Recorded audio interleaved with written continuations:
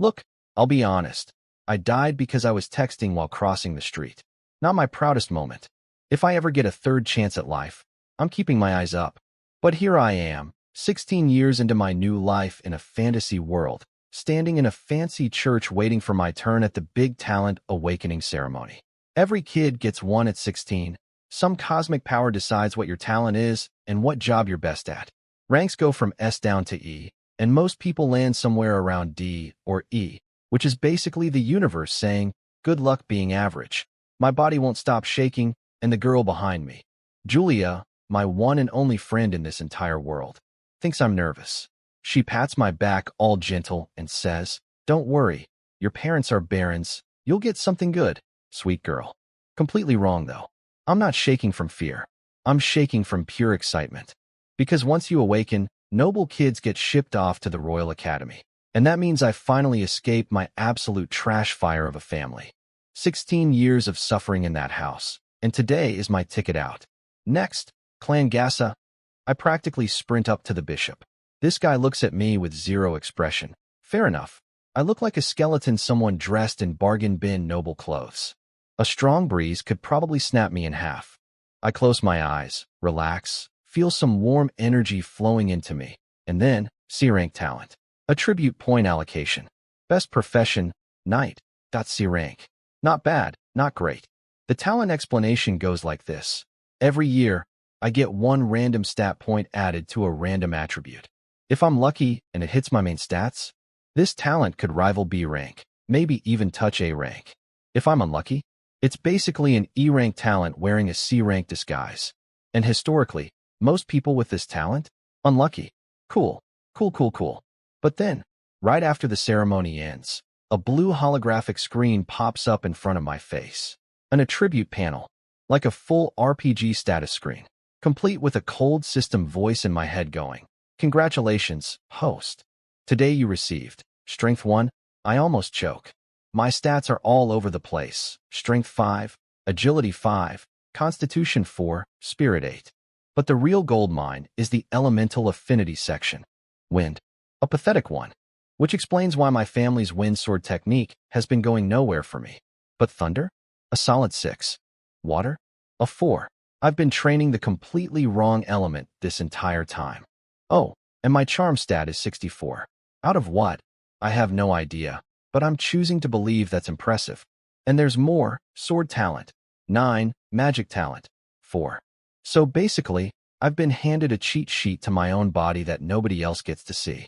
The attribute point thing was already one talent, but this status panel is basically a secret second talent for free. Suddenly C rank is looking a whole lot better. I wait outside the church for Julia to finish her test. After that, it's straight to the Royal Academy. New life, new stats, new me. The Skeleton Baron's kid is about to make some serious moves. Go back to that house. Yeah, no, absolutely not. Not happening. See, here's the thing about my lovely family situation. I was born into a baron's household, which sounds fancy until you learn that my dad has about 20-something kids from multiple wives and concubines. My mom was one of the concubines. In the beginning, life was actually okay. I got to eat, learn the family sword technique, and live better than the average commoner. Not great, but not terrible. Then that woman showed up. She married my father, and the first thing she did was get my mother killed. After that, she went to dear old dad with her pretty face and sweet voice and said, "Oh, let me take care of all the children for you." And my father, who apparently has the parenting instincts of a rock, said, "Sure, sounds great," and handed over everything. Her system was simple. Kids with good talent who kissed up to her, they got treated fine, brainwashed into loyal little minions. Kids with bad talent who didn't obey, punishment, hard labor, beatings. And guess who she picked as the shining example of? This is what happens when you disobey. The kid with no mother, no backing, and no one who cared me. I tried fighting back, multiple times, but every single time, the other kids would gang up and back her story. Eventually, in my father's eyes, I became the lying, scheming, talentless troublemaker. The man has 20 kids. I'm basically a rounding error to him. But that woman? She's pretty and charming, so she gets a free pass to do whatever she wants. Since I was 6 years old, I've been doing back-breaking chores, getting beaten, barely eating, and swallowing every ounce of humiliation in silence. At some point I realized, my father isn't oblivious. He just doesn't care. I'm disposable. She's entertaining. So I learned to endure. I stopped resisting, stopped reacting, made her think she'd completely broken me. But inside I was just waiting, surviving, planning. If it wasn't for Julia sneaking me food and being my friend, I'd literally be dead by now. She's the only reason I made it to 16. She's even the reason I was allowed to come to this awakening ceremony at all. Clan. I'm done. Julia comes running over, practically bouncing. I got a B-rank talent. Ice Crystal Bloodline. Even the bishop praised me, B-rank. That's incredible. I try to smile for her. I really do. But after 10 years of being treated like garbage, my face has kind of forgotten how smiling works. What comes out is, well, let's call it an attempt. Let's go home and tell everyone, she says. I shake my head. You go? I'm heading straight to the Royal Academy through the church. Her face drops. The Royal Academy? Clan, that place is basically hell for weak people. She's not wrong. From what I've heard, the Royal Academy is where the strong live like kings and the weak get absolutely crushed. Class warfare at its finest. But here's the thing Julia doesn't fully understand. My current life is already hell. At least the Academy has a chance of something better. This is something I planned a long time ago. I can't go back to that house. But if I make it through the Academy, I'll come find you. I turn around and walk away without looking back. Not because I don't care. Because if I look at her face right now, I might hesitate. And hesitation is something I can't afford anymore. Behind me, I know Julia is standing there, probably tearing up a little, praying I don't die. Honestly, fair concern. Soon after, about a dozen other teenagers gather in the same area, all hoping to join the church as a fast track in a high society. The logic is simple. Have decent talent, look enthusiastic, and they'll probably let you in. Whether you survive after that is a problem for future you. Then the same stone-faced bishop from the ceremony walks back out. He looks at all of us and tries to smile. I say, tries, because what his face actually produces is the kind of expression you'd see on a serial killer in a painting. Warm is not the word. Terrifying is closer. The bishop looks at all of us with that creepy smile and splits the group. Left side, Royal Academy. Right side, church recruitment trials. Most kids go right without hesitation. Only 4 of us go left, including me. The bishop's smile gets even wider when he counts 4 Academy volunteers. And I know exactly why. More kids going to the Academy means a bigger bonus for him. He doesn't care that most of us will probably die there. We're basically trading our lives for his career advancement. But sure, the church is proud of you, right? Thanks, buddy. Here's the deal with the Royal Academy that most people don't advertise. It's basically a miniature war zone. Different nations and factions, including the church, each have their own teams inside the Academy. They fight over resources, and the better your faction performs, the more rewards your backers get. So when kids volunteer to go, the higher-ups are thrilled. Free cannon fodder that walked in on its own. The bishop knows full well that we're all here because our lives are awful enough that a war zone sounds like an upgrade. But does he care? Of course not. Climbing the ladder requires stepping on people, and we just laid down under his feet voluntarily. You'll stay at the church tonight. Tomorrow morning, you leave. Per regulations, each of you gets an identity token and 1 weapon. Follow me to choose. I look at the other 3 going with me. 2 boys and 1 girl.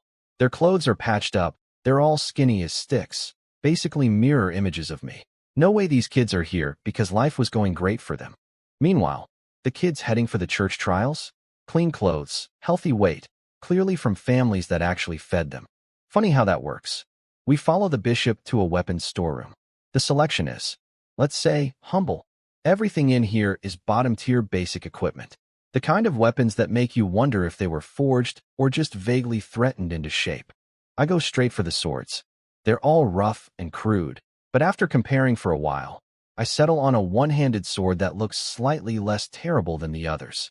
The girl picks a dagger, actually the nicest-looking weapon in the whole room. Smart eye, questionable combat choice. In a head-on fight, a dagger against a longer weapon is a losing bet. But maybe it fits her class. Both boys grab spears. Good instinct. When you have 0 combat training, reach is your best friend. The bishop drops us off at a room with 10 small beds crammed together. The smell is an experience. And there are already a dozen other people in here. Honestly, though, better than expected. I was fully prepared to sleep in a woodshed tonight. I know I need to start building connections. I hate talking to people. 10 years of abuse will do that to you. But being a loner at a place like the Royal Academy is basically a death sentence. So I force myself. Let's get to know each other. I'm Clan Gasa. My class is Knight. All three of them freeze and stare at me. It takes me a second to realize why. I have a surname. In this world, only nobles have surnames. So now they're trying to figure out why someone with a noble family name looks like a starving street kid and is voluntarily walking into a death academy. I'm not about to explain my tragic backstory to people I met 5 minutes ago, so I just leave it. The taller boy goes next. I'm Arlen. 13 siblings. Family couldn't feed us all. So here I am. Nobody bats an eye.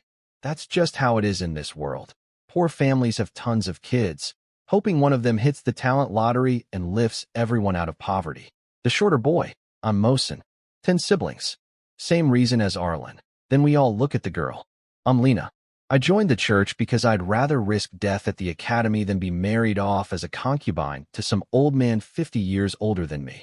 And there it is. For teenagers, for completely miserable reasons to be here. Nobody's chasing glory. We're all just running away from something worse. After introductions, I notice the other people in the room sneaking glances at us, sizing us up. But nobody starts trouble. This is holy ground. The church, and getting kicked out would be a death sentence for their futures. So everyone behaves. For now, everyone in the room is quiet and well-behaved. Good. I briefly consider trying to rally all these kids into some kind of group, but honestly, too many people means too much drama, and I'm not exactly a social butterfly after a decade of abuse. So I keep it small, just me and the other three, curled up in a corner for the night. Then, right at midnight, I hear it again. Congratulations, host. Today you received Strength 1. My eyes snap open. I check my panel. Strength went from 6 to 7. It's real. But wait. Hold on. The talent description said 1 attribute point per year. I just got 1 yesterday at the awakening ceremony. And now another 1 today? I replay the system message in my head. Today you received. Today? Not this year. Today. My heart nearly stops. Is it possible that while everyone else with this talent gets 1 point per year, I get 1 point per day? I swallow hard. If that's true, if that's really actually true, then all I need to do is keep my head down and survive. Every single day, I get stronger. It's just a matter of time. I can feel the difference already. My arms have more power in them. I want to punch something just to test it. But I look around at the sleeping room full of kids and calm myself down. Not yet. Not the time. The next morning, the church gives us breakfast, 2 black bread rolls that taste like someone mixed flour with sawdust, plus surprisingly, a cup of milk. I eat 1 bread and pocket the other for emergencies. I notice the other 3 do the same thing. Survival instincts, we've all got them. Then we march outside and I realize our little group of 20 was just 1 room. There are hundreds of kids. They need 8 cargo wagons to fit everyone. Not passenger carriages, open-top cargo wagons. The kind you transport livestock in. I climb onto one and immediately feel like a crate of potatoes being shipped to market. These wagons have no roof, no suspension, and every bump in the road goes straight through my bones. And there are so many bumps. But here's my secret silver lining. The longer this trip takes, the more stat points I collect. So while everyone else is dreading this journey, I'm silently hoping it lasts forever. I look around at the other kids. Most of them have this lost, confused look on their faces.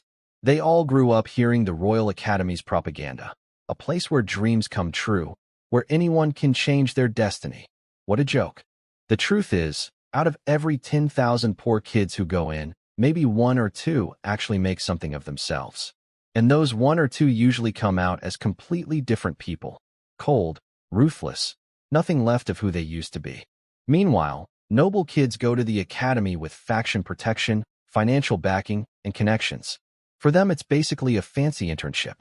I know this because I overheard it back home. My family's eldest son was being sent to the academy to build his resume, and my oh-so-caring father spent a fortune making sure he'd be safe.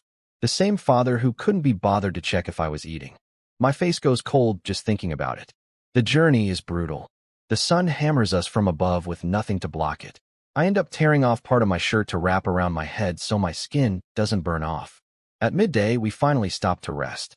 Luckily, there's a water mage in the escort team, so at least we won't die of thirst. The church needs us alive. We're valuable resources. Dead kids can't fight in their little academy faction wars. Some clever kids use the break to weave leaves into makeshift sun hats. Most of the results look terrible, but ugly shade beats beautiful sunburn. By the end of the first day, my body feels like it's been taken apart and reassembled wrong. For someone with a constitution of 4, riding an open cart all day in scorching heat is basically torture. Dinner is a piece of jerky and another black bread. Both are almost impossible to chew, but I wash them down with water and get every last crumb into my stomach. Can't afford to waste food. Then midnight hits again. Congratulations, host. Today you received Constitution 1. The moment that point hits, I feel the soreness in my body fade a little. My head clears up. It's like someone turned down the pain dial by 10%. Now I understand something important. If I want to survive this trip, what I really need is more Constitution. But looking at my ridiculously long attribute panel with all those random categories, the point is assigned randomly each day. I can't exactly put in a request form. I just have to hope the universe keeps being kind, which, given my life so far, is not exactly a safe bet. Over the next 3 days, I pick up 1 point each in agility, spirit, and constitution. My body is actually starting to feel decent. Like, for the first time in 16 years, I don't feel like I'm on the verge of collapsing. Everyone else, though, they look rough. Yellow faces, puffy eyes, wobbling around like zombies. These kids weren't in great shape to begin with, and days of riding an open cart in the blazing sun has absolutely destroyed them. If it wasn't for the regular food and water, I'm pretty sure we would have had casualties on day 1. Nobody's talking. Nobody has the energy to talk. We're all just surviving. The escort captain takes one look at the group and decides to stop at noon for a half-day rest. He's experienced enough to know that dead cargo earns him nothing. Every kid who arrives alive at the academy is more reward money in his pocket. So he's not being kind, he's being practical. During the break, the 4 of us sit together and Lena asks, "Do you guys think the Royal Academy is really as scary as everyone says?" Arlen shrugs. "I mean, worst case we get beaten up a lot, but they probably won't starve us. That's already better than home." Mosin nods eagerly. "Exactly. These past few days have been rough, but we've been eating every single day. That's an upgrade for me." I look at these 3 and just nod. They're so simple. Their bar for happiness is food exists. I can't even be sad about it because honestly, same. By the way, I say, we've known each other for a while now, but never shared talents. Mine's C rank, attribute point allocation. All 3 of them look surprised. Not because my talent sounds impressive, but because they're all D rank. I also notice Arlen and Mosin subtly scoot away from me. Oh, right. The surname thing. They know I'm nobility. Even though I look like a starving alley cat, the class barrier is still there in their heads. Arlen goes first. D rank, strength enhancement. I'm stronger than most people. Mosin, D rank, precision. My accuracy is higher than normal. Then everyone looks at Lena. She hesitates for a bit, clearly uncomfortable sharing. D rank, stealth. I can slightly hide my presence. I blink. Stealth? That's only D rank. For an assassin-type class, that's practically a must-have ability. The ranking system in this world seriously needs a patch update. Some talents are wildly underrated. Arlen and Mosin just stare blankly. They clearly have no idea why stealth would be useful. To be fair, when you grew up too poor to eat, I can hide. Sounds way less helpful than, I'm really strong, and honestly, if my talent really was the standard version, 1 point per year, I'd agree that their talents are more practical than mine. A year-long development cycle with random allocation? That's terrible. You'd need decades to see results. And if luck screws you over, you'd spend years adding points to stuff like wood affinity, while your enemies are out there punching through walls. But they don't know my version is daily. They all look at me with this expression like, poor noble kid, stuck with a mediocre talent. Arlen especially seems relieved, like, oh good, the aristocrat isn't actually special. I let them think that. No corrections necessary. 3 more days pass.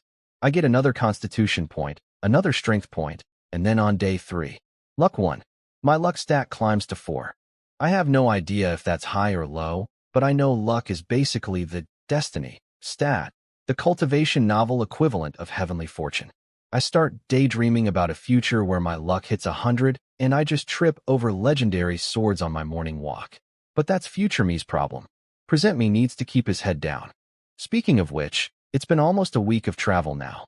How far is this academy? I'm not complaining, since every extra day is another stat point, but I'd like to know roughly when to expect arrival so I can mentally prepare. What I don't notice is that the escort captain has been watching me. Apparently, I've caught his attention. On day 1, I look just as wrecked as everyone else. By day 2, I bounce back. By day 6, while everyone else is barely holding it together, I'm looking healthier than when we started. He's checked my file. He knows my stats. And none of it explains why I'm getting better while everyone else gets worse. Oops. Maybe I should have done a better job pretending to be miserable. Another week gone by. 7 more stat points in the bag. 2 strength, 2 agility, 1 constitution, 2 spirit. Pretty balanced spread, honestly. I would have liked more constitution, but at 8 points it's already enough. I don't feel like death anymore. Actually, I feel good. Like someone lifted a boulder off my shoulders. My body is lighter, my head is clearer, and while everyone around me looks like they're auditioning for a zombie movie, I'm practically glowing. I also noticed a pattern. Most of the daily points land on the 4 main stats: strength, agility, constitution, spirit. The weird stuff like luck has only shown up once so far. That works perfectly fine for me. Time for a status check. Strength, 10. Agility, 8. Constitution, 8. Spirit, 11. But the real discovery? My stats are linked. When my constitution went up, my lifespan climbed from 62 to 69. When my body filled out a little and my complexion improved, my charm crept up from 64 to 66, without me spending a single point on it. The attributes feed into each other. So even beyond the daily point, my stats are growing organically just from getting healthier. This system is even better than I thought. Now, about my 3 travel companions. Even those 3, who are not exactly the sharpest tools in the shed, have finally noticed something weird. We all eat the same food. We all ride the same terrible wagon. They look like they're about to die. I look like I just came back from vacation. And the thing is, they remember that when we first met, I was just as skinny and pathetic as them. The person most desperate for answers is Lena. She's a girl with naturally less physical stamina than the boys, and she's genuinely worried she might die before we even arrive. So she works up the courage to approach me. "Clan, can I talk to you about something?" In private, before I can answer, Arlen cuts in with this passive-aggressive tone. "Yeah. What can't you say in front of us? Are we not friends or something?" And I can see the calculation happening in Lena's eyes. If she pulls me aside for a private chat, these two will start spreading rumors that she's the noble's dog the moment they reach the academy. She knows exactly how petty poor people can be to each other, because she is one. I see what's happening, but don't call it out. This world has zero basic education. Most of these kids are going to grow up into the medieval equivalent of internet trolls. Can't expect civilized behavior when civilization never taught them anything. So Lena just asks her question right there in front of everyone. "How come you look totally fine after all these days?" I feel like I'm dying. Arlen and Mosin perk up immediately. Yeah, they want to know too. They're staring at me like I'm hiding some secret health potion. Good thing I prepared for this question days ago. Nothing special, I say with a shrug. My attribute point last time landed on adaptive force. It lets me adjust to different environments faster. It's just luck. You can't copy it. Clean, simple, uncheckable, and technically not wrong. I am adapting faster, just not for the reason I said. The escort captain overhears this from nearby and just nods to himself. He's apparently heard that attribute point allocation can produce all kinds of random bonuses, so adaptive force doesn't raise any red flags. He even thinks to himself that I might have slightly better survival odds at the academy now. Oh, and fun fact I picked up from eavesdropping. The deadliest period at the Royal Academy is the first month. If you survive month 1, you start adapting. Most people don't make it that far. Great. Really motivating stuff. Back with my group, all 3 of them look completely deflated after hearing my answer. Their one hope that I had some trick they could learn just evaporated. And Arlen is now looking at me with straight-up resentment. I can practically read the thought bubble over his head. Why does this guy get a noble name and a good talent and lucky stat rolls? How is that fair? Buddy, If you saw my childhood, you would not be calling me lucky. But sure, hate away. I've been hated by professionals. An amateur like you doesn't even register. I catch Arlen glaring daggers at my back. The only reason I notice is because my spirit stat is at 12 now. I can literally feel hostile stares. I turn around and we lock eyes. He's got this venomous look like he's imagining shoving me off the cart. He quickly turns away and pretends nothing happened. Sure, buddy. Real subtle. I'm not going to start something with the escort captain watching. I'll deal with this later. 10 more days pass. 10 more stat points. 3 strength. For constitution, 2 agility, 1 spirit. My 4 main stats are now sitting at strength 13, agility 10, constitution 12, spirit 12. Still nothing but main stats. I'm starting to wonder if the odds of getting anything else are even 1%. Not that I'm complaining. Pure stat growth means I'll eventually just bulldoze everyone through raw numbers alone. And physically, the changes are getting obvious. I'm not a skeleton anymore. I'm still on the thin side, but I actually look like a normal human being now. I've grown taller too. My pants went from full length to ankle length because my legs outgrew them. Arlen used to be half a head taller than me. Now we're the same height. Everyone else has somewhat adjusted to the road by now. They don't look like they're dying anymore, just empty. Dead eyes, zero hope, endlessly staring into the distance. Classic road trip vibes. Then one night, the silence breaks. A long, echoing wolf howl. Every single kid in the convoy snaps awake, eyes wide with terror. The escort captain jumps to his feet immediately. This road is supposed to be regularly patrolled and cleared of magical beasts. Running into monsters here shouldn't happen. But shouldn't and doesn't are very different words. Everyone to the center. Armed personnel form a perimeter. Move, pure chaos. Hundreds of terrified teenagers scrambling in the dark. I sprint toward the middle, but in all the stampeding, I see Lena still on the ground. Someone stepped right on her stomach before she could get up. She's curled over in pain, about to get trampled. I grab her arm and yank her to her feet. Go, she runs. I turn to follow, and then something slams into my back. Hard. Someone trying to push me down. I spin around. It's Arlen. This absolute idiot. Wolves are attacking, people are dying, and his priority is trying to knock me into the dirt? During a monster attack, pushing someone down is basically murder. My strength is 13 now. His talent is strength enhancement, sure, but I don't even budge. The surprise on his face is almost worth the situation. He clearly expected me to go flying. I don't give him time to think about it. I kick him square in the chest. He flies backward, hits the ground, and lands right in the path of the incoming wolves. I don't hesitate. I turn and sprint for the protection circle. Behind me, I hear a wolf reach Arlen before he can stand up. Jaws clamp down on his shoulder. Ahhhhhh. The scream is horrible. But he's not the only one. Other stragglers who didn't reach the circle in time are getting attacked too. Arlen could have made it safely. He had plenty of time. But he wasted it trying to kill me, and now he's paying for it. I make it inside the perimeter. Safe. For now. I take a breath and actually look at what we're dealing with. 40 to 50 magic wolves, each one over 2 meters long, practically tiger-sized. A pack this big on a supposedly patrolled road makes zero sense. But here we are. 20 guards form a thin circle around hundreds of kids.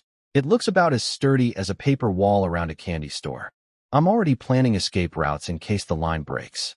But the wolves don't charge immediately. They circle us, running around the perimeter, looking for weak spots. These aren't mindless beasts. They have tactics. They have discipline. They have a leader. The Wolf King sits back, watching with these cold, calculating eyes. The escort captain, level 39, sizes it up. The alpha is maybe level 35 or 36. Close enough to be dangerous, and it has 50 friends backing it up. Then, without warning, several wolves charge from different directions simultaneously. The guards hold, barely. Their equipment is good, and they're better fighters than I expected. The first wave gets repelled, but the Wolf King isn't done observing. It's watching, analyzing, and I can almost see the moment it figures something out. The humans on the outside are protecting the ones in the middle, which means the smart play is to get through to the middle. I swallow hard. This is going to be a long night. The Wolf King howls again, and this time it's not a warning, it's an order. Every wolf goes berserk and charges the line all at once. The escort captain screams at the top of his lungs. The wolves are coming through. Spread out. Use your weapons. Fight back. His voice booms like a war drum. Everyone hears it.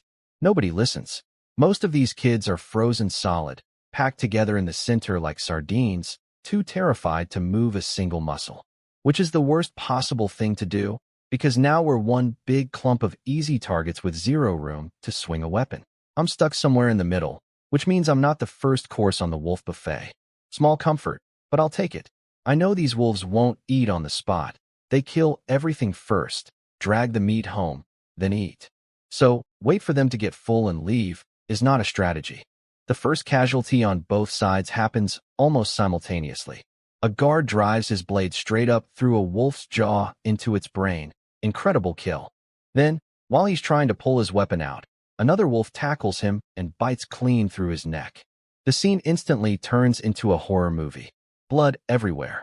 Kids screaming, crying, some of them losing control of their bladders.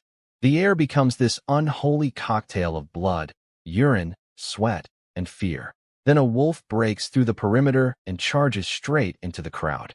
And these kids, who were just told to fight back, stand there and do absolutely nothing. The wolf starts tearing through them like it's an all-you-can-eat buffet with no line. I watch this for about 3 seconds. Then I move. My body is different now. Strength 13, agility 10. I close the distance, aim for the wolf's eye, the one spot where even a cheap sword can do real damage, and drive my blade straight through its skull. The wolf freezes mid-stride. Then it drops like a puppet with cut strings. I pull my bloody sword out of its eye socket and look down at it. I wait for the nausea, the horror, the, oh God, I just killed something, reaction. Nothing. I feel absolutely nothing. Just calm. Maybe 16 years of suffering burned out whatever part of my brain was supposed to care about that. More importantly, these wolves aren't invincible. They're flesh and blood. A sword through the eye kills them just fine. I turn to the crowd. These kids have talents. Weird, random talents, sure, but some of them might actually be useful right now. They just need someone to snap them out of their panic. These wolves aren't that strong. We can kill them if we fight back. Pick up your weapons. Something about having just shoved a sword through a wolf's brain makes people take you seriously. I can see the shift. Some of the boys' eyes go from terrified to fired up. The survival instinct is kicking in. Your talents could help everyone here. Step up now and you're a hero. That does it. Kids start activating their abilities. And then, the biggest lucky break of the night happens. One kid starts glowing. Full body, blinding white light. The entire dark battlefield lights up like daytime. This is huge. The wolves' biggest advantage was the dark. The guards were fighting half-blind while the wolves could see perfectly. But now it's an even playing field. The well-equipped, well-trained guards start cutting loose. One guard taking on 2 or 3 wolves at once and winning. 7 or 8 wolves go down fast. The Wolf King sees this and immediately understands. That glowing kid is the problem. It bolts toward him like a black shadow, faster than anything I've seen. But the escort captain has been watching the Wolf King this whole time, waiting for exactly this moment. The Alpha had been surrounded by 7 or 8 bodyguard wolves before, making a direct attack suicide. But now that it's broken formation to go after the light kid, it's exposed. The captain intercepts. Wolf King versus escort captain, 1-on-1. The Wolf King is around level 35 to 36. The captain is level 39. On paper, the captain has the edge in level and gear. But magical beasts have naturally higher raw stats, so the Wolf King's power is terrifying. Their first clash nearly knocks the captain off his feet. They go at it, tooth and claw versus blade and armor. The fight is so intense that nobody dares get close. There's this invisible pressure zone around them that screams, enter and die. The Wolf King is actually enjoying itself. Apparently finding an evenly matched opponent is rare entertainment for it. It's biting and clawing with pure savage joy. Then, a blade erupts through the Wolf King's soft belly from behind. The captain's second-in-command snuck into a blind spot and ran a sword clean through its abdomen. The Wolf King lets out an agonized howl that shakes the air. Turns out humans fight dirty too, Your Majesty. Welcome to the club. The Wolf King spins around to face the guy who just stabbed it, absolutely furious. But the vice captain pulls his sword out, and this isn't a normal sword. One side is a blade and the other side is covered in serrated barbs. So on the way out, it shreds the Wolf King's insides like a cheese grater. The Wolf King collapses. The captain doesn't waste a second. One clean thrust through the neck, and it's over. The mighty Wolf King, done in by a 2-on-1 ambush. It wanted an honorable duel. It got human tactics instead. Welcome to fighting people, Your Highness. We don't do fair. The moment the Wolf King dies, the pack falls apart. No leader means no coordination, and uncoordinated wolves against organized guards is a very different fight. They go down fast, but the damage is already done. Out of 20 escort guards, only 5 survive. Every single one of them is injured. The vice captain lost an entire arm. And the teenagers? Out of over 100 kids, 30-something are left, including me. I look around the battlefield. It's bad, really bad. The captain stands there silent for a long time, collecting a personal item from each of his fallen comrades to bring back to their families. I can see the grief on his face, but he swallows it. There's no time to mourn. He also suspects this wasn't random. A wolf pack this large shouldn't exist on a regularly patrolled church road. Either the patrol teams failed, or someone deliberately targeted this convoy. Either way, he needs to report this when he gets back. Before we move out, the captain pulls me aside. Kid, come here. I walk over, curious. What you did last night, rallying those kids, killing that wolf, it made a real difference. Our losses would have been far worse without you. I want to give you a reward. What do you want? I shake my head. Not because I'm humble, I just don't know what to ask for yet. He gives me this tired, barely there smile. Fair enough. Hard to smile properly when half your friends just died. How about this? I'll teach you a combat technique. You can train with me every evening during rest stops. My brain immediately goes. His magic was purple. I saw it last night during the fight. Purple means lightning attribute. Lightning. My best element. Thunder affinity. 6, the highest on my entire panel. I nod so fast I nearly give myself whiplash. Good. We start tonight. My name is Leighton Wisha. You can call me Mr. Wisha. Yes, Mr. Wisha. I'm Clan Gasa. He nods like he already knew that. Nobles showing up at church convoys isn't exactly common. That evening after dinner, I show up for my first lesson. First, Mr. Wisha says, we work on breathing. This technique requires specific breath control to channel magic power. How long and steady you can breathe directly affects how well you use it. I immediately think of a certain anime from my past life. Breathing techniques. Of course, all I need now is a checkered earring and a dead family. Oh wait, I already have the dead family part covered. Start by holding your breath. This technique works best with long, sustained breathing, so lung capacity is critical. I hold my breath. 1 minute. 2 minutes. Mr. Wisha starts looking surprised. He expected the skinny kid to tap out early.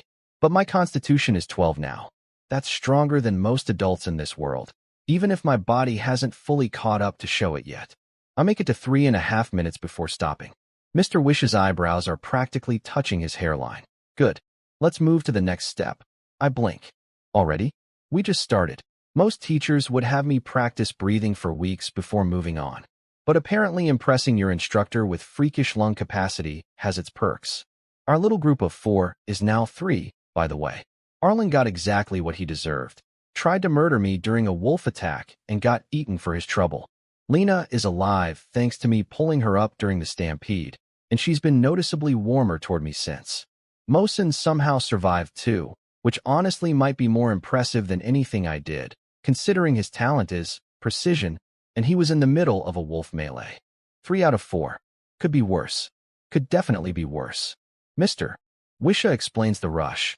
We're only about 2 weeks from the Royal Academy, and after that he can't teach me anymore. So I need to learn the entire technique now and practice on my own later. He demonstrates a set of very strange-looking movements. This technique is called the Thunder Summoning Art. At its highest level, you can temper your body with actual lightning and transform into a true thunder body. It's not the most advanced technique in the world, but it's way better than basic stuff. It'll carry you through your early time at the academy. You can always switch to something better later. Thunder. Lightning. The element I have the highest affinity for. Mr. Wisha, you beautiful man. You have no idea how perfectly this lines up. We train until midnight. He knows sleep is important for a kid my age, But time is short and desperate situations call for desperate measures. Before I leave, he tells me to practice on the cart during the day too. I stumble back to camp completely exhausted. Lena and Mosin immediately swarm me. What did the captain want? Special stuff. Don't worry about it. Lena looks a little disappointed. She was actually worried the captain was giving me trouble, not gifts. Sweet girl. I'm tired. Good night. They settle down on either side of me. Since we started this trip, I've been sleeping in a half-awake state every night. Survival instinct. Can't let your guard down in the wild. But tonight, the second I close my eyes, I'm out cold. Snoring and everything. Apparently Lena and Mosin are so surprised by this that they decide to stand guard over me while I sleep, making sure nobody steals my stuff. Which is nice, considering I own literally nothing worth stealing. Morning comes, and I wake up horrified that I slept so deeply. But nothing's missing. Hard to rob a guy who has nothing, so I relax. Then I notice my breakfast is different. While everyone else gets the usual sawdust bread, I'm looking at soft white bread, fresh meat, and fruit. The captain quietly upgraded my meals to match the escort team's rations. I have no idea how he's preserving fresh fruit on an open road trip, and I'm not going to ask questions. I just eat everything silently and file this kindness away in the debts to repay folder. Then I check last night's stat gain and nearly choke. Thunder Affinity 1. My Thunder attribute just went from 6 to 7. My already highest elemental talent just got even higher. This is the first time a non-main stat attribute has shown up since that one luck point weeks ago, and it lands on the exact element I just started learning. If that's not fate, I don't know what is. Over the next 10 days, Mr. Wisha teaches me everything he can, and I absorb it all like a sponge. He's visibly shocked at how fast I'm progressing. I can tell his opinion of me has upgraded from, "This kid might survive," to, "This kid is definitely going to be someone important." At one point I overhear him muttering about asking an old friend at the academy to keep an eye on me. The stat distribution these 10 days: 6 spirit, 2 agility, 1 constitution, 1 strength. Heavy spirit focus. At first I'm a bit disappointed, but then I notice the effects. My brain is sharper. I need barely any sleep to feel fully rested. My memory has become almost photographic. My thinking speed is faster. Spirit might honestly be the most underrated stat on the entire panel. Between the stat gains, better food, and actual training, my body has completely transformed. I look like a normal, healthy teenager now. No more skeleton boy. My complexion is good, I've grown again, and my updated stats tell the story. Strength, 15. Agility, 13. Constitution, 14. Spirit, 18. Thunder Affinity, 7. Charm, 70. Lifespan, 74 years. Level, 4. I went from expected to live 62 years to 74 just by getting healthier. And my charm jumped to 70, which I'm choosing to interpret as objectively handsome, even though I have no frame of reference. I've also apparently hit level 4, though I have no clue how that's calculated. Nobody else can see levels, so this is another secret perk of my status panel. The downside? I'm starting to stick out. All the other teenagers have filled out a little from the consistent food, but I look like I've been at a health resort while they've been on a death march. I'm taller, healthier, and visibly more energetic than everyone around me. Being the one guy who looks great after a month of suffering is not exactly subtle, but I'll deal with that problem when it comes. For now, I've got a thunder technique to master and an academy to survive. At this point, I'm basically a supermodel standing in a refugee camp. All the other kids are still yellow-skinned and bony, and here I am. Calm demeanor, fair skin, rosy complexion, looking like I wandered in from a completely different story. People stare at me constantly now. Whatever. Free attention. No charge. The journey goes faster than expected since our group is, well, significantly smaller than it started. And then one day, we reach the coastline. Endless ocean stretching to the horizon, and a single building sitting there waiting for us. Some kind of transfer station. Mr. Wisha pulls me aside. This is it. Time to say goodbye. Clan, take this. He hands me a wooden token. When you get to the Royal Academy, find a man named Quinn. He'll help you. This man. He already taught me an entire lightning technique, fed me officer-level meals, and now he's arranging contacts inside the academy for me? I don't know what I did to deserve this level of investment, but I'm filing it under debts I will absolutely repay someday. I understand, Mr. Wisha. Good. The transfer crew will get you to the academy in about 2 days. Go. As I'm walking toward the ship, I catch him slipping something to one of the transfer officers, a small bag, plus some whispered words. The officer nods and smiles. Then Mr. Wisha and I make eye contact one last time. He smiles. I nod. That's our goodbye. Clean. Simple. We board the ship and immediately get shoved into a cramped, sweltering cabin below deck. Dozens of teenagers packed into a space that smells like misery. I've been sitting there for maybe 5 minutes when a middle-aged man walks in. Clan Gasa? Come out. That was fast. Whatever Mr. Wisha told that officer, it's already working. I follow the man out of the hellhole cabin and into a different one. Bigger, fewer people, breathable air. Not luxury, but compared to where I just was, 5 stars. 2 days at sea. Uneventful. Calm waters. Through the tiny windows I watch the endless ocean and feel this heavy realization settle in. There is no going back. If I ever want to leave the academy, I'd have to cross this entire sea with no idea which direction to go. I'm committed now. Completely. I use the time to practice my breathing technique. The other kids in my cabin are too nervous to talk.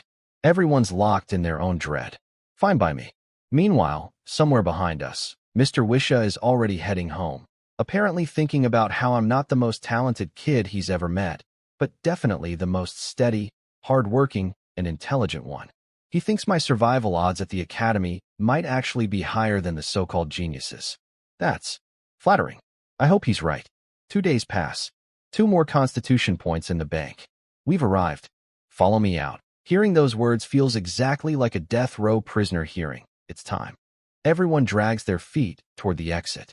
One kid's legs literally give out, and he collapses, taking a good minute to shakily stand back up. The officer watches with zero expression. Clearly this happens every trip. We step off the ship, and I immediately spot Lena and Mosin in the crowd ahead. They see me too. Faces light up, but nobody dares make a scene. The mood is too heavy for happy reunions. We step onto the island, and solid ground has never felt so good. But my relief evaporates the moment I look up. The island is surrounded by a massive wall of white fog. Something is inside that fog. I can feel it, like a predator hiding just below the surface of still water. Line up. Hold the hand of the person in front of you. Do not let go. If you fall behind in this fog, you will die. Everyone scrambles into formation. The guy in front of me has the sweatiest palms in human history. Disgusting, but survivable. The officer leads us into the mist. My heart pounds the entire time, but mercifully, it's a short walk. We emerge on the other side, and a massive, magnificent cathedral towers before us. Grand. Imposing. Beautiful in the way things are beautiful when they might kill you. This is your new home. You have 1 day to rest and adjust. Tomorrow you will be tested. This test is extremely important. Take it seriously. Home. Right. I look at the towering cathedral, the mysterious fog behind us, the ocean beyond that, and the terrified faces all around me. Welcome to the Royal Academy, clan. No pressure. A few guys in white monk robes come to receive us. They give off this creepy, cold energy and look at us like they're inspecting livestock at an auction. The leader frowns immediately. Why are there so few this time? The transfer officer explains the wolf attack. The monk guy's frown deepens. He can tell something's off too, but he doesn't push it. Whatever. I'll take them. We get led to our rooms, and I'm genuinely shocked. 8-person rooms. With beds. Actual beds. After sleeping on dirt, cargo wagons, and ship floors for weeks, having a real bed feels like checking into a 5-star hotel. I almost don't know what to do with this much luxury. The monks remind us. Entrance exam tomorrow. Everyone immediately gets anxious. My 7 roommates are too stressed to even introduce themselves. They just sit on their beds radiating nervous energy. Me? I walk to the one empty bed, lie down, and close my eyes. With my current stats, tomorrow's test should be fine. No point losing sleep over it. But I don't sleep too deeply. These are strangers. Trust nobody. Good thing I didn't, because halfway through the night, I feel someone's hands near me. My eyes snap open. Some kid is standing right next to my bed, holding MY sword. What are you doing? Everyone in the room jolts awake. The kid freezes like a deer in torchlight. Put my sword down. My voice comes out cold and hard. The kid drops the sword instantly, hands shaking. I get up, walk over to him, and before he can say a single word, slap. Open palm, right across the face. The sound echoes through the room like a gunshot. Everyone's sleepiness evaporates immediately. The kid's head snaps sideways, and he crashes to the floor. When he looks up, there's a perfect handprint on his cheek. Not just red, it's bleeding. The skin split from the impact. One casual slap with strength 15 did that. Interesting. So against normal teenagers, I'm basically a walking weapon now. Good to know for tomorrow. The kid stares up at me in pure terror. Whatever bravery he had 5 seconds ago is completely gone. I stand there for a moment, running some mental calculations, then crouch down and lightly pat his swollen cheek. Tell me, why did you touch my sword? My tone is the same as if I'm asking, what did you have for dinner? Apparently this is more terrifying than shouting, because I immediately smell something foul. I look down. His pants are wet. Lovely. I didn't. He's trying to deny it? While holding the evidence. While sitting in his own urine. Do you want to die? I say it calmly. Conversationally. Like I'm genuinely asking for his preference. I open the door and toss him out into the hallway. Sit out here and think about what you did. I don't know if this is the right thing to do, but I'm not in a place where right matters. I'm in a place where showing weakness gets you killed. Making an example of this idiot ensures the other 6 roommates think twice before trying anything. What I find out later is that this kid wasn't just trying to steal my sword. He was planning to stab me with it. His reasoning? I looked too strong, too handsome, too confident. He was ugly and pathetic and couldn't stand the thought of someone like me succeeding at tomorrow's exam. So he figured he'd just murder me in my sleep. That's it. No deeper motive. Just pure spite. This world really does breed monsters. Congratulations, host. Today you received Strength 1, perfect timing. Strength for the exam day. Next morning, someone comes to collect us. He spots the kid crouching outside our door with a bleeding handprint on his face and doesn't say a word. Just smirks slightly. Apparently, pre-exam violence is a yearly tradition that nobody bothers to address. We're nobodies. They don't care. Everyone follow me. Time for your exam. We file out, and when we reach the exam grounds, my jaw nearly drops. There are thousands of kids here. A rough count puts it at 4,000 or 5,000 at least. All here for the same entrance exam. Where did they all come from? We're brought before a young man in white bishop robes. He surveys the crowd and speaks. The entrance exam has 3 stages over 5 days. Stage 1 begins now. All of you will stand here. The last 1,000 still standing advance to stage 2. I look around at 5,000 kids. Stand. Just stand. Last 1,000 standing out of 5,000. All right then. Let's see who has the better constitution stat. Tomorrow, you'll be split into 5 groups of 200 for stage 2, an obstacle marathon. I'm sorry, did this medieval fantasy bishop just say obstacle marathon? That's suspiciously modern terminology for a world that hasn't invented proper wagon roofs yet. Top 20 from each group advance to stage 3. Let me do the math. 1,000 people. 5 groups of 200. 20 advance per group. That's 100 out of 1,000. 10% survival rate. This academy treats human lives like a bulk discount. By 5,000, keep 100, throw the rest away. Stage 3 details will be announced later. You have 15 minutes. Then stage 1 begins. Wait, now? We literally just got here. Everyone scrambles to spread out and find a spot. 15 minutes of chaos later, exam begins. Nobody moves. Because nobody told us what to do. Oh right, forgot to mention, from this moment, nobody moves. Stand straight. Don't budge. Military stance. That's it. That's stage 1. Stand perfectly still until you drop. I almost laugh. I spent 16 years standing still and taking abuse. This is basically my childhood. I lock my body upright and prepare to wait. But then I feel it. A subtle pressure pushing down on my entire body. It's not fatigue. Someone, the examiners in the center, is applying some kind of gravity or force field on all of us. It's barely noticeable at first. But within minutes, kids start dropping. Just falling like someone flipped their off switch. The examiners quickly drag them away. Where to? I don't know, and I don't want to know. The pressure is small, but constant, and these kids have the physical constitution of, well, imagine a college student 2 years deep into instant noodles and 0 exercise. Now imagine making that person stand at military attention under increased gravity. Yeah, They fold fast. I expected this to take hours. It takes 90 minutes. 5,000 to 1,000, just like that. The survivors look like ghosts, pale, shaking, barely conscious, held up by nothing but willpower. I'm sweating pretty hard too. It was tougher than I expected, but I'm standing solid. The head examiner smirks. Congratulations to the remaining 1,000. You have passed stage 1 and earned the right to shed the title of slave. I'm sorry, what? Slave? There are slaves at this academy? What happens to the 4,000 who just got eliminated? Before I can process that bombshell, we're herded back to our rooms. My 8-person room now has 3 people in it. 5 eliminated in 1 round, including the idiot who tried to grab my sword last night. He spent the whole night outside, showed up to the exam exhausted and disoriented, and dropped almost immediately. Play stupid games, win stupid prizes. The other 2 survivors in my room take one look at how perfectly fine I am and decide they're absolutely terrified of me. No conversation attempted. Congratulations, host. Today you received Constitution 1. Constitution hits 17. At this point, my stamina, recovery speed, and physical resilience are well beyond any normal human. Tomorrow's marathon should be a walk in the park. Or a jog in the park, I guess. Morning comes, and I notice my breakfast has been upgraded again. A piece of meat, a bottle of milk, and a bowl of soup. Meanwhile, my 2 roommates are still eating the same sad rations as before. So the academy rewards strong performers with better food.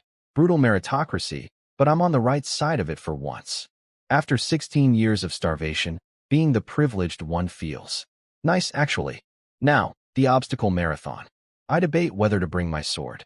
The word obstacle suggests there might be combat, but a sword adds weight and makes running harder.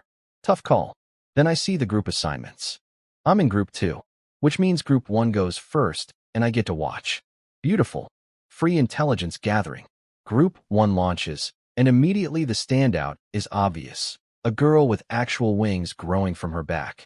White feathered wings, some feathers on her body too. She looks like an angel. In the church's academy. With angel-themed aesthetics. Yeah, she's going to do very well politically here. That's basically walking into a job interview wearing the company uniform. The course is about 10 kilometers. Long, but manageable. Everyone who survived stage 1 has at least some physical talent, so most should be able to finish. The question is finishing in the top 20. I also noticed something. There's not a single mage class student in the entire competition. All warriors and physical fighters. The mages must have a separate exam track somewhere.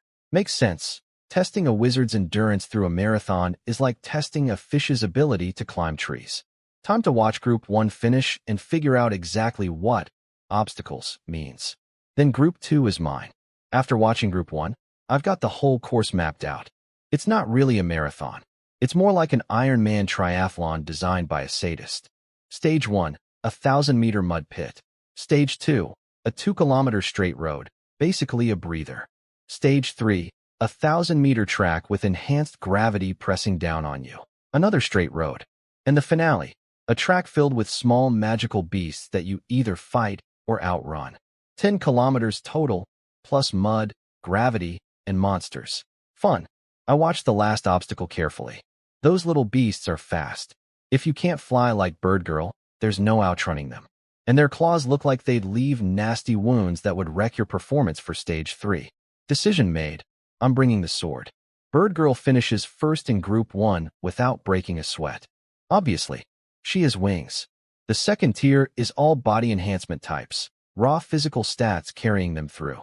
Third tier is elemental types who awaken warrior classes instead of mage classes, so their abilities barely help with physical tests. Everyone behind, that is basically filler. The interesting thing? It only takes 2 hours for the top 20 to emerge, and it would have been faster if they hadn't spent half the last stretch sabotaging each other. The judges didn't stop any of it. So dirty tactics are officially on the menu. Noted. My turn. Group 2 lines up at the starting line. Begin. Everyone charges forward. I hit the mud pit and immediately feel the drag.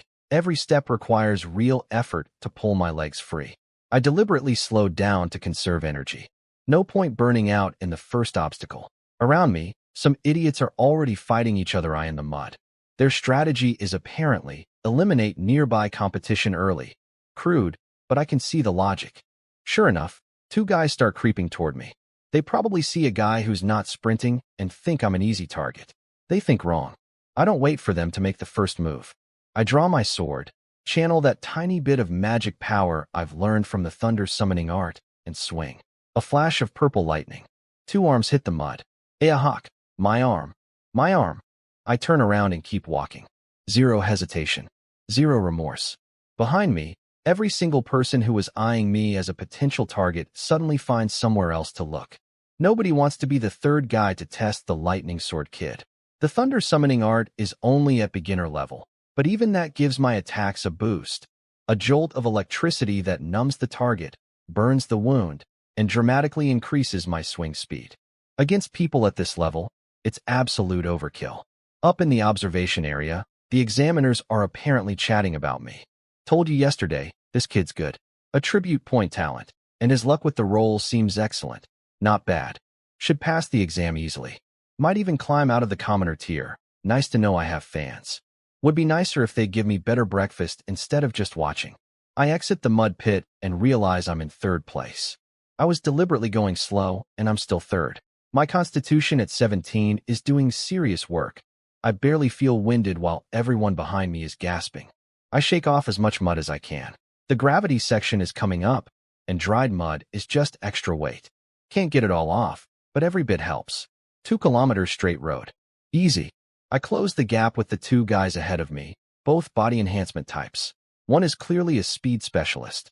The other feels more balanced, like an all-rounder. We hit the gravity section, and something beautiful happens. The speed specialist, who was blazing through every flat section, starts struggling hard under the increased gravity. Speed means nothing when something is pressing your entire body into the ground. I pull ahead. The all-rounder keeps pace for a while, but I'm faster. My constitution advantage isn't just about stamina. My recovery speed is insane too. Every second of rest between sections, I'm bouncing back while everyone else is still catching their breath. Meanwhile, I notice the Group 1 finishers are sticking around to watch our race. Bird Girl from Group 1 is staring at me hard. I haven't used any flashy abilities, no thunder techniques, no special moves. I'm crushing this course on pure base stats alone, and she can tell. Good. Let her wonder what happens when I actually try. The gravity section gets heavier the further I go. My pace drops, but compared to everyone else, I'm apparently still blazing through it. I cleared the mud pit in 12 minutes. The fastest person in Group 1, besides Bird Girl, took 15. Group 2 is just built different, I guess. I finished the gravity section in 20 minutes. Total time so far, 39 minutes. At this rate, I might actually rival Bird Girl's overall time, and she has wings. When I exit the gravity zone, neither of the other two front-runners are out yet. I'm alone in first place. Final obstacle, the beast track. A wolf-like creature charges out at me from the side. It's way smaller than the wolves from the convoy attack, and I can tell it's been partially domesticated. It doesn't even have that intense killing intent. Probably gets fed regularly by the academy staff. Sorry, buddy. Nothing personal. I draw my sword. 1 slash, boosted with purple lightning. I split its skull clean in half. Hardest stage of the course. Took me about 4 seconds. My sword's looking rough, though. The blade is noticeably chipped after cutting through bone. This cheap thing wasn't built for actual combat. Lucky there's only one beast per runner. I sprint the remaining distance and cross the finish line. Total time, 51 minutes. First place, Group 2. I stick around to watch the others finish, and almost immediately, someone walks up to me. Let's get acquainted. I'm Saga, it's Bird Girl. Up close, she's got golden hair, blue eyes, very pale skin that's slightly dull, the kind of complexion you get from years of poor nutrition. Thin, almost gaunt. Despite the angelic wings, she's clearly from a commoner background, same as most of us. Clan Gasa. I extend my hand for a brief shake. She catches the surname and pauses. Nobles at the church academy are rare. But she's smart enough not to pry. I can see her doing the mental math, though, probably figuring that some noble kids have it worse than commoners. Then she studies my face for a moment longer than necessary. I notice a slight shift in her expression, something beyond just sizing up a rival. Whatever she's thinking, she keeps it professional. We'll probably be seeing each other a lot. Mind having me as a friend? Not at all. Short. Clean. No drama. I like this girl's efficiency. While we're talking, the rest of Group 2 trickles in. The speed-type guy who fell behind at the gravity section somehow clawed his way back to second place. Respect. That takes grit. But the beast stage is where things get ugly for everyone else. Most of these kids have never fought a living creature before. Even the ones who are technically stronger than the beasts freeze up the moment they see fangs and claws. They panic, they run, they get clawed, and then their survival instincts kick in and they fight back in a blind rage, which then gets redirected at nearby competitors. Group 2 takes 2 hours and 15 minutes to finish. I did it in 51 minutes. The gap is almost embarrassing. I stay to watch Groups 3 through 5. Each one has standouts worth noting.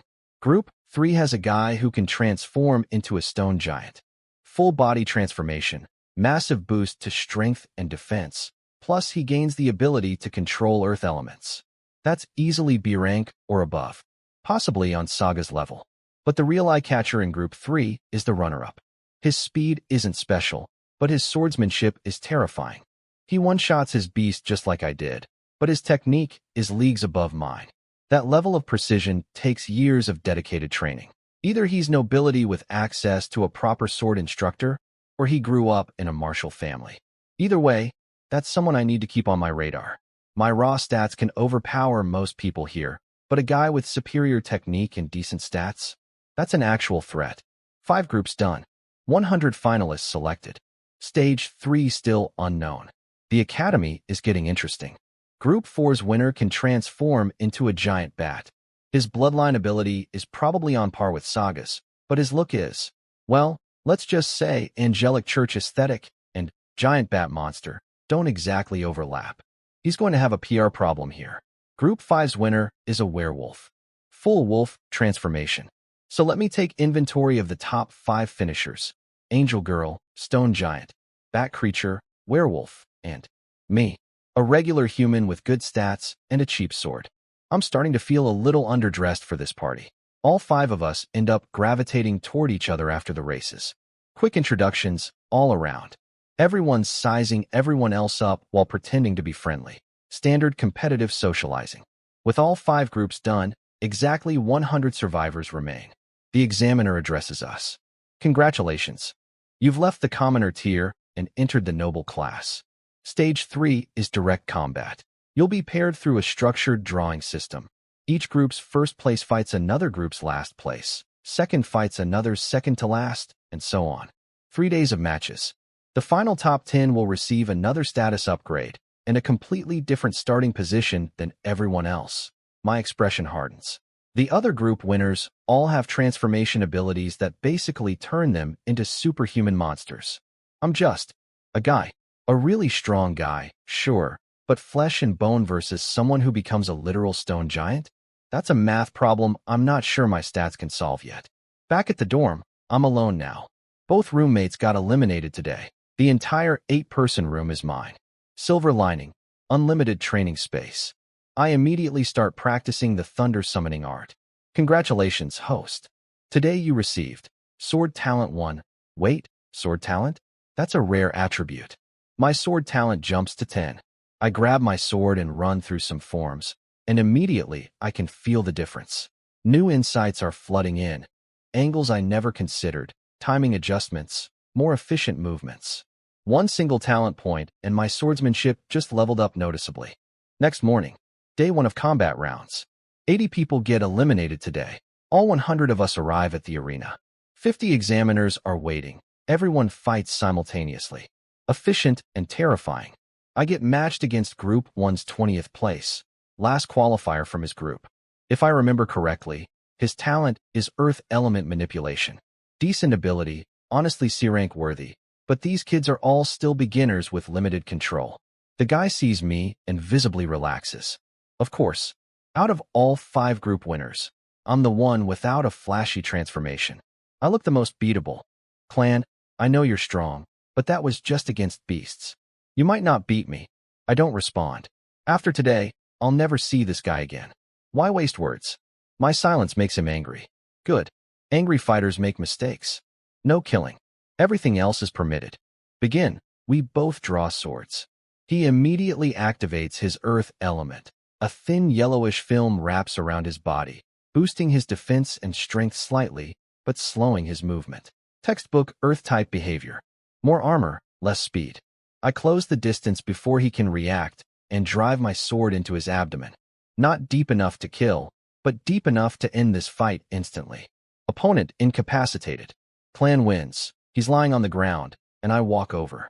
He looks up at me hopefully, probably thinking I'm going to help him stand. I take his sword. You won't be needing this anymore. It's mine now. I walk away.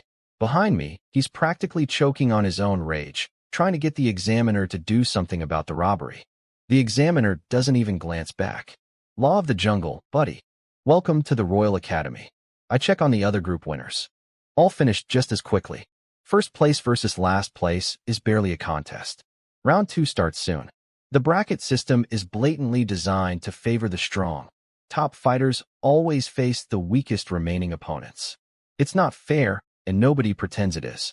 The Academy's philosophy is crystal clear: the strong eat, the weak get eaten.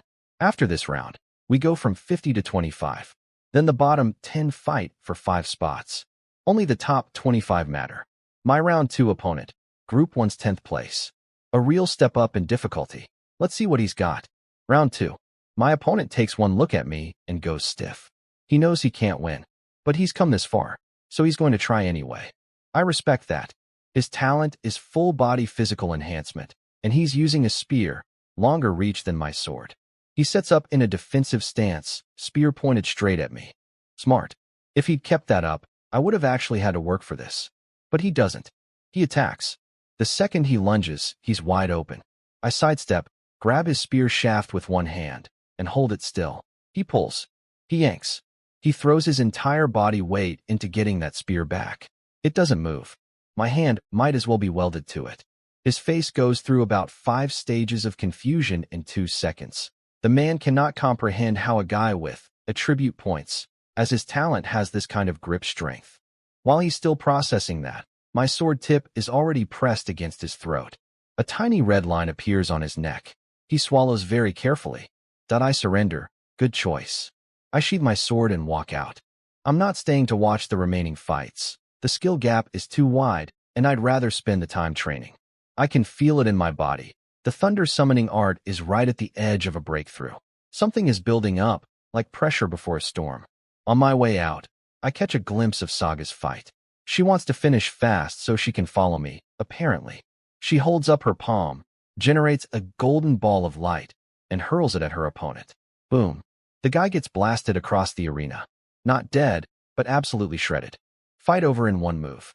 My expression goes serious real fast. That attack would hurt me. Badly. The good news is that Saga is gasping for air afterward. She can clearly only use it once before she's drained. So if I ever have to fight her, I just need to survive the first hit. She catches up to me outside.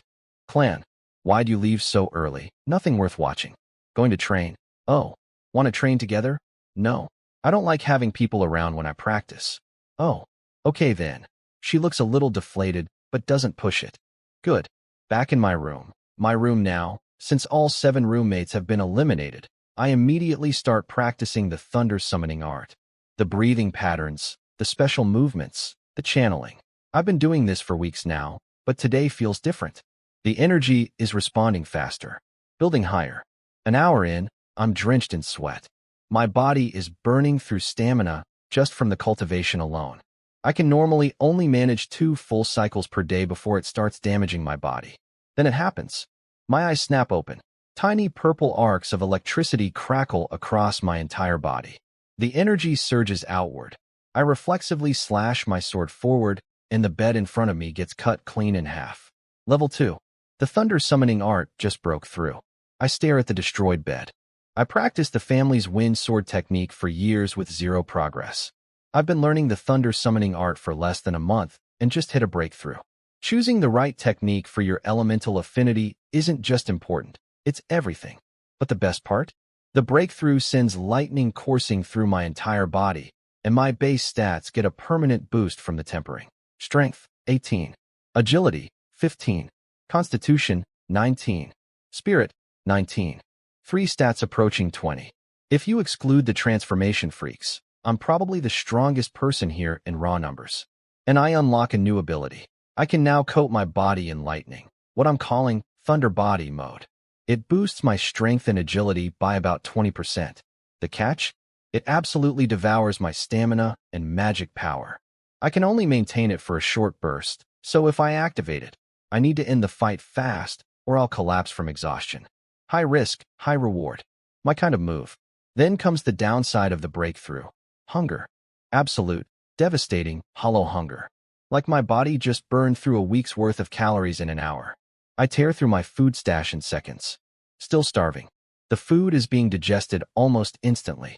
I frantically search the room, checking under beds, in corners, anywhere my former roommates might have left something. I find 3 black bread rolls.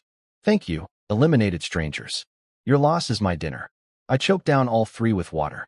They taste like sawdust, as always, but finally the hunger eases to something manageable. The church only serves 2 meals a day, breakfast and dinner, nothing in between.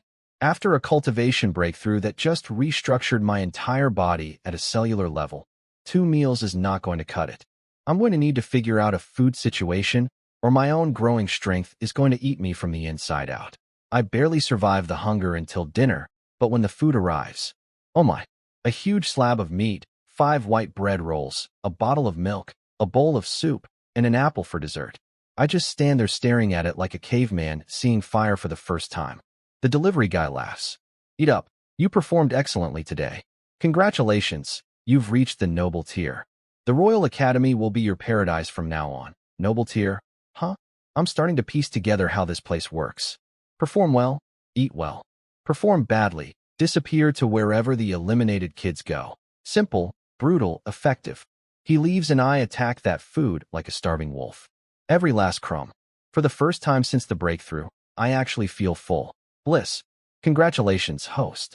Today you received Strength 1, Strength hits 19. Business as usual. Day 2. 20 fighters remain. Today we each fight 2 rounds to determine the top 10 and the bottom 10 rankings. Then tomorrow, the final day, is a full round robin. Every single person fights every other person. Most exhausting, most brutal format possible. I check my bracket and my stomach drops slightly. My opponent is Gato, the swordsman from Group 3 who one-shot his beast. The one whose technique I specifically flagged as actually dangerous. My face goes serious. This is the first fight where I can't just bulldoze through with raw power. My stats are higher, yes, but his skill might be enough to close that gap. This is the classic RPG showdown. Raw numbers versus superior mechanics. Time to show him what happens when the numbers are high enough. Gato sees me across the arena, and his expression tightens too. Before we start, he speaks up. Clan, my name is Gato. I hope you remember it. I know you're strong, so I'm going all out. Don't underestimate me. I nod. Genuinely. This guy has earned my respect. I have a feeling we'll cross paths again after this. We draw swords simultaneously. Gato strikes first, and immediately I see why he's dangerous. His attack angles are tricky. Every thrust comes from somewhere I don't expect. If even one of those lands clean, it'll cause real damage and shift momentum his way. I block. Our blades crash together, and I can feel the vibration run through his arms. He almost loses grip on his sword from the impact alone. My raw strength is simply on a different level. We separate, both of us recalculating. My turn. I go on offense. My swordsmanship is rougher than his, less elegant, less precise. But my sword is fast, and every single swing hits like a truck. Gato can see the openings in my technique, but his body physically cannot keep up with my attack speed to exploit them. Clang, clang, clang, clang. The arena rings with the sound of iron on iron. To the spectators, it looks like I'm completely dominating. And I am, on the surface. But we both know the truth. If I let up for even 1 second, Gato's technical superiority kicks in, and he could end me with a single precise strike. Good thing I don't plan on letting up. Gato's hands are going numb from absorbing hit after hit. He's losing feeling in his fingers. 3 minutes of non-stop heavy impacts. And finally, his sword clatters to the ground. I point my blade at him. You lost. His eyes flash with defiance. He reaches for the fallen sword. I stab him in the right arm. Not deep. Just enough to make a point. The pain snaps him back to reality. I surrender. Clan wins. Medical staff rush in to treat Gato. Apparently his talent is B rank, Weapon Master. He can quickly master any weapon type and has an easier time comprehending weapon spirits. B rank. That explains the terrifying skill level. The church will definitely invest in him heavily, even after this loss. Me? The examiners are still on the fence. My attribute point talent is too unstable in their eyes. Unless I lock down a top 5 finish, I probably won't get the VIP treatment. Fair enough. I'll just have to make it undeniable. Saga finishes her fight and immediately bounces over. Clan, you're amazing. You win so fast every time. You're strong too. If we fought, I'd probably lose. I mean it partially. Her flight ability plus that golden light bomb is a nightmare combination. But privately, I'm already strategizing. Against flyers, my plan is simple. Play defense, wait for them to commit to an attack, and counter with everything I've got in one shot. They have to come down eventually. Saga beams at the compliment. Meanwhile, inside my head, I'm running battle simulations against her. Sorry, Saga. Friends on the outside, tactician on the inside. That's just how I survive. While Saga and I trade compliments, I watch the remaining afternoon matches carefully. These top 20 fighters are all close in power now, so they're actually showing their real abilities. My afternoon opponent is a girl. Her fighting style is eerily similar to Gato's. She keeps finding my weak spots with surgical precision. Must be some kind of insight-based talent. Normally, that'd be dangerous. Unfortunately for her, her body can't cash the checks her eyes are writing. I don't bother with fancy techniques. Just horizontal slash, vertical slash, repeat. Pure force. Every hit makes her weapon rattle in her hands like it's trying to escape. On the 13th swing, her weapon goes flying, and I win. She drops to the ground and looks up at me with this burning determination. Clan, my name is Cecilia. Remember it. Next time, I will beat you. I pause for a second. Then I walk away. Sorry, Cecilia. That day isn't coming. My growth rate is absurd. The gap between us will only get wider. Even a B-rank talent like Insight can't overcome pure stat difference when the numbers get high enough. You can see every opening in the world. Doesn't matter if your body can't move fast enough to exploit them. The highlight match of the afternoon is Batgirl versus the Werewolf. The Werewolf is an absolute beast. Speed, power, aggression, everything cranked up. He should win this easily. But Batgirl has a disgusting ace, Blood Drain. She bites you, sucks your blood, heals herself and restores her stamina, while your body goes limp and loses the will to fight. The Werewolf gets caught once, and it's basically over. Without that broken ability, she'd have lost for sure. Her actual fighting technique is garbage. But when your gimmick is, I bite you and you stop functioning, technique is optional. Mental note, do not let Batgirl bite me. Ever. Under any circumstances. Congratulations, host. Today you received Agility 1, good. Lighter, faster. I can feel it immediately. Final day. 20 people, for tiers, 5 per tier. My group, the top tier, is me, Saga, Stone Giant, Batgirl, and a boy with some kind of B-rank combat enhancement talent. 5 fighters, round-robin format. Everyone fights everyone. Looking at this lineup, I'm the only C-rank talent here. Everyone else is B rank or above, which, as I'm about to find out, actually means A rank. Before the matches start, I notice 3 teenagers watching from the sidelines.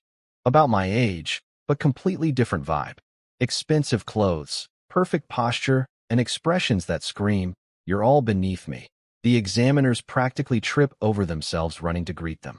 Saint Maiden, are you here to observe the final examination? The girl at the center, the Saint Maiden, nods with obvious boredom. Anyone interesting this year? Yes, Saint Maiden. One girl awakened the winged human bloodline. A-rank talent. Wait. A-rank. Saga is A-rank. I thought she was B-rank at best. Additionally, there's an A-rank vampire bloodline and an A-rank werewolf bloodline. Those are all the A-rank talents in this examination. 3 A-rank talents in 1 year. Apparently, that's extremely rare. Normally, they get 1 or 2 per year. S-rank shows up maybe once a decade. And I'm in the top bracket with 3 of these A-rank monsters. With my little C-rank attribute points talent. Cool. This is fine. Everything is fine. The one opponent I least want to face is the B-rank enhancement boy. From what I've observed, he can massively boost his combat power in short bursts, similar to my Thunder Body. The best scenario is fighting him later when he's already spent his energy on someone else. I draw my lot, and first round by. I'm sitting out round 1. The other 4 fight each other while I rest. I have never been this happy about doing nothing. While everyone else burns stamina and takes damage, I get to sit here fresh and watch. Maximum information, 0 cost. The matchups: Saga vs Batgirl, Stone Giant vs B-Rank Enhancement Boy. Time to take notes. This bracket is perfect for me. None of these 5 have any real type advantage over each other. They're all close in raw power. So when they fight, they're going to beat the absolute stuffing out of each other. And I get to sit here with my feet up. Pure profit. Saga looks at her opponent, Batgirl, and her face goes sour. Of all the people she could have drawn, the vampire is her least favorite matchup. Batgirl walks onto the stage. She's something. Wild purple hair covering most of her face, deathly pale skin, hunched posture, rail-thin body, and this faint black aura that makes her look like she crawled out of a horror movie. The complete visual opposite of Golden Angel Girl Saga. Begin. White wings and black bat wings unfurl simultaneously. Both girls take to the sky. For one beautiful moment, it looks like an epic clash between an angel and a demon, the kind of thing artists paint on cathedral ceilings. Then they start fighting. It's basically a slap fight with wings. Both of them have S-tier aesthetics and D-tier combat technique. The mythical atmosphere shatters instantly. About 99% of the audience loses interest within 30 seconds. The other fight, though, Stone Giant vs B-Rank Enhancement Boy, is actually entertaining. No technique from either of them, but the raw numbers are insane. Stone Guy is a walking fortress. Massive defense, huge health pool, ridiculous strength. Enhancement Boy has the best burst damage in the entire competition. Fist after fist, pure meat-on-meat combat. Enhancement Boy dominates early with his explosive power, but Stone Guy keeps tanking everything. Enhancement Boy needs to win before his energy runs out. If this drags on, he's done. Meanwhile, I notice Gato also got to buy this round. We make eye contact. He seems to flash back to me beating him senseless yesterday, because he immediately turns away with an annoyed look. I smile. No hard feelings, buddy. Saga vs Batgirl goes on for an hour. At one point, Batgirl tries to bite Saga and drink her blood, her signature move. She gets one taste and immediately spits it out, dry heaving like she just drank poison. Fascinating. Saga's holy attribute blood is basically toxic to vampires. That's a hard counter if I've ever seen one. Unfortunately, I'm lightning attribute, not holy, so that weakness doesn't help me at all. Saga wins eventually, but it's close, and mainly because it's daytime. Batgirl is weakened by sunlight. Plus, she was still drained from fighting the werewolf yesterday. Stone Giant loses to Enhancement Boy, but Enhancement Boy is completely spent afterward. Stamina and magic power both near 0. He's going to be a walking punching bag for the rest of the tournament. Half-hour break. Then round 2. Everyone knows I'm the freshest fighter here since I sat out round 1. Nobody wants to face me right now. The unlucky lottery winner, Enhancement Boy. He looks at me and lets out a bitter laugh. Didn't think the unlucky one would be me. I consider his situation for a moment. Then nod honestly. Yeah, you really are unlucky. His face twitches. Don't get cocky. If I was at full power, you wouldn't stand a chance against me. That's debatable. Wrong thing to say. His blood pressure visibly spikes. He was actually planning to forfeit, save his remaining energy for later rounds, and go all out in his final match. Smart strategy. But I just made it personal. Now he wants to hurt me more than he wants to win the tournament. He'd rather burn his last drops of energy, making my life miserable, than play it smart. Young people. So easy to manipulate. Begin. He instantly activates full enhancement mode and blitzes me. His speed is genuinely terrifying. Even drained, this guy's burst power is top tier. His iron rod crashes into my sword and immediately chips a chunk out of the blade. I wince. No matter who wins this fight, my sword is toast. He goes absolutely berserk. No strategy, no pacing, just pure rage-fueled aggression. Hit after hit after hit. From the outside, it probably looks like I'm on the defensive, barely holding on. And he starts thinking to himself, maybe I can win this. His talent isn't even that great. Of course I can beat him. Oh buddy, you sweet, angry, exhausted fool. You just activated every drop of energy you had left because I called you unlucky. And you think you're winning this exchange? I'm letting you burn. Every swing you throw is energy you'll never get back. And when that tank hits empty, I'll be right here. Fresh. Rested. Waiting. Right as enhancement boy, his name is Pharaoh, apparently, thinks he's got me on the ropes. His iron rod shatters my sword clean in half. But breaking my weapon means he overextended for just a split second. That's all I need. I activate Thunder Body. Purple arcs crackle across my skin. My stats jump by 20%. And I plant my foot square in his chest with everything I've got. He flies backward like he got hit by a speeding carriage. Eyes go dark. He crashes to the ground. And before he can even process what just happened, my fist is already filling his entire field of vision. Lights out. I pull back, ready to keep going, but... oh, he's already unconscious. One kick and one punch. All that rage. All that energy he burned trying to intimidate me. And this is how it ends? Honestly, a little disappointing. He was less durable than I expected. I swapped to my backup sword, the slightly chipped one from earlier. It's ugly, but functional. Better than nothing. Pharaoh has lost compatibility. Clan wins. 2 wins, 0 losses. Feeling good. Now, while I'm resting, I start paying very close attention to the bracket. And I notice something that makes my blood run cold. Not for me, but for Batgirl. Winnie, that's her name. Round 1, matched against Saga. Holy attribute blood literally poisons vampires. Hard counter. Round 2, matched against Stone Giant. His entire body is rock. Her fangs can't penetrate stone to suck blood. Hard counter. Yesterday, matched against the werewolf. Another brutal fight. I look at the bracket pattern. Then I look at the head examiner, who's wearing this creepy little smile. They're targeting her. Deliberately. It makes sense. The church loves Saga. She looks like an angel. Perfect mascot material. Batgirl? Vampire aesthetic? That's the opposite of what the church wants representing them. So they rigged the brackets to grind Winnie down fight after fight, always against her worst matchups, never giving her a break. Round 3 matchups confirm it. Saga gets Pharaoh, who immediately forfeits to rest. Free win. I get Winnie. And after me, she'll face the recovered Pharaoh with 0 rest. The whole bracket is designed to boost Saga and bury Winnie. My first round bye wasn't luck. It was arranged because giving me rest also benefits Saga's path. I'm just a side beneficiary. This place is rotten from the top down, but nobody else seems to notice. These kids all come from backgrounds where survival is the only priority. Strategic bracket manipulation isn't even on their radar. Winnie shuffles onto the stage. She's hunched over even worse than usual, completely drained from 2 consecutive fights against her natural counters. She looks like a stiff breeze could finish her off. So unlucky, she mumbles, head hanging. I have to fight you now. My luck is really awful this time. Her voice starts trembling. She sounds like she's about to cry. Right here, on the arena stage. Before our fight. What?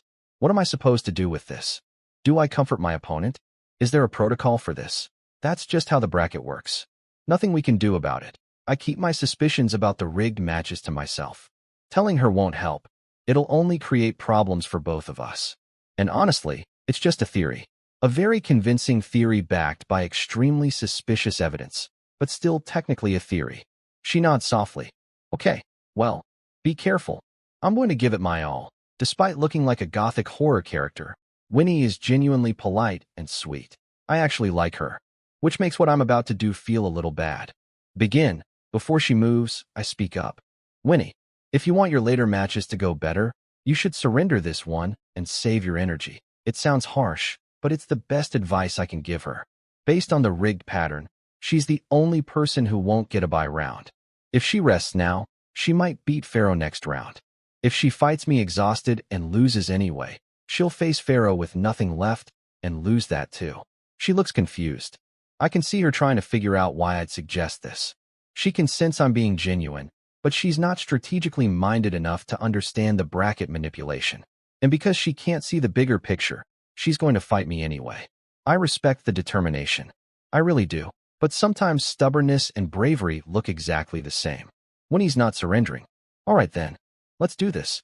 She transforms, full vampire bat mode, and shoots straight up into the sky. Smart play normally, but maintaining that form burns magic power she doesn't have. In peak condition, she could stay airborne all day. Right now, she's running on fumes. Her only win condition is to bite me and drain blood. If she can pull that off, she refuels and I weaken. If she can't, it's over. She opens with her big move, a black crescent blade of dark energy that rockets down at me. The thing is fast. No time to dodge. I block with my sword, and it carves another chunk out of the blade. At this rate, I'm going to be fighting with a butter knife by tomorrow. But that's all it does. The attack barely scratches me. Meanwhile, Winnie is up there gasping for air after one shot. She blew her ultimate on my sword. I don't chase. I just stand there and wait. She'll have to come to me eventually. Up in the VIP area, the Saint Maiden notices me. What's that one's talent? That's Clan Gasa. C-rank talent, attribute point allocation. I can practically feel her interest evaporate from across the arena. C-rank.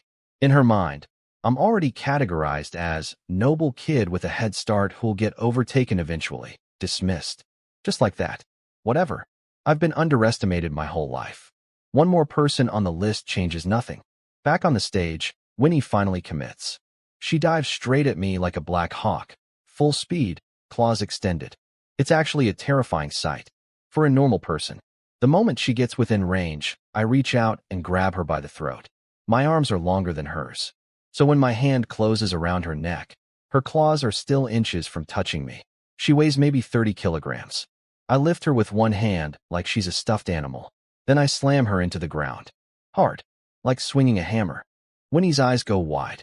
Her back hits the stone, and whatever fight was left in her just leaves. She's shaking. Not from pain, from pure fear. She's forgotten how to resist. Referee.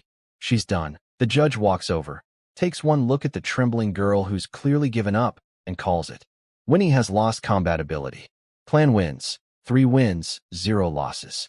I start walking off the stage, but I glance back at Winnie. She's still lying on the ground, shaking, staring at nothing. Full-blown shutdown. I hesitate. Then I walk back and pull her up by the hand. She flinches. Don't. I surrender. The fight's over. We're going to rest now. She blinks. Processes. Realizes it's actually finished.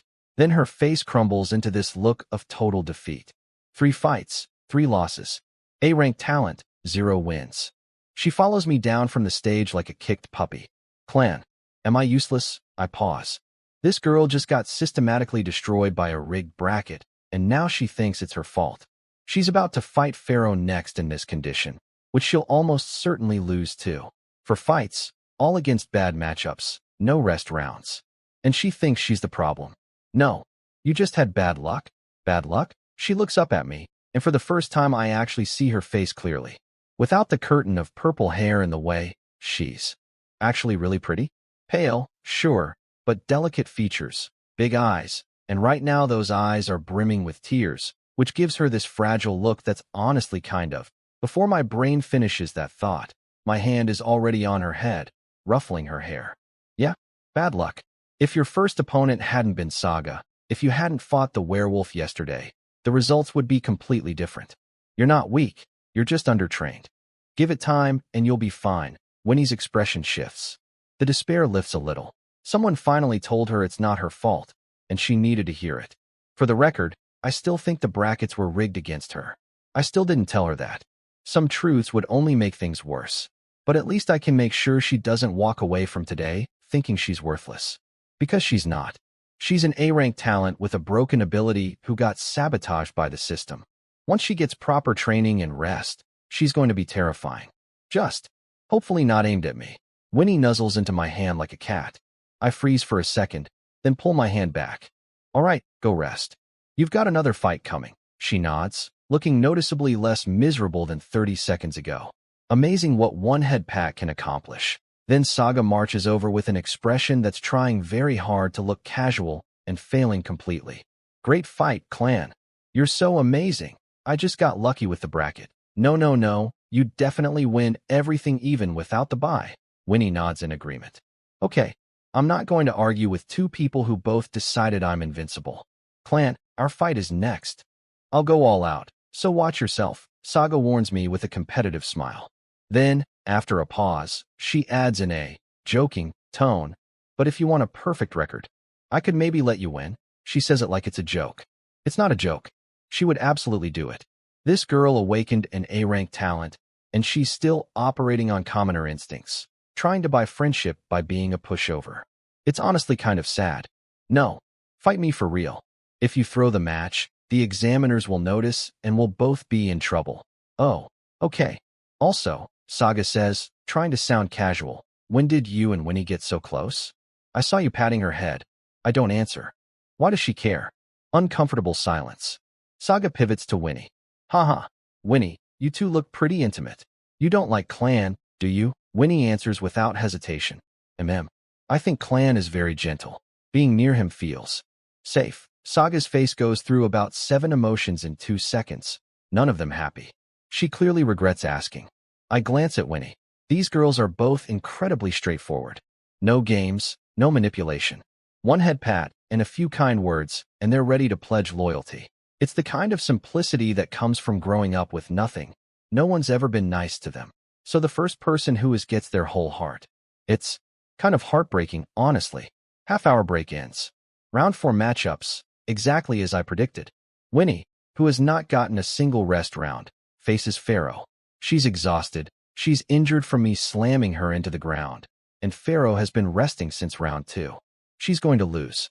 The rigged bracket strikes again. Pharaoh sees his opponent and smirks. Free win. My opponent? Saga. Fully rested, fully powered, most complete stamina reserves of anyone here. Of course. We step onto the stage. Saga's playful demeanor vanishes instantly. She's serious now. Good. I need her serious, because this is going to be my hardest fight yet. Begin. Saga shoots into the sky immediately. But unlike Winnie's desperate, clumsy flying, Saga moves with complete composure. She's conserved her energy perfectly, and she knows her aerial advantage is nearly unbeatable. She doesn't waste magic on a big, flashy ranged attack either. She's smarter than that. Instead, she targets my weapon. My sword is already a disaster. Chipped, cracked, barely holding together from 4 previous fights. Saga grips her spear, a quality spear, mind you. The church gave her a proper refined weapon as a reward for her A-rank talent. Meanwhile, I'm holding together scrap metal with prayers. She dives. One streak of white light. The spear hits my sword, and it shatters. Not chips. Not cracks. Explodes into several pieces. I'm standing in the arena holding a sword handle with no blade. Great. Fantastic. Every fight in this tournament has cost me a weapon. I started with 2 swords and I now have 0. Saga pulls up, circles overhead for a few seconds to catch her breath, then lines up another dive. She's coming again. I have no weapon. She has a reinforced spear and full stamina and the entire sky as her advantage. Think, Clan. Think fast. I activate Thunderbody. Purple electricity wraps around me, and the moment Saga commits to her dive, I sidestep. She's going too fast to adjust. Her momentum carries her straight into the ground. I spin around and slam my palm into her back before she can recover. Then my hand is around her neck. Again. Third person today, I've grabbed by the throat. I'm starting to develop a signature move. Saga feels my grip, solid as iron, and immediately understands.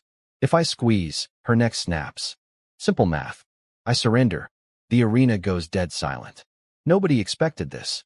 The examiners planned the entire bracket to hand Saga the championship on a silver platter, and she just got beaten in approximately 4 seconds by a kid with no weapon and a C-rank talent. You can practically feel the frustration radiating from the judges. They rigged everything. Gave Saga easy matchups, rest rounds, drained all her rivals beforehand, and she still lost because she got cocky on a dive and I punished it.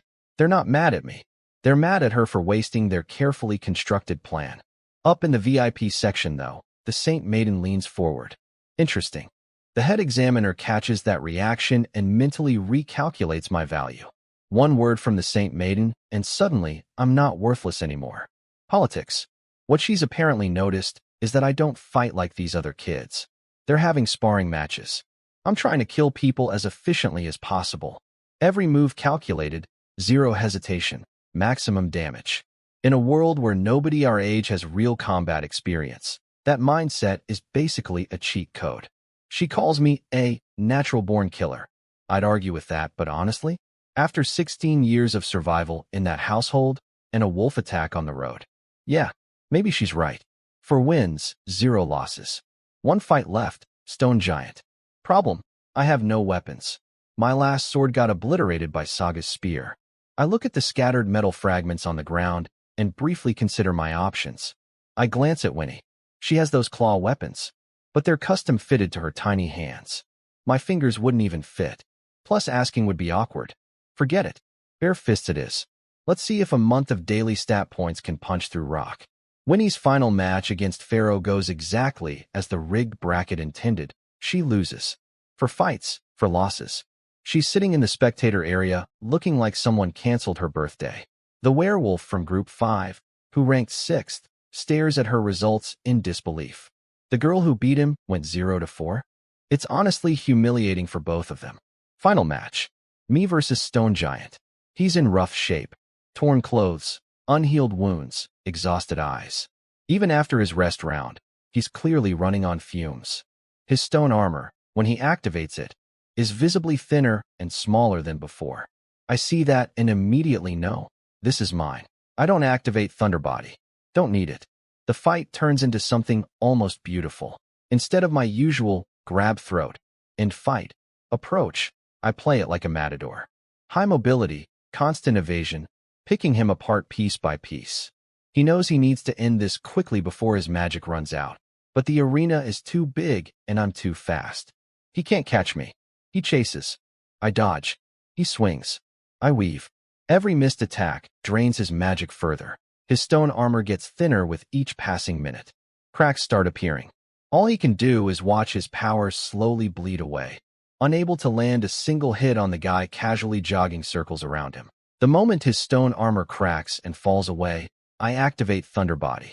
Purple lightning surges through me and I close the distance in a blink, practically teleporting to his face. 3 lightning-charged punches. His eyes roll back. He's out. 5 fights. 5 wins. 0 losses. No weapon for the last 2 fights. The final rankings. 1st place, me. 2nd, Saga. 3rd, Pharaoh. 4th, Stone Giant. 5th, Winnie. The head examiner looks like he swallowed a lemon. This was not how his carefully rigged bracket was supposed to play out. But results are results, and even he can argue with a clean sweep. He lines us up and starts handing out rewards. Clan. For achieving 1st place, you are granted the title of Viscount. You receive all privileges of that rank, 500 Academy credits, 1 magic grade weapon, 10 mid-level magic stones, and a monthly allowance of 50 basic magic stones. My brain immediately locks onto magic grade weapon. The weapon tiers go common, refined, magic, hero, and presumably higher grades I don't know about yet. I've been fighting with common grade trash this entire time. An actual magic grade weapon is a massive upgrade. The magic stones are apparently like spirit stones in cultivation novels, fuel for training. Monthly income of 50? I can work with that. 2nd and 3rd place get Baron titles with slightly worse rewards. 4th and 5th also get Baron, but even lower tier. Winnie gets 5th despite going 0-4, which is technically last in our bracket, but she's still top 5 in the entire Academy entrance class. Not bad for someone who got systematically destroyed by a rigged schedule. Top 10 students will live in the main hall with the best resources. Everyone ranked lower gets assigned to branch halls. The lower your rank, the worse your hall. I look down at the Viscount badge in my hand. Weirdly, they use noble titles instead of church titles like bishop or priest. I'd have expected monks and deacons, not viscounts and barons. Something to figure out later. Now, regarding your weapons, what type would you like? A lightning attribute sword, sir. He nods without hesitation. Magic grade weapons are apparently pocket change for the church. They can produce as many as they want. Then I get led to my new room. I stand in the doorway and just stare. It's a suite. Over 100 square meters. Multiple rooms. White color scheme. Very church aesthetic. Clean, simple furniture. A proper bed. A real bed. In a room that's mine. No roommates. No sleeping on dirt. No cargo wagons. 16 years of suffering, and suddenly I have an apartment. I literally don't know what to do with myself. Before I can even process this, someone knocks. I open the door. A short girl with golden hair, pale skin, and an oval face stands there in white robes. She barely reaches my chin. Sir, my name is Millia. I've been assigned to take care of your daily needs. A personal attendant? Take care of my daily needs? Yes, sir. Every noble-ranked student gets a dedicated servant. I'm new to this, but I studied very hard. I promise I'll do a good job. She's earnest and eager, and I trust her about as far as I can throw this building. Which, given my strength stat, might actually be pretty far, but that's beside the point. I've spent 16 years being manipulated by people who smiled while they hurt me. A girl shows up the moment I get a title, assigned by the institution, with full access to my living space. That's not a servant. That's a spy. I label her surveillance in my mental filing cabinet and adjust accordingly. She will never see the real me. She gets polite, distant clan. Nothing more. Come in. She immediately starts making my bed while I awkwardly hover, having no idea how to behave when someone is being nice to me on purpose. This is genuinely more uncomfortable than fighting stone giants. I retreat to the living room and start training. An hour later, another knock. Millia answers it. My rewards have arrived. She brings everything over. The credits are already loaded into my Viscount badge. The magic stones are there. And somewhere in that pile is my new weapon. A real, magic-grade, lightning attribute sword. For me, 16 years of starvation, abuse, and sleeping on floors. And now I'm a Viscount with a suite, a servant, a monthly salary, and a magic sword. Not bad for a C-rank talent. I pick up the sword and my hands are actually trembling. Not from fear, from pure excitement. A real weapon. Finally, Flash Thunder Sword. Single-handed. Magic grade. Boosts lightning magic flow speed and increases thunder skill damage by about 20%. The description is short, but I don't care. After fighting an entire tournament with bargain bin scrap metal that shattered every other fight, this thing might as well be Excalibur. Next up, magic stones. The instructions are simple. Wear one while training, circulate your magic, and it automatically feeds you extra energy.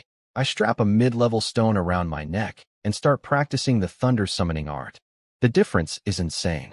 Normally, I can only manage 2.5 full cycles before my body starts breaking down. With this stone, I blast through 5 cycles and still feel like I could keep going. My training efficiency just doubled overnight. I check the stone afterward. It's slightly dimmer. So they're consumable. If I could get a steady supply of these things, my growth rate would be absolutely terrifying. I finish training and collapse into bed. Millia, my attendant / probably spy, sees me lie down and retreats to her little side room. I'm sure she's forming her first surveillance report right now. Subject went to bed at a reasonable hour. Preliminary assessment. Boring. Then midnight hits. Congratulations, host. Critical hit triggered. Bonus reward. Strength, agility, constitution, and spirit each one. My eyes fly open. Did I just get 4 points in one night? I check my panel. All 4 main stats went up by 1. That's not a daily point. That's a jackpot. A critical hit on the stat lottery. I didn't even know that was possible. I try to calm down. I fail. I spend the next 2 hours lying in bed vibrating with excitement before I finally pass out. Morning. Despite sleeping maybe 4 hours, I feel completely refreshed. Spirit stat doing its job. Sir, you're up already? Yeah. According to the instruction sheet, classes start today. Classes. The Royal Academy actually has a curriculum, but access depends on your rank. Nobles get the full menu. Knights get the basics. Commoners get scraps. Slaves get nothing. As a Viscount, I get 3 months of class hours per year, and I can choose from literally any subject: swordsmanship, military strategy, blacksmithing, you name it. And I can opt for private one-on-one tutoring instead of group lectures. The catch is that private sessions burn through class hours much faster. But first, I need to check my talent panel to figure out what I should actually study. Swordsmanship talent, 10. Expected, and already committed to this. Then I see it. Blacksmithing talent, 17. 17? That's my highest talent stat by a landslide. I had no idea I was a natural blacksmith. Second highest is alchemy at 4, and everything else is barely 1 or 2. Decision made. Main focus, swordsmanship. Secondary, blacksmithing. And I'll take basic alchemy too, not because I'm talented at it, but because knowing how to identify herbs in the wild could save my life someday. Even a 4 in potion talent is enough to learn the fundamentals. Oh, and I still need to find Quinn, the contact mister. Wisher arranged for me. Though honestly, my starting position might be higher than what Mr. Wisher imagined when he gave me that token. A Viscount title with a private suite wasn't exactly what either of us expected. I head to the swordsmanship tutoring office. The receptionist practically bows. Esteemed Viscount student, are you here for private sword instruction? Yes. Show me the instructor list. They hand me a magic book. The pages auto-update with each instructor's current status. I flip through and spot one immediately. Name, Kigangso. Level, 44. Specialty, Water Thunder Swordsmanship. Cost, half a day's class hours per session. Requirement, Baron rank or above. Status, available. Water Thunder. The water part is listed first, which means water might be his primary element. Not ideal for me since I'm pure thunder, but he does teach lightning sword techniques. I keep flipping. No rush. I want to find the perfect match. After a month of building this thunder foundation, I'm not about to waste my class hours on a teacher whose specialty only half overlaps with mine. I'm flipping through the instructor book when a name stops me cold. Name, Quinn. Level, 39. Specialty, lightning swordsmanship. Cost, quarter-day class hours per session. Requirement, knight rank or above. Status, available. Quinn. The Quinn. The guy Mr. Wisha told me to find. And he just happens to be a sword instructor who specializes in lightning. My exact element? Mr. Wisha, you absolute legend. You didn't just give me a contact. You gave me a perfectly matched teacher who was sitting right here in the catalog the whole time. This one. The receptionist nods and sends for him. A few minutes later, Quinn walks in. I'm expecting a grizzled middle-aged veteran. Instead, it's a young guy, late 20s, maybe. At least a decade younger than Mr. Wisha. He spots my Viscount badge and looks confused. A top-ranked new student picking the budget instructor? That doesn't happen. We move to an empty classroom, and I get straight to it. Mr. Quinn. Do you know a Mr. Wisha? His eyebrows shoot up. Leighton Wisha? He sent you? I pull out the wooden token. The moment Quinn sees it, his whole demeanor softens. Whatever history these two have, it runs deep. If Wisha sent you, I'll take care of you. What technique are you practicing? The thunder summoning art. His eyes light up. That was apparently the perfect answer. In that case, I'll really take care of you. Wisha helped me a lot back in the day. I'll teach you the thunder summoning art and swordsmanship for free. Consider it repaying my debt to him. Free. Private. One-on-one. Lightning specialized tutoring. For nothing. I almost want to cry. Mr. Wisha spent a small bag of money to get me a better ship cabin, taught me an entire cultivation technique, arranged food upgrades, and set up a free private tutor at the academy. That man invested more in me during a 1-month escort mission than my own father did in 16 years. Let's use the paid hour first since you already spent the credits. After that, come to my place for regular sessions. Quinn draws his sword and faces me. Show me what you've got. The second he takes a stance, the pressure hits me like a wall. He's just standing there, but every fiber of my being is screaming, do not approach. He has 0 openings. He looks like an unsheathed blade. One step closer, and I'll be cut in half. So I don't move. I wait. Quinn nods slightly. Apparently most students panic under pressure from a stronger opponent and attack blindly, exposing their weaknesses. The fact that I recognized the trap and held my ground earns me some respect. Not that it helps. He comes to me instead.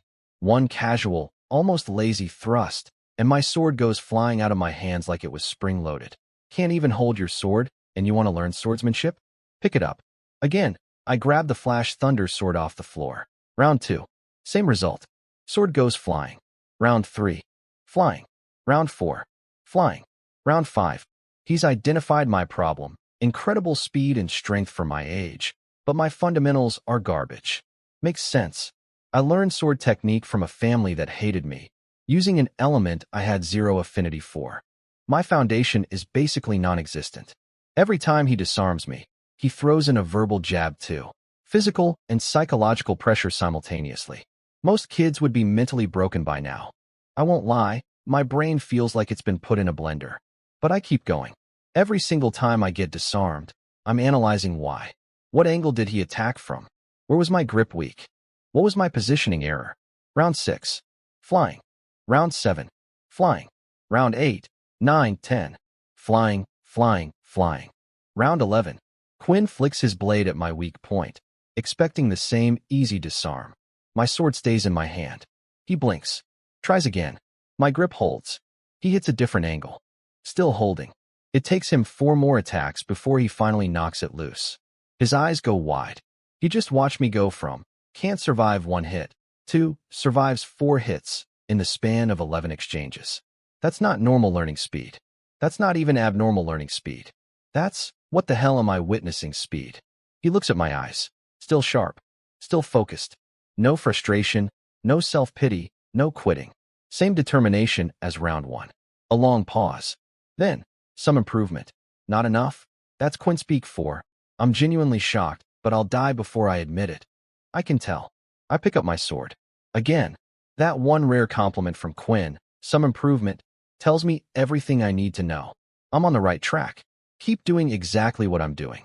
We continue sparring for the full hour, and apparently I shot Quinn multiple times.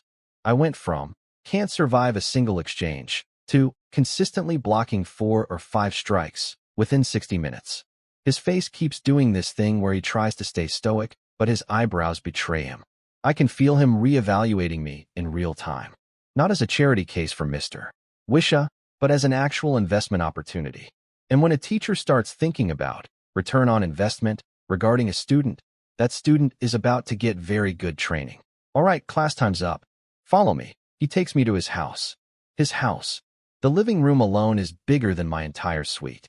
Being a teacher apparently pays better than being a Viscount. Starting today, you come here every day for at least 3 hours of sword training. You don't stop until I say you've graduated. Understood. Free daily private lessons from a lightning swordsmanship specialist. Am I understood? Sir, I would kiss your feet if you asked. Rest for 30 minutes first. Then we train. Fair. My arms are twitching uncontrollably from the earlier sparring. An hour of getting repeatedly disarmed by a level 39 swordsman will do that to your muscles. After the break, Quinn gets serious. He already knows my strengths and weaknesses from the testing, so he skips straight to the real curriculum. Fundamentals. Every day, you swing the sword 5,000 times. I'll have someone watching. If your form breaks, that rep doesn't count. 5,000. Per day. He hands me a practice sword, unsharpened, heavier than a normal blade. Then he calls over his attendant, a woman named Patty who's maybe 5 or 6 years older than me, wearing a maid outfit. Patty, count his swings. 5,000. Not one less. Yes, master. Quinn demonstrates the proper form a few times, confirms I understand the mechanics, and leaves. I start swinging. 500 reps in, I'm drenched in sweat. Fine. Expected. 1,000. Burning. 2,000. My arms feel like they're filled with wet cement. 3,000. The floor beneath me is literally a puddle of my own sweat. It looks like someone dumped a bucket of water where I'm standing. At some point past 3,000, my conscious mind checks out. I'm swinging on pure autopilot, my body moving from muscle memory while my brain floats somewhere above, disconnected from the screaming pain in my arms, shoulders, and back. Quinn walks back in, takes one look at me, and sighs. That's enough for today. He grabs the sword out of my hand. The moment the weight disappears from my grip, my body decides it's done. I fall backward like a cut tree. Quinn catches me before I hit the floor, then carries me to a bathroom. There's a bathtub filled with green liquid that smells like herbs. You lucky brat, he mutters, strips off my sweat-soaked clothes, and dumps me in. The instant that green liquid touches my skin, every aching muscle in my body goes, ah. It's like being hugged by warm medicine. My face, which was apparently frozen in a grimace of pain, relaxes completely. I might actually be smiling. I'm not sure. I'm too busy experiencing bliss. Half an hour later, I wake up in the green soup. The herb smell is strong but pleasant. This is obviously a medicinal bath, expensive stuff that Quinn prepared specifically for post-training recovery. The debt I owe this man is getting deeper by the hour. Since it's already been used on me, wasting it would be insulting.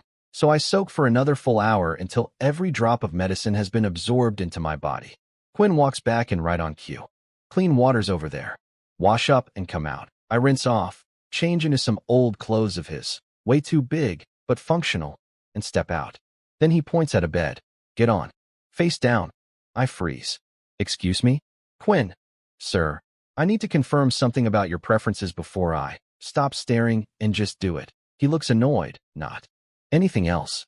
So I cautiously lie face down on the bed, every survival instinct on high alert. Patty walks over. Her hands press into my back. Oh, a massage. It's a massage. It is not a gentle massage. It's the kind of massage where someone finds every single knot in your body and attacks it with the fury of 1,000 angry grandmothers. I'm screaming like a pig being slaughtered. Lighter. Please. Lighter. Patty ignores me completely and keeps going. If you want your body functional tomorrow, Quinn calls from the other room. This is mandatory. So this is my new daily life. 3 hours of sparring, 5,000 sword swings, a medicinal bath, and a massage so painful it counts as a second workout. I came to the Royal Academy expecting hell. I just didn't expect the hell to come with spa treatments. The massage lasts 30 minutes. 30 minutes of Patty finding muscles I didn't know I had and making them wish they didn't exist. By the end, I'm fairly certain I've experienced more pain from this recovery treatment than from the actual training. That's all for today. Come back tomorrow. Okay. I limp out of Quinn's house like a wounded animal. Every step sends a jolt through my body. I had plans to study blacksmithing today, but my body has officially filed a formal complaint and shut down all non-essential operations. The only thing I have energy for is sitting in a classroom. After half an hour of rest, I drag myself to a potion-making lecture. I picked the cheapest, most basic group class available.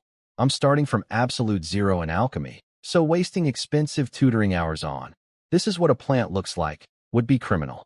I'll learn the fundamentals in a crowd and save the premium instruction for swordsmanship. The classroom is packed. Apparently, everyone wants to be an alchemist despite the fact that it requires insane talent, decades of effort, and mountains of money. The teacher doesn't even glance at my Viscount badge. In alchemy class, your rank means nothing. Only your potion talent matters. And mine is a humble 4. The lesson covers basic principles and common herbs. I write everything down in a little notebook. Not glamorous, but exactly what I need. After class, I discover the library. Viscount privileges grant free access to the first floor, second floor, and above cost credits. I haven't sat down and just read since arriving in this world. With my spirit at 20, my brain is running like a supercomputer. I absorb information effortlessly, connecting concepts, memorizing details. It's intoxicating. I lose myself completely in the books. Congratulations, host. Today you received Constitution 1. The midnight chime snaps me out of my reading trance. I've been in the library for hours without noticing. I reluctantly head back to sleep. Morning. My body still aches despite the bath and massage. Yesterday's training volume was just too extreme. But I check my stats and freeze. Strength, 21. Agility, 17. Constitution, 22. Spirit, 20. Level, 5. That's a lot more growth than just the daily point. The training, the medicinal bath, and the massage are all contributing to organic stat growth on top of my daily allocation. My body is leveling up from multiple sources simultaneously. Millia brings breakfast, 2 bread rolls, a bowl of meat soup, a steak, and fruit. As a Viscount, I get a monthly food supply, but the cooking is apparently my problem. Having Millia handle it is honestly the biggest perk of having an attendant. Well, the biggest legitimate perk. She's still classified as surveillance in my mental file. I head to Quinn's place, but he's not there. Patty tells me he's on a mission and won't be back for a week. A mission? Right. The academy isn't a charity. Every student above slave rank has a newbie protection period. No obligations, do whatever you want. But once that expires, you get mandatory monthly tasks. Complete them for credits. Fail them, and you lose 100 credits per month. When your credits hit 0, your rank drops. All the way down to slave if it keeps going. And slaves here aren't people. They're resources. Property. Anyone can use and abuse them. The only way out is if your master has enough conscience to share credit. Which, in a place built on exploitation, is about as common as snow in summer. So this protection period is precious. Every single day needs to count. 1 week without Quinn flies by. 7 daily stat points. 3 strength, 2 agility, 1 constitution, 1 spirit. But the training gains are even bigger. An additional 2 strength, 3 agility, 3 constitution, and 1 spirit from pure physical conditioning, plus the medicinal baths. My growth is coming from 3 sources now: daily system points, physical training, and alchemy-enhanced recovery. The combination is ridiculous. By day 2, I'd already adapted to the 5,000 swing routine. With the medicinal bath preventing burnout, I start adding extra practice on top. Just basics. Nothing fancy, but each repetition is cleaner, smoother, more natural than the last. My swings from a week ago versus now are visibly different, even though the movements haven't changed. It's like watching a rough sketch slowly become a painting. My body has filled out more too. Charm, 73. Lifespan, 78 years. Potion studies are progressing slowly, but that's by design. I'm only here to learn herb identification, not become an alchemist. My 4-point talent makes that abundantly clear. No point wasting money on practical experiments when I'm just building a knowledge base. The real progress is in the sword. Every single day, I can feel the gap between me and a real swordsman getting smaller. Not closed, not even close, but smaller. And with my stat growth accelerating from every direction at once, give me a few more months. Then we'll see who's just a C-rank talent. Quinn comes back from his mission and walks in on me mid-practice. He stops dead in his tracks. I can see his brain short-circuiting. Whatever progress he expected after 1 week, this wasn't it. Apparently, it took him over a year to reach the level I'm at now. I've been formally training for 7 days. 7 days without his guidance. Just Patty counting reps and me swinging until I pass out. You're back, Mr. Quinn, yeah? Aren't you tired? Not really. I've still got extra practice after this. His face does this wonderful thing where confusion and disbelief fight for control. In his plan, I should be completely spent after 5,000 swings. Instead, I'm standing here, casually mentioning overtime. He has no idea about my daily stat points. Every day, my constitution and strength tick up, which means every day the same workout gets a tiny bit easier. Compound that over a week with medicinal baths on top, the math gets silly fast. It's all thanks to your medicinal baths, Mr. Quinn. I couldn't have improved this much without them. He shakes his head. No, this is your talent. I underestimated you, clan. You're even better than I thought. Patty, standing off to the side, looks like she's witnessing a unicorn. Apparently, Quinn complimenting someone is rarer than an S-rank talent. Want to test your current level? Spar with me. I just burned through 5,000 swings, but honestly, even exhausted, I'm significantly stronger than I was a week ago. I draw the Flash Thunder Sword. Same situation as before. Quinn stands there like an unsheathed blade, no openings anywhere. I can't find a single crack in his defense. He strikes first. I block. He strikes again. I block. 10 exchanges pass, and I'm still standing. Barely. It's messy and I'm scrambling, but I'm standing. Last week I couldn't survive 1 hit. I make it to 16 before my sword finally goes flying. And that's with depleted stamina.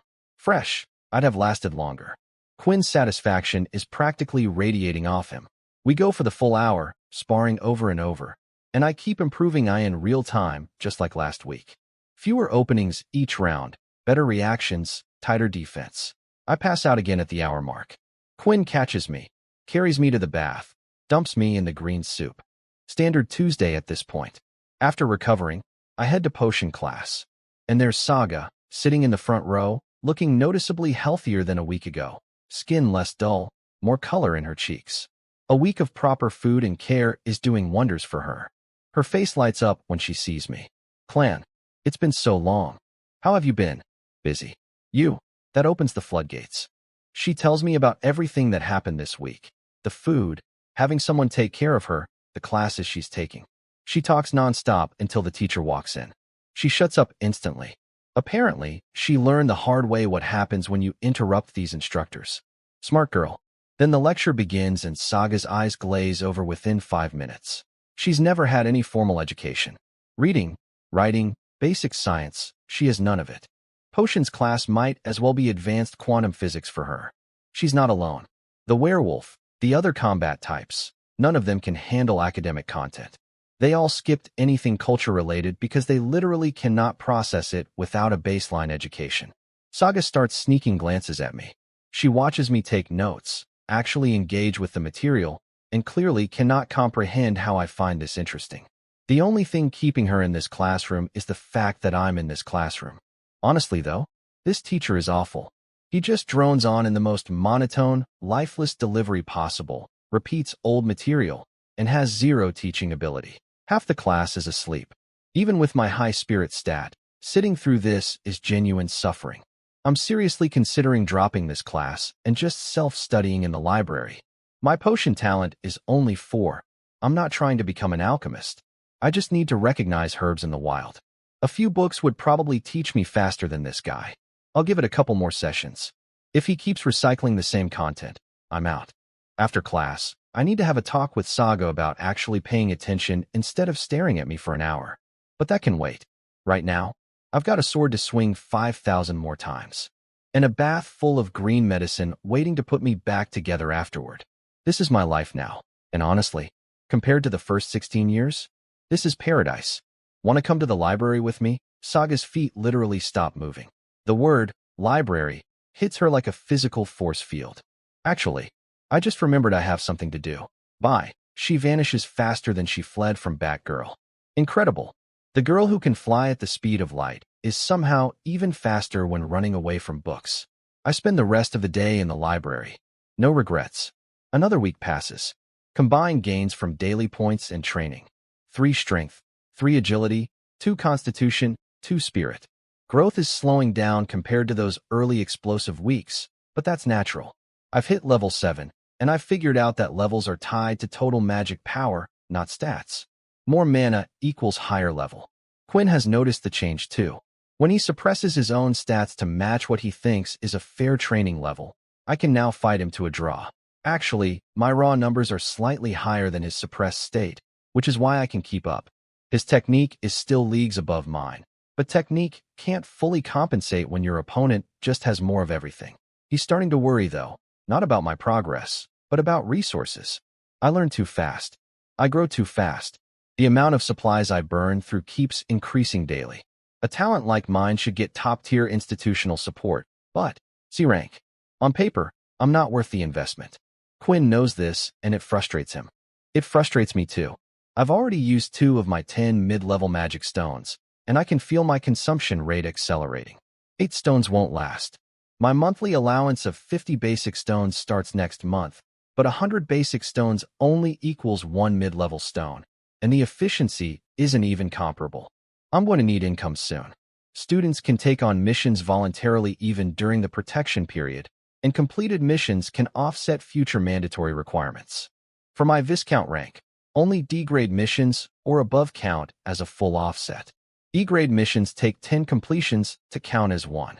So quality over quantity. But that's a problem for later. I still have 500 credits unspent, and there's something I've been putting off that I can't ignore anymore. Blacksmithing. My forging talent is 17, the highest talent on my entire panel by a massive margin.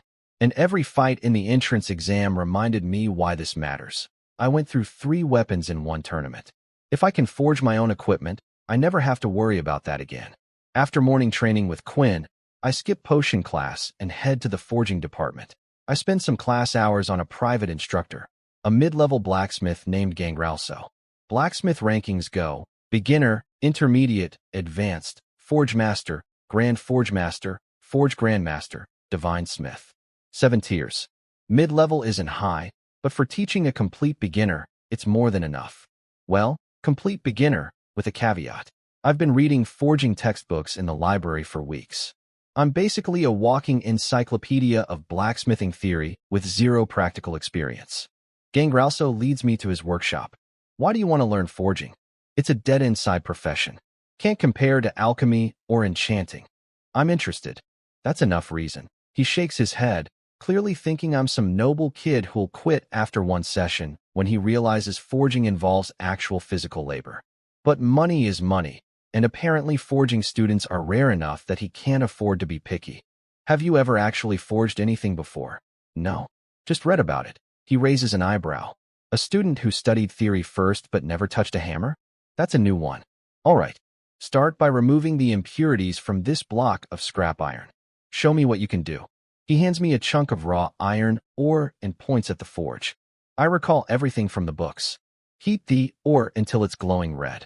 Remove it. Begin hammering. I pull the red-hot metal from the forge and start striking. Despite burning through most of my stamina at Quinn's this morning, my strength is over 20 now. The forging hammer feels light in my hands, almost too light. The ringing of metal fills the workshop as I pound away at the ore. Let's see if 17 points of forging talent actually means anything.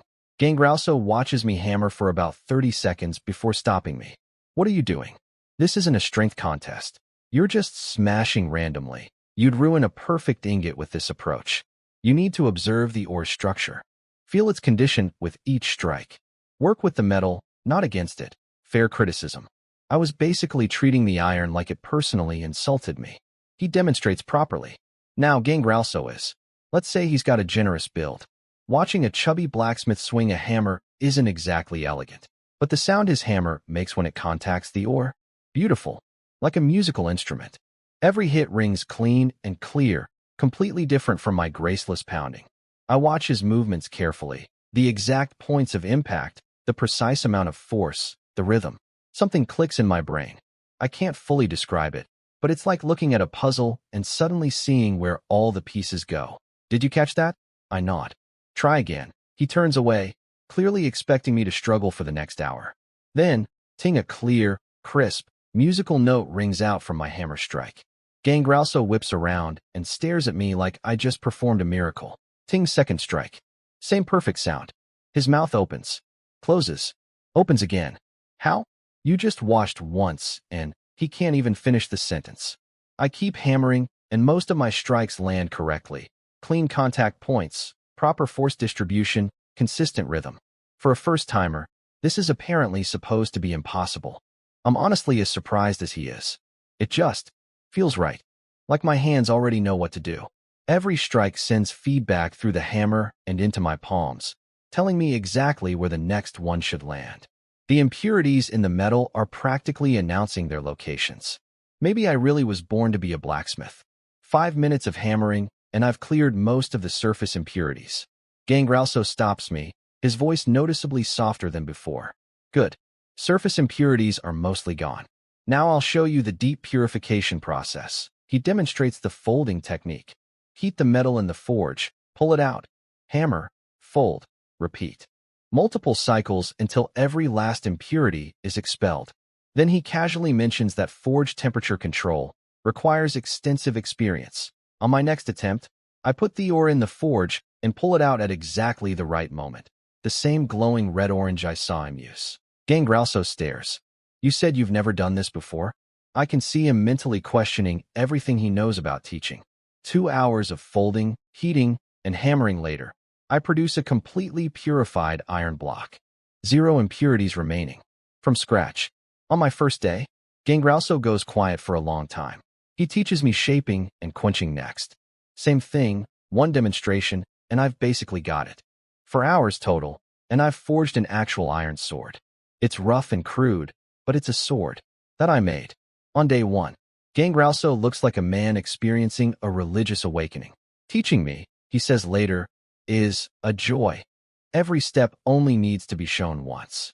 Compared to his usual students who need weeks of repetition, I'm apparently some kind of forging savant. He's also quietly reaching a conclusion he doesn't want to accept.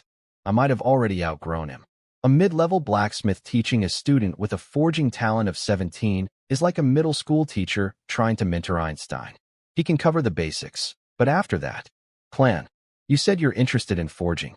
Will you keep at it? Of course. Why wouldn't I? He exhales with visible relief. Then please remember what you said today. Never forget that promise. The sudden seriousness catches me off guard. This man genuinely loves his craft and just found someone who might actually carry it forward. I respect that.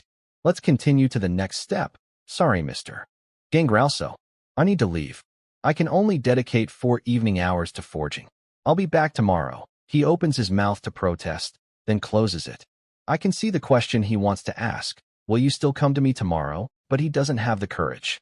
He knows his own limitations. A mid-level blacksmith teaching someone with my talent is temporary at best. He's right, honestly. I plan to learn everything basic from him tomorrow, then find a more advanced instructor. It's not disrespect, it's efficiency. Every hour counts. As I'm walking back to my room, congratulations, host. Today you received Charm 1. I stop walking. Charm.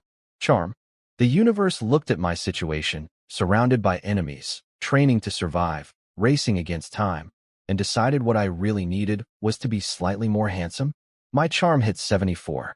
Thanks, I guess. I'm sure looking marginally better will be very helpful when a monster is trying to eat my face. Although, actually, considering Saga and Winnie's reactions lately, Maybe charm isn't completely useless, but I'd still rather have another point of constitution. Next morning at breakfast, Millia keeps staring at me. She can't figure out what's different, but she knows something changed. It's the charm point. One invisible stat increase, and suddenly my attendant/spy can't stop sneaking glances. Imagine what happens when it hits 80.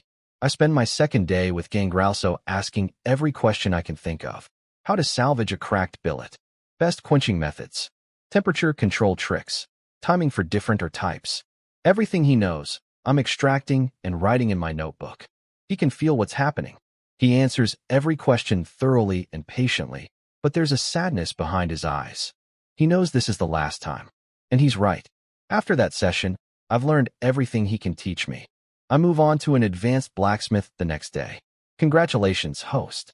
Today you received Strength 1. The advanced blacksmith is just as shocked by my learning speed. Unlike Gangralso, though, his reaction isn't awe, it's jealousy. I sense it immediately. 1 hour in, I switch teachers.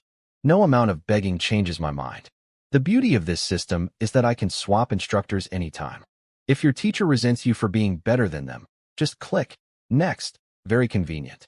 This cycle repeats for 2 solid weeks. Train with Quinn in the morning, attend whatever classes or library sessions I need, forge in the evening.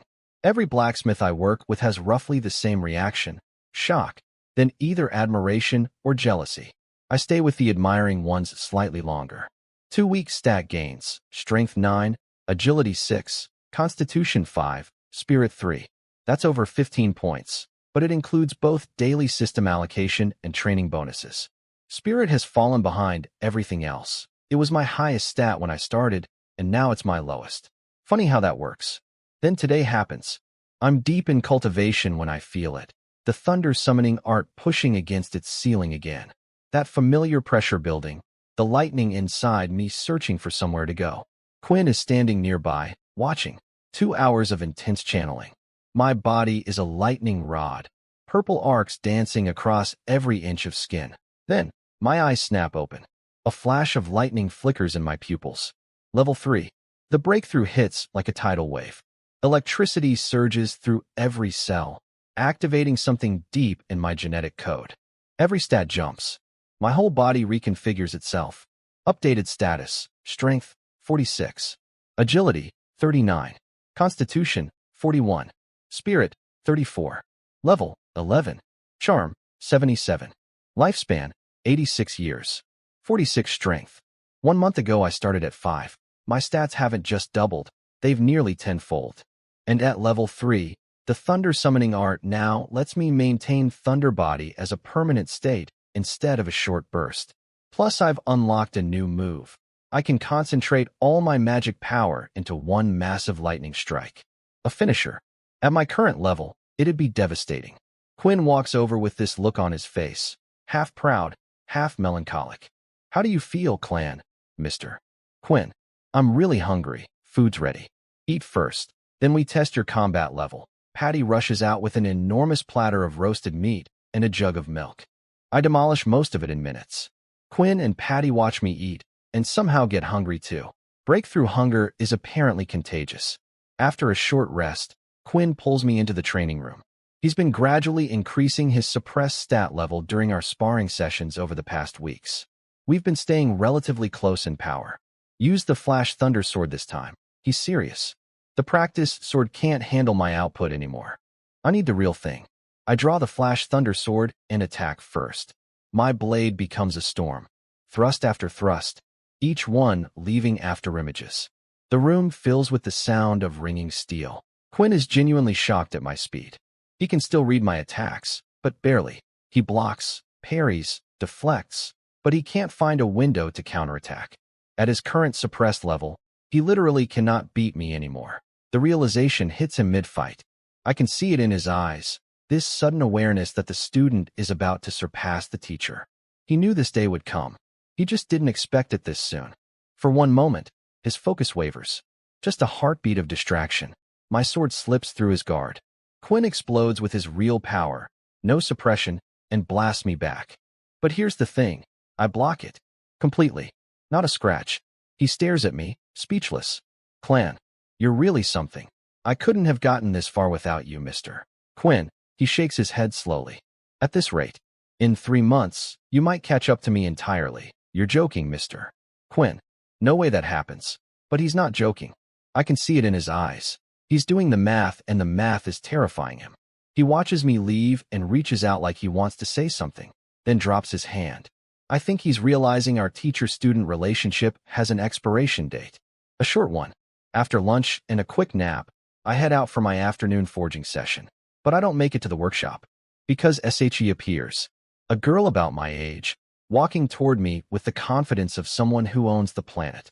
And when I see her chest badge, I understand why. Marquis.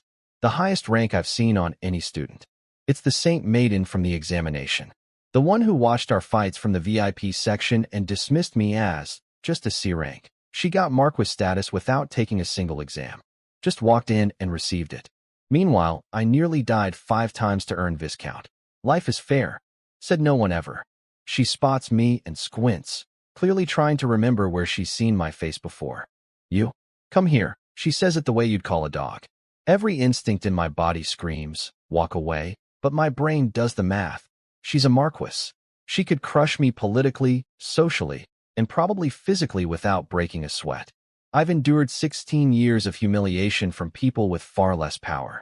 What's one more? I walk over. She studies me for a moment, then snaps her fingers. Clan, right? Yes, esteemed Marquis. How can I help you? Nothing special. You interest me. Want to be my subordinate? Every red flag in existence is waving. She's clearly a spoiled princess with zero concept of how normal people work. Textbook, terrible person to work for. The smart move is to refuse. I look around. Nobody nearby who could intervene. No escape routes. Her 2 attendants are watching me like hawks. I sigh internally. Fine. Let's see what being a lackey pays. I'd be honored, Saint Maiden. Good boy. She reaches into somewhere and pulls out a pouch, tossing it to me. Your monthly payment. 10 mid-level magic stones. I take care of my people. I freeze. 10 mid-level magic stones. Per month. I was rationing my original 10 stones over months, and she just handed me a monthly supply that doubles my stash? Every negative thought I had about this woman evaporates instantaneously. What spoiled princess? What terrible person? This is a saint. An actual angel. My beloved and generous employer. Thank you, my lady. Don't call me my lady. Call me Saint Maiden, like everyone else. Yes, Saint Maiden, and you're on call. Whenever I need you, you come. Understood. Absolutely, Saint Maiden. Good. Now, I'm bored. Know anything fun to do? I draw a complete blank. I've spent the last month doing nothing but training, forging, and passing out in medicinal baths. My idea of fun is reading blacksmithing textbooks. She reads my blank expression and sighs. Figures.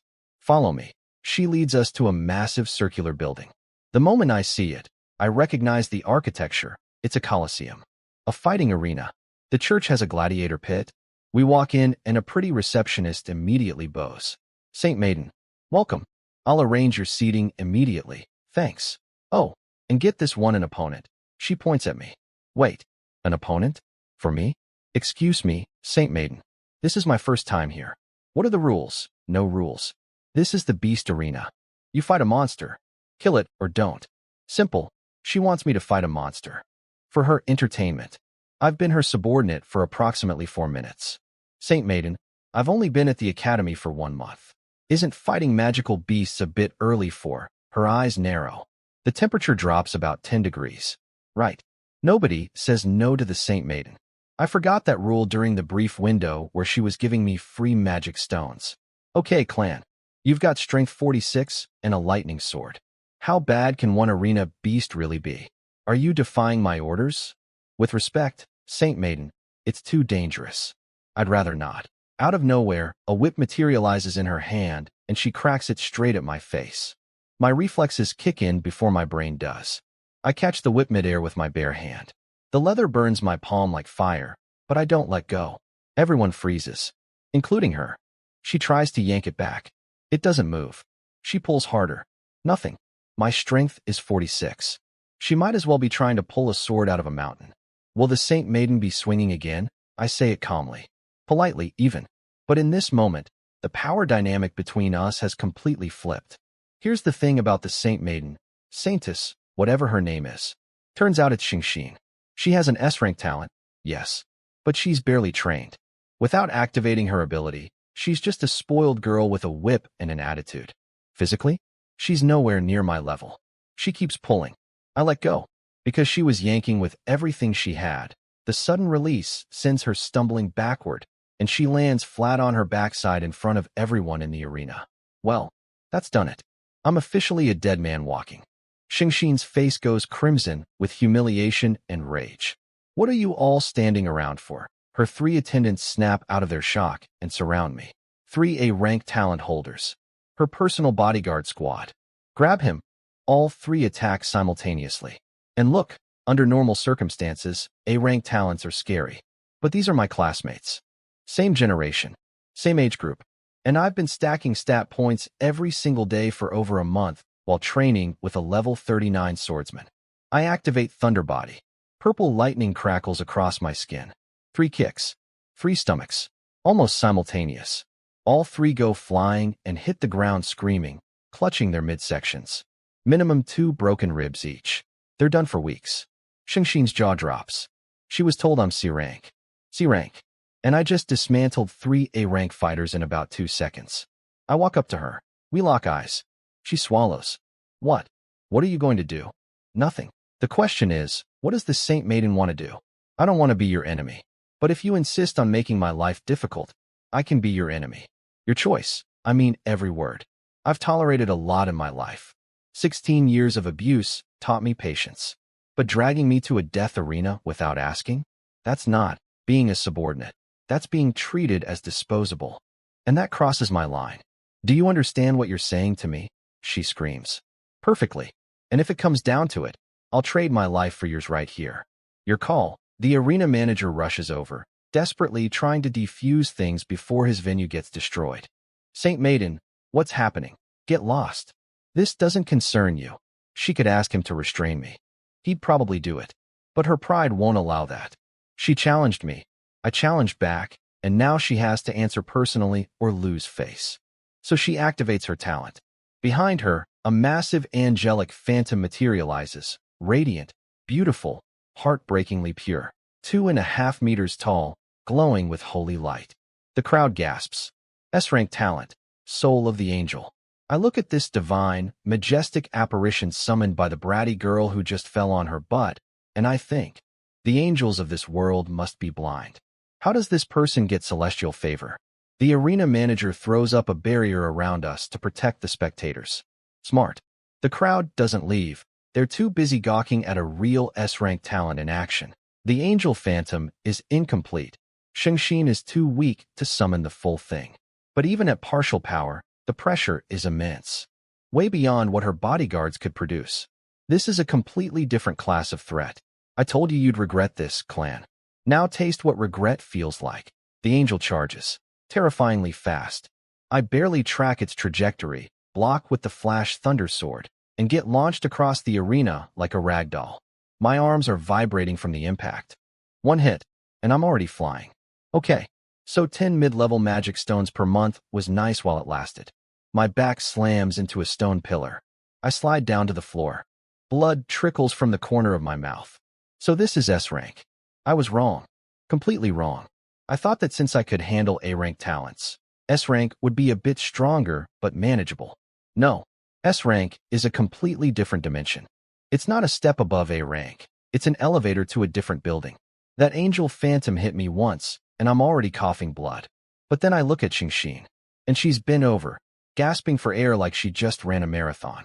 Maintaining that angel phantom is draining her at an insane rate. She's a spoiled princess who probably never exercised a day in her life before awakening. Maximum firepower, minimum stamina. What an absolute waste of an S-rank talent. You have the most broken ability I've ever seen, and you spend your days watching gladiator fights instead of training? Disgraceful, but also very exploitable. She straightens up, trying to look intimidating while panting like a dog. See, that's my power. You, worthless. The intimidation factor of this speech is approximately 0. Then she sees me standing back up. Her face twists. Why are you still standing?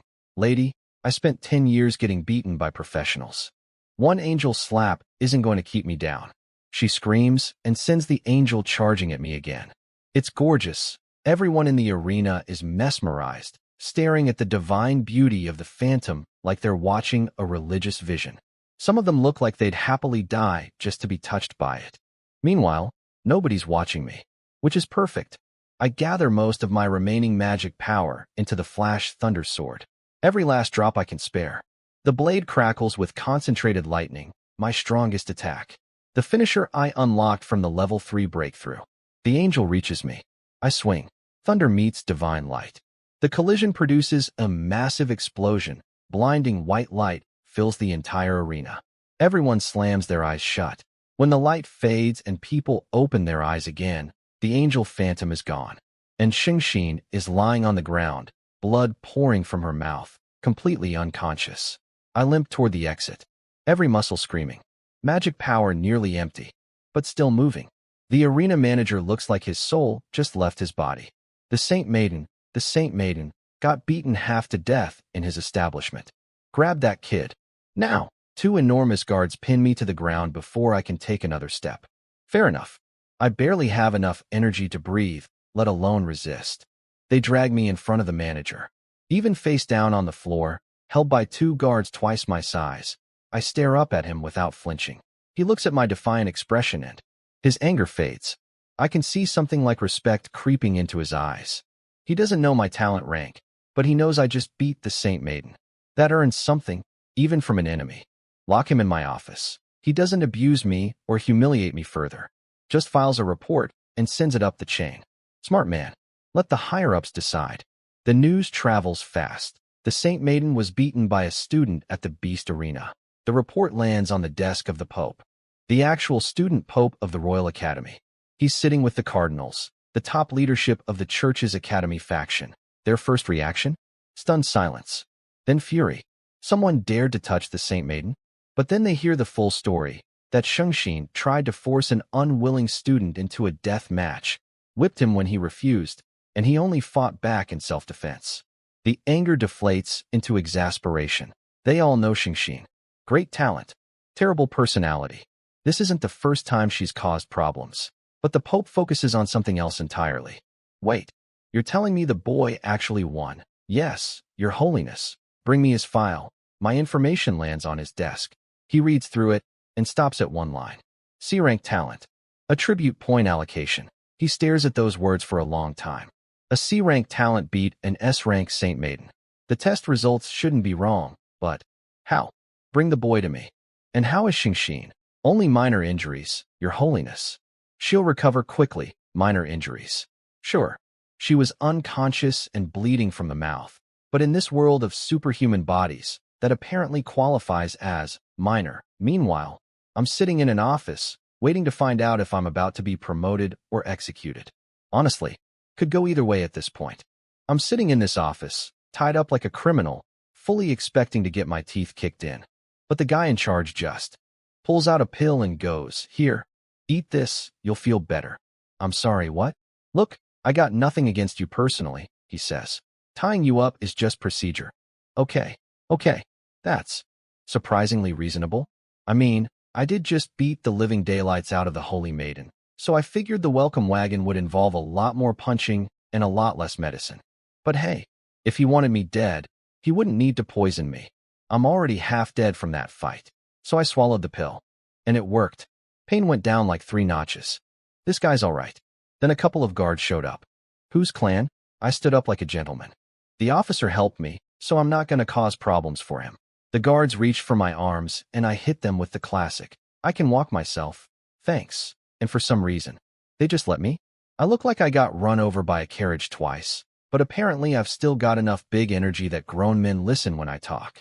Good to know. Meanwhile, on the other side of campus, the Holy Maiden woke up from her nap with the Pope himself taking care of her. And the first thing out of her mouth? Where's clan? I want revenge. Girl, you just lost. Read the room. The Pope basically told her, yeah, maybe stop picking fights with people. And she got all pouty and sad about it. Then she switched to full training arc mode. Get me the best teachers. I'm gonna train and destroy him. And the Pope? He's sitting there smiling. Because apparently me beating up his precious holy maiden was exactly the motivation she needed. This man is playing 4D chess with his own students' emotions, and I'm the unwitting pawn that worked perfectly. Then the Pope came to see me. Now, normal people see the Pope and immediately drop to their knees. Me? I just stood there staring at him like he's a museum exhibit.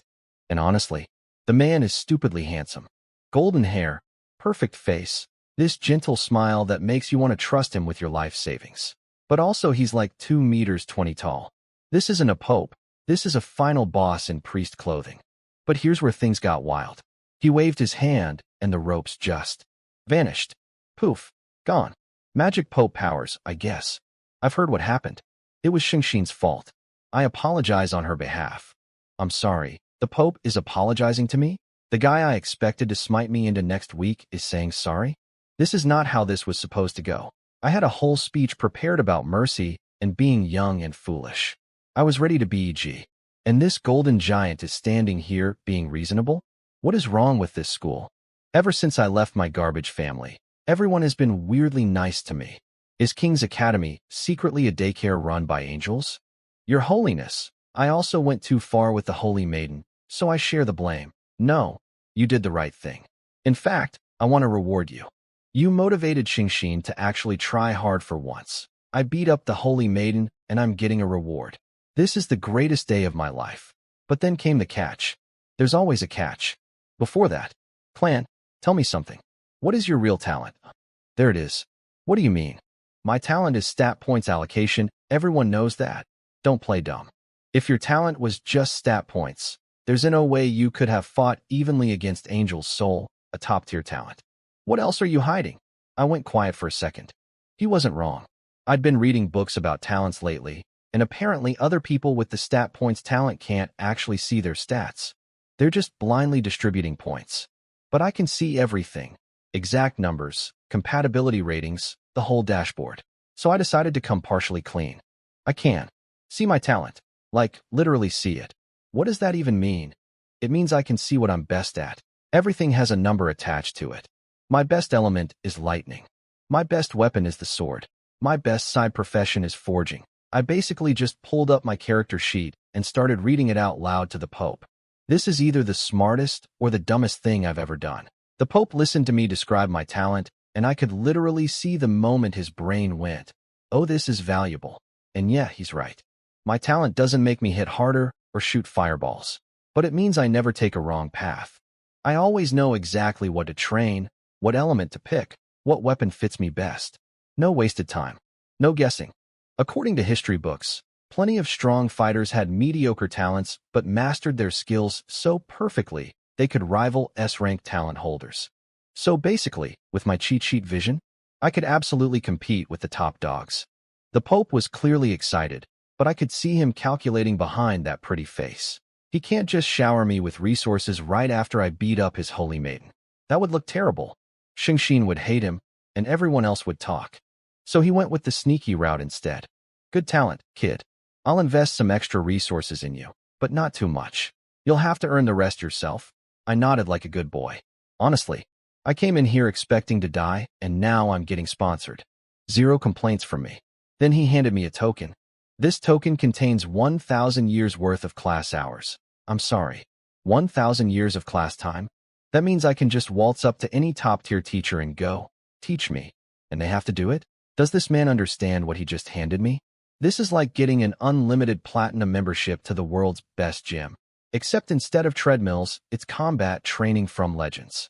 But I could tell the Pope was being careful on purpose. He doesn't want to spoil me rotten like he did with Xingxin. He wants to see what happens when you raise one kid with unlimited pampering versus another kid who has to fight for everything. I'm basically his experiment. Cool. Cool. I can work with that. Then he pulled out a medicine bottle. Take this. It'll heal your injuries completely.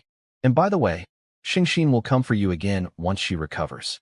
Make sure you stay ahead of her. He said that last part with this look. This knowing, meaningful smile. And that's when it clicked. This golden giant wants me to be Xingxin's permanent rival. He wants me to keep beating her so she stays motivated to get stronger. I'm not just a student to him. I'm a training tool for his favorite disciple.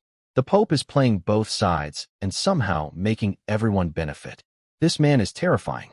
I took the medicine bottle, nodded politely, and got out of there. Walking back to my room, Millia saw me and froze. I looked like someone had used me as a punching bag, which, yeah, basically accurate. Master, what happened to you? Training. Got a little rough. Normal stuff. No way I'm telling her the truth. I'm about 70% sure she's not a spy at this point, but that's not 100%. And even if she isn't, what good would it do? She'd just worry. Go fill the bath for me. She hesitated. Master, can you even take a bath right now? You look like, I know what I look like. I'll be fine. My body, my rules. She went off to heat the water, and that's when I pulled out the Pope's medicine bottle. 10 little white pills inside. I popped one. The effect was instant. This cool sensation spread through my entire body and my wounds started closing up in real time. Scabs formed, then just fell off when I touched them, leaving nothing but faint white lines. Church medicine is no joke. One pill and I went from war casualty to minor scratches. I've got 9 more of these bad boys. I could use them later, or I could sell them and probably make a fortune. By the time Millia came back, the wounds were gone, but I was still covered in dried blood, so she didn't notice anything weird. I slipped into the bath and sank into the warm water like a king returning to his throne. Millia waited outside the door, clearly still worried. What is it? I called out, sounding as lazy and unbothered as possible. Master, do you want me to scrub your back? You know what? Yeah. I got beat half to death today, came home, healed myself with magic church pills, and now I'm soaking in a warm bath. I deserve this. Let the maid do her job. Millia tiptoed in, all careful and nervous, but then she saw my body and just froze. All the blood was gone thanks to the bath water, and underneath was just me, clean, lean, and apparently very easy on the eyes based on how red her face just turned. She was trying so hard not to look, and failing so hard at not looking. So handsome, she whispered. Girl, I can hear you. She also noticed that all my wounds were gone, which probably confused her since she literally saw me covered in blood 5 minutes ago. But she didn't ask questions. Smart girl. I turned my back to her, and she finally remembered why she came in. She grabbed the towel and started scrubbing, all shaky and nervous. And apparently she's also noticed that I've been getting better looking lately, which tracks. My stats keep going up, so I guess my appearance is leveling up too. Then the scrubbing stopped. I was about to ask what happened when I caught her in my peripheral vision, and this girl was leaning in and sniffing me, like a creep. Apparently I smell good now too. What is happening to my body? I wanted to call her out so bad, but if I did, she'd probably die of embarrassment on the spot. So instead I just casually said, Why'd you stop? She jumped. I could practically hear her heart explode. She checked if my eyes were still closed. They were, because I'm a merciful master, and let out this tiny sigh of relief. And nothing, master. I was just washing the towel. Sure you were. Sure you were. After that she didn't try anything else and finished the job properly. I got out, had dinner, and went to bed. Meanwhile, Millia apparently went back to her room, crawled under her blankets, and had a full mental breakdown about what she did. What was I thinking? Am I crazy? But he smelled so good. Should I go watch him sleep? Then she immediately shut that idea down. Good. Good. We are not going down that road. Instead, she made a much more reasonable decision. I'll just take care of him so well that he can't live without me. Honestly, that's a solid strategy. I respect the hustle. Right before I fell asleep, the system pinged me. Congratulations. You've received 1 luck attribute point. Luck? I love luck. That's the invisible hand that just quietly makes everything go my way. More of that, please. Next morning, I could feel it immediately. My body was different. I pulled up my stats. Strength, 48. Agility, 42. Constitution, 44. Spirit, 37. Everything went up by 2 or 3 points. And my level jumped to 13. All from that one fight with Xingxin. Life or death battles really are the fastest way to level up. If I spent a whole year fighting for survival in the wilderness, I'd come back looking like a completely different person. Then I suddenly remembered Millia's little sniffing incident and felt my face get hot. But honestly, I get it. We're both at that age where you start noticing the opposite gender. It's normal. Totally normal. I forced myself back to sleep. When I got up for real, breakfast was amazing. Better than usual, with actual plating. Millia arranged the food like it was a restaurant dish. And she was standing right there, staring at me with these big, hopeful eyes, basically begging for a compliment.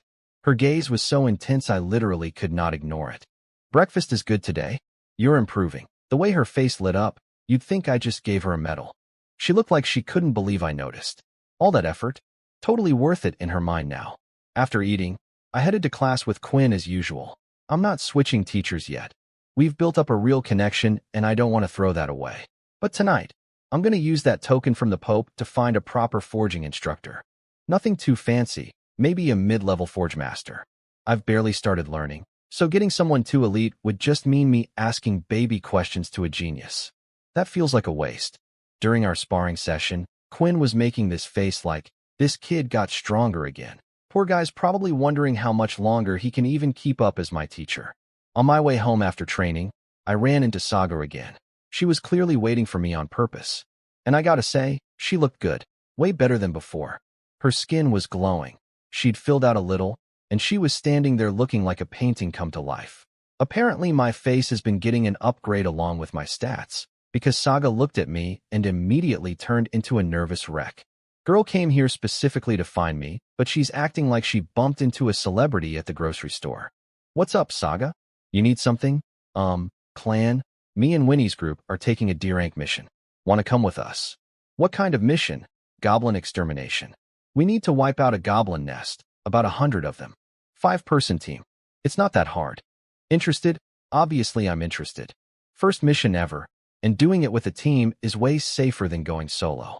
But I did wonder, where are these goblins even coming from? King's Academy covers the whole island, doesn't it? Are these wild goblins? Did someone make them?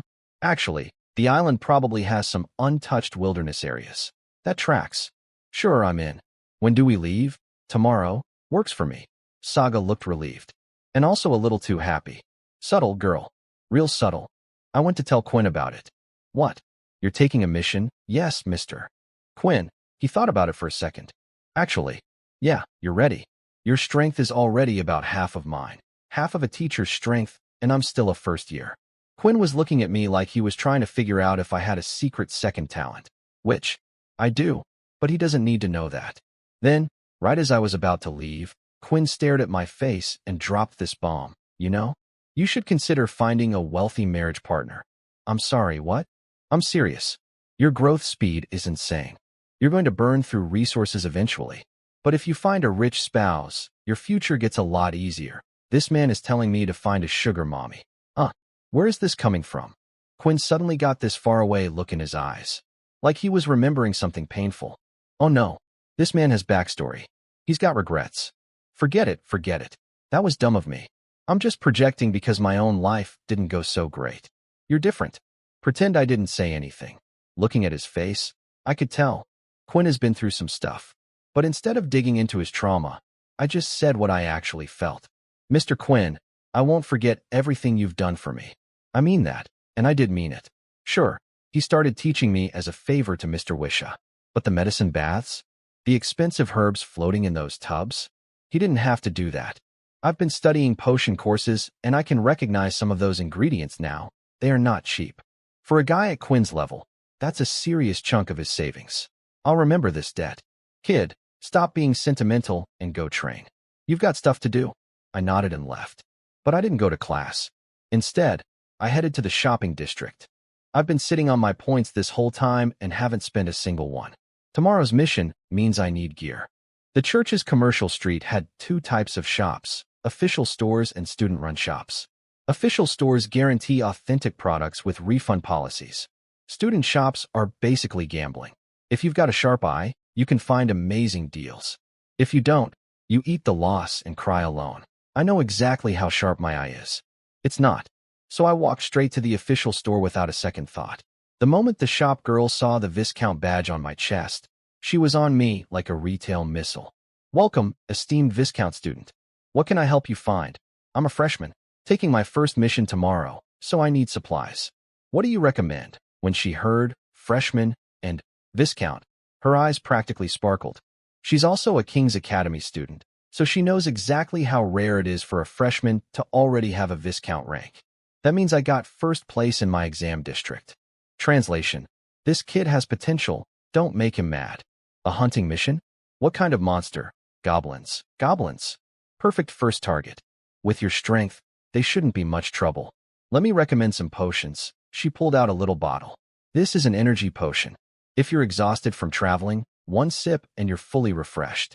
Only 1 point each. She opened a sample bottle and held it under my nose. Just one sniff and the tiredness from this morning's training melted away like it was never there. Okay, I'm buying these. This stuff works better than coffee.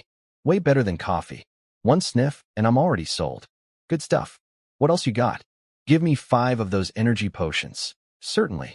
Next we have basic healing potions. Pour it on a wound and it closes up fast. 3 points each. 2 of those. An insect repellent powder. Sprinkle it around your campsite at night, and it keeps away snakes, bugs, and mosquitoes. 1 point per pack, 3 uses each, 2 packs. This girl was a professional saleswoman. By the time she was done with me, I'd spent over 100 points. But honestly, everything she recommended was genuinely useful. No regrets. That'll be 105 points. Thank you so much. My name is Stassi. Please ask for me next time.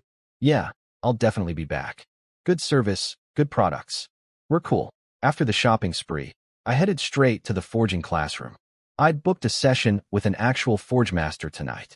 The guy, Tasola, walked in, looked at me without any particular reaction, and just said, "Ask whatever you want. If I can answer it, I will. No small talk. No pleasantries. I like this man. Mr. Tasola, every time I try to forge lightning attribute, or I can't control the energy, and it explodes." Why? He nodded, which I took as a good sign. At least my question wasn't embarrassingly basic. Are you heating it with the standard method? No. I add earth powder to suppress the lightning energy. Then it's either not enough powder or the quality is too low. The earth powder needs to be about half the weight of the lightning, or too little and the energy runs wild. Too much and you drain some of the ore's power, which makes the final product weaker. That made perfect sense. Is there any way to salvage a failed forge? Technically yes, but don't bother. The materials you'd waste on salvaging cost more than just starting over, and the result would still be garbage. Treat every single forge attempt like it's the most important one you'll ever do. No second chances. I nodded hard. This man speaks truth. We spent 3 more hours together, and I learned an absolute ton. My plan now is to digest everything on my own, practice, and come back to him when I hit new problems.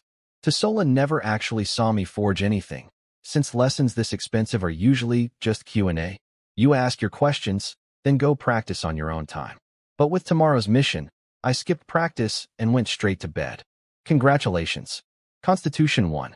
Same as yesterday, another Constitution point. That brings me to 46. My body is turning into a tank. Next morning, I headed to the church gates, filled out the departure paperwork, and finally stepped outside. And I don't know why, but the air just felt fresher out here. Like I'd been breathing recycled church air for weeks and didn't even notice. Outside the church compound was a massive city. I still didn't even know what it was called. Everyone walking around looked young. All students, by the looks of it. Then it hit me. These people must be the commoners. Most students who enter the academy start at either commoner or slave rank. When they noticed the Viscount badge on my chest, every single one of them immediately looked away and lowered their heads. To them, a Viscount can decide whether they live or die. That's kind of messed up, actually. Weirdly, though, I didn't see any slaves on the streets. Which is strange, because there should be more slaves than commoners. Where are they all? Something feels off about that. Before I could think too hard about it, I spotted Saga and the team. The squad was me, Saga, Winnie, Gato, and Devon the Stone Giant. All familiar faces from the entrance exam. The second Gato and Devon saw me, their eyes sharpened up. Yeah, they remember. I might have gotten lucky during the exam, but I still came out on top of our entire class. They're not about to let their guard down around me. Long time no see, I walked up with a smile. Yeah, long time. They were sizing me up. I could tell they noticed something was different. My vibe was calmer, more composed, and they could feel that I'd gotten stronger. But we were teammates now, so nobody was about to start a sparring match in the middle of the street. We heading out now? No objections here. Everyone agreed, and Saga took the lead toward the city gates. While we walked, she started giving me the tour. Clan, Do you know what this city is called? No idea. This is Holy Light City. It's the capital of the church's 12 cities. And this island we're on? It's so big it's basically not even an island anymore. It's a whole continent. A continent? I thought this was just a big school island. Seeing my reaction, Saga kept going. King's Academy was built by all the empires and kingdoms together. Every nation has its own territory here. But even with all those countries, they still haven't claimed the whole landmass. There's deserts, forests, and wild zones everywhere. And because the magic density on this continent is so high, monsters breed fast. If you don't clear them out regularly, they multiply into massive hordes. So that's where the goblins come from. This place isn't just a school. It's a whole ecosystem that actively tries to eat you. Fun. So are we heading into some giant forest? Saga shook her head. No, we're just going to a village near Holy Light City. Goblins have been showing up in big numbers lately, destroying rice fields and kidnapping girls. We need to take them out. Yeah, that sounds about right. That's exactly what goblins do. Then Winnie came running up beside me. Even though she's been eating better since coming to the academy, this girl is still skinny as a stick. Pale white skin, legs thinner than my ARMS, looking like a little white radish that learned how to walk. I frowned, reached into my backpack, and pulled out a piece of bread. Eat this. She looked confused. Apparently, she'd been trying to find me this whole time and couldn't figure out where I lived. So she'd been going back to the old arena every single day, just waiting to see if I'd show up. That's actually kind of sad and adorable. She took the bread with both hands and started nibbling on it in tiny little bites. Something about the way she did it was so ridiculously cute that I couldn't help myself. I reached over and ruffled her hair, like she was my daughter or something.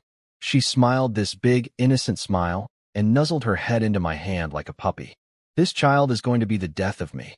Have you not been eating properly? Why are you still this thin? She swallowed her bread real quick. No, I eat every day. It's just, my talent won't let me. Because of my ability, I can only get proper nutrition from drinking blood. But I really hate doing that. Oh, that's actually awful. Her talent literally forces her to drink blood to survive, and she hates it. The more I think about it, the more I realize powerful talents aren't just gifts. They're curses too. Starting from B-rank talents, the side effects start showing up. The stronger the power, the bigger the price. I looked over at Saga. What about you? Does your talent have a downside? Kind of a rude question to just throw out there, but I knew she'd answer. Yeah, she nodded. My teacher told me that winged people have a mental flaw. We're really pure-hearted, and we get extremely fixated on things. Then she stared directly at me with those burning eyes. Okay, I don't need her to spell out what she's fixated on. Message received. Loud and clear. A mental side effect, huh? I don't know if that's good or bad. If she channeled that obsession into training, it could be amazing. But she's clearly not channeling it into training. I glanced over at Devon and Gato, wondering what their side effects were. They're both B-rank though, so it probably isn't anything too crazy. Devon, meanwhile, was not having a good time. He was fuming because both girls in the squad were hovering around me. Is it because I'm handsome? Yes it is, but he couldn't accept that. See, back in the old days, Devon was too busy starving to think about anything besides food. But now that he's eating 3 meals a day at the academy, his brain has moved on to other interests. He's been eyeing the girls at the church, thinking his status should make them come to him. And his real targets? Saga and Winnie, girls with talent way above his own. His logic was simple. One's too pure, one's too naive. Should be easy pickings. Except both his easy targets are currently orbiting around another guy. No wonder he looks like he swallowed a lemon. So he marched right over with zero grace. Hey, what are you guys talking about? I'm curious too. My talent doesn't have any flaws, by the way. Pretty different from you guys. The awkward silence that followed could have killed a man. What is this dude doing? No flaws. Buddy, your talent turns you into a stone giant. You know what stone giants are? Slow. Once levels go up and fights get serious, you're a punching bag with legs. I wanted to roast him so bad, but held it in. Team fights and internal drama don't mix. Gato, on the other hand, couldn't care less about any of this. He was staring lovingly at his spear like it was his girlfriend. His talent is Weapon Master. He can pick up any weapon and master it fast. He'd switched from swords to spears recently, and apparently he'd gotten so good he could hear the air crack when he thrust. But since nobody had seen his spear skills yet, we all just let him do his thing. Devon noticed nobody was paying attention to him and got even more annoyed. Hey clan, how did you manage to get first place with just a C-rank talent anyway? I've gotten a lot stronger since then. Want to spar? I looked at him.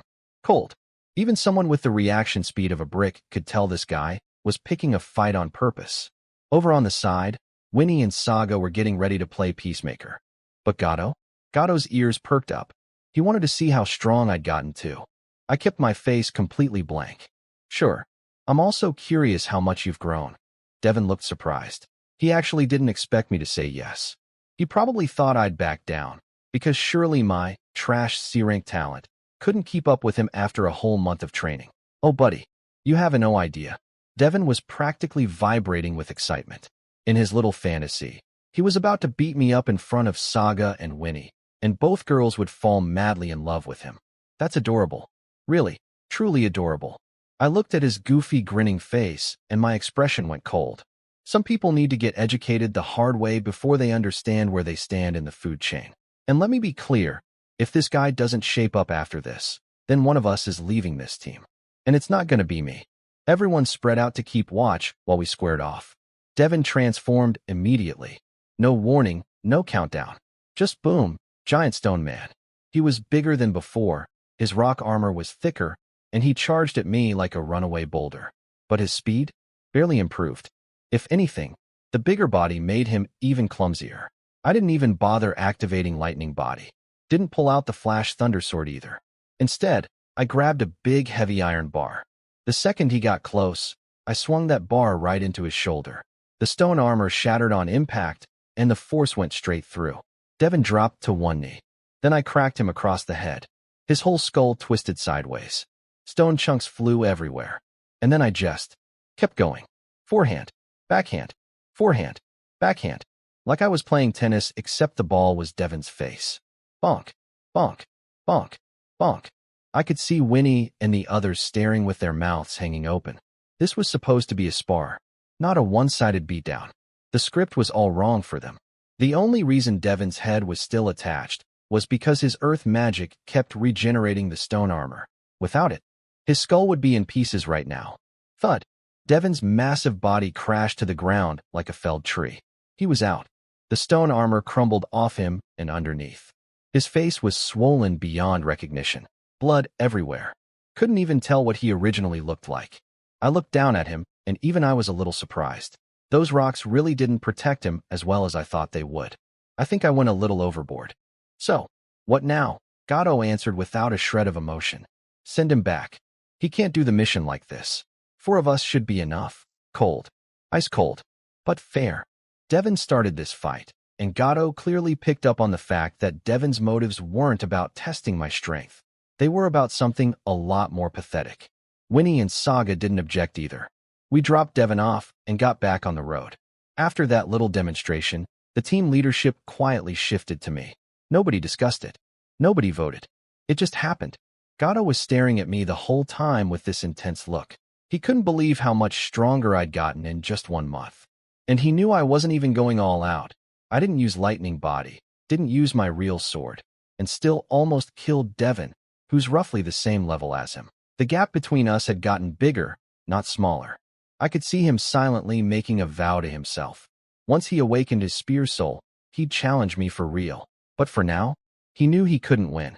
We moved fast and reached the target village before dark. The place was a mess. Broken fences, trampled crops, every single door shut tight. It looked like a village that had given up on hope and was just waiting to die. I realized all the camping supplies I bought were probably unnecessary since we had actual houses to sleep in. Well, they'd come in handy some other time. Hello? Anyone here? We're here to deal with the goblins. A door creaked open nearby. A few villagers shuffled out. Thin, malnourished, yellow hair, terrible skin. They looked like they hadn't had a proper meal in months. This world is brutal. The commoners in King's Academy territory have to pay massive taxes every month. After paying up, they barely have enough food left. And on top of that, they get attacked by monsters constantly. It's misery piled on top of misery. Compared to this place, the church compound is literal paradise. My lords, you've come. Let me prepare a place for you to stay. The lead villager practically fell over himself welcoming us. He brought us to the biggest house in the village chief's place. The chief was the only knight-class fighter in the whole village. Young guy, maybe mid-20s, dark skin, but in better shape than the rest of the villagers. He could hold his own in a fight, but against an entire goblin horde? Way outnumbered. Please stay here tonight, my lords. If things go as usual, those beasts will attack the village again tonight. I nodded. Time to go goblin hunting. Then a baby started crying inside the house. The village chief jumped up immediately. Sorry, my kid's crying again. I need to go take care of him. Eyeing, look after our guests. A little girl stepped forward. Yes, father. She was so well-behaved it almost hurt to watch.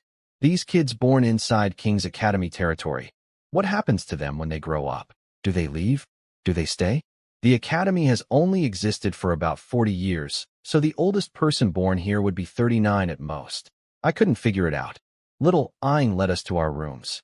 Nothing fancy, but clean and spacious. Someone had clearly put effort into tidying up. Coming from the backgrounds we all had, none of us were about to complain. I'd barely sat down when someone knocked on my door. I opened it and found Saga, Winnie, and Gasa all standing there like a welcoming committee. Clan, let's all wait in your room. That way when the monsters show up, we can move together. Made sense. No objections. Winnie tilted her head. Clan, do you think goblins are strong? No idea. Never fought one. In video games from my past life, goblins were basically walking EXP bags. But the books here told a different story. Most goblins are weak, sure. But because they breed like crazy, some goblin groups develop mutant variants. Monsters several times, or even dozens of times stronger than regular goblins. And since King's Academy has insanely dense magic energy, the mutation rate here is way higher than normal. One group could have multiple mutants. Was I scared? No. I was excited. Finally, real combat. Life or death stuff. My only concern was whether these goblins would be enough to satisfy me. Yeah, I know that's not a normal reaction. Most people would be nervous. But something deep inside me was thrumming, like a caged animal about to be let loose. Night fell. We were chilling in the room when suddenly, noise. Screaming. Crashing. They're here. We grabbed our weapons and burst outside. It was dark, but I could see dozens of short black shadows scrambling through the village. And the smell. Oh God, the smell. Like a dumpster had a baby with a sewer. Among those short shadows, there were a few big ones. Those had to be the mutant variants. Like the torches, the villagers scrambled and lit up everything they had. Lamps, torches, anything with a flame. Finally I could see, and I immediately wished I couldn't. These goblins looked exactly like the books described. Short, ugly, fat bellies, stick-thin limbs, and a stench that could knock out a horse. What is even the point of this species existing? I drew my flash thunder sword. One swing. One goblin. Cut clean in half. Gasa pulled out his spear and skewered two goblins at once like a kebab. Okay, the spear switch was a good call. Winnie took to the air and became a ghost in the darkness. Her combat power at night was on a completely different level. All I could see was a black blur weaving through the goblin horde, leaving corpses in her wake. Saga went airborne too, raining down ranged magic attacks. Her control had gotten way better. Each blast took out multiple goblins. In just 1 month, everyone on this team had leveled up significantly. But the goblins were tearing through the village fast. Every second we wasted meant more damage. Time to stop holding back. Lightning body on. My speed exploded. The flash thunder sword was a blur in my hands. 3, 4, 5 goblins split in half within seconds. Cutting through them felt like slicing tofu. Zero resistance. It was almost too easy. Then the 3 mutant giants noticed us. We were kind of hard to miss, what with all the goblin slaughtering. They decided to come deal with us personally. The first giant goblin charged straight at me. This thing was massive, but unlike Devon's clunky stone form, this monster was fast. Its speed was way above a normal goblin's, and the power difference was enormous. I didn't underestimate it. The second it got close, I went full force, one clean slash aimed at its neck. The blade bit deep, cutting from the throat all the way down to the collarbone before stopping. Couldn't cut all the way through. Its bones were ridiculously hard. I ripped the sword out immediately. Blood erupted from the gash like a broken fire hydrant. Ag. The giant goblin let out this ear-splitting screech that felt like it was trying to physically destroy my eardrums. I actually flinched for a second. I didn't expect something that ugly to also sound like a demon being tortured in hell. But I recovered fast. No time to be grossed out. The other two giant goblins turned to look, but I wasn't about to show mercy just because this one was screaming. The instant I pulled my sword free, I drove it straight into the thing's right eye. Die. The flash thunder sword punched through the eyeball and came out the back of its skull. The screaming stopped immediately. The massive body crashed to the ground like a sack of ugly potatoes. I didn't go near the corpse, though. Monsters have crazy life force. For all I knew, that thing could still get back up. So I moved on and kept slaughtering regular goblins. One giant variant down. 2 to go. On the other side, Gato was fighting the second giant. His spear technique was sharp. First strike aimed right at the throat, textbook precision. But unlike me, Gato's raw stats weren't high enough. The giant goblin actually reacted in time and blocked with its massive wooden club. One hit from that club knocked the spear clean out of Gato's hands. He looked down. The skin on his palms was ripped off, blood everywhere. These giant goblins were way stronger than any of us expected.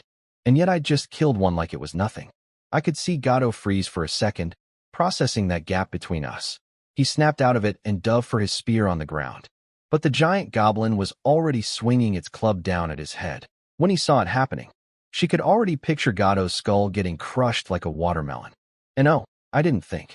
I gathered every bit of magic I had left, focused it into my flash thunder sword, and threw it.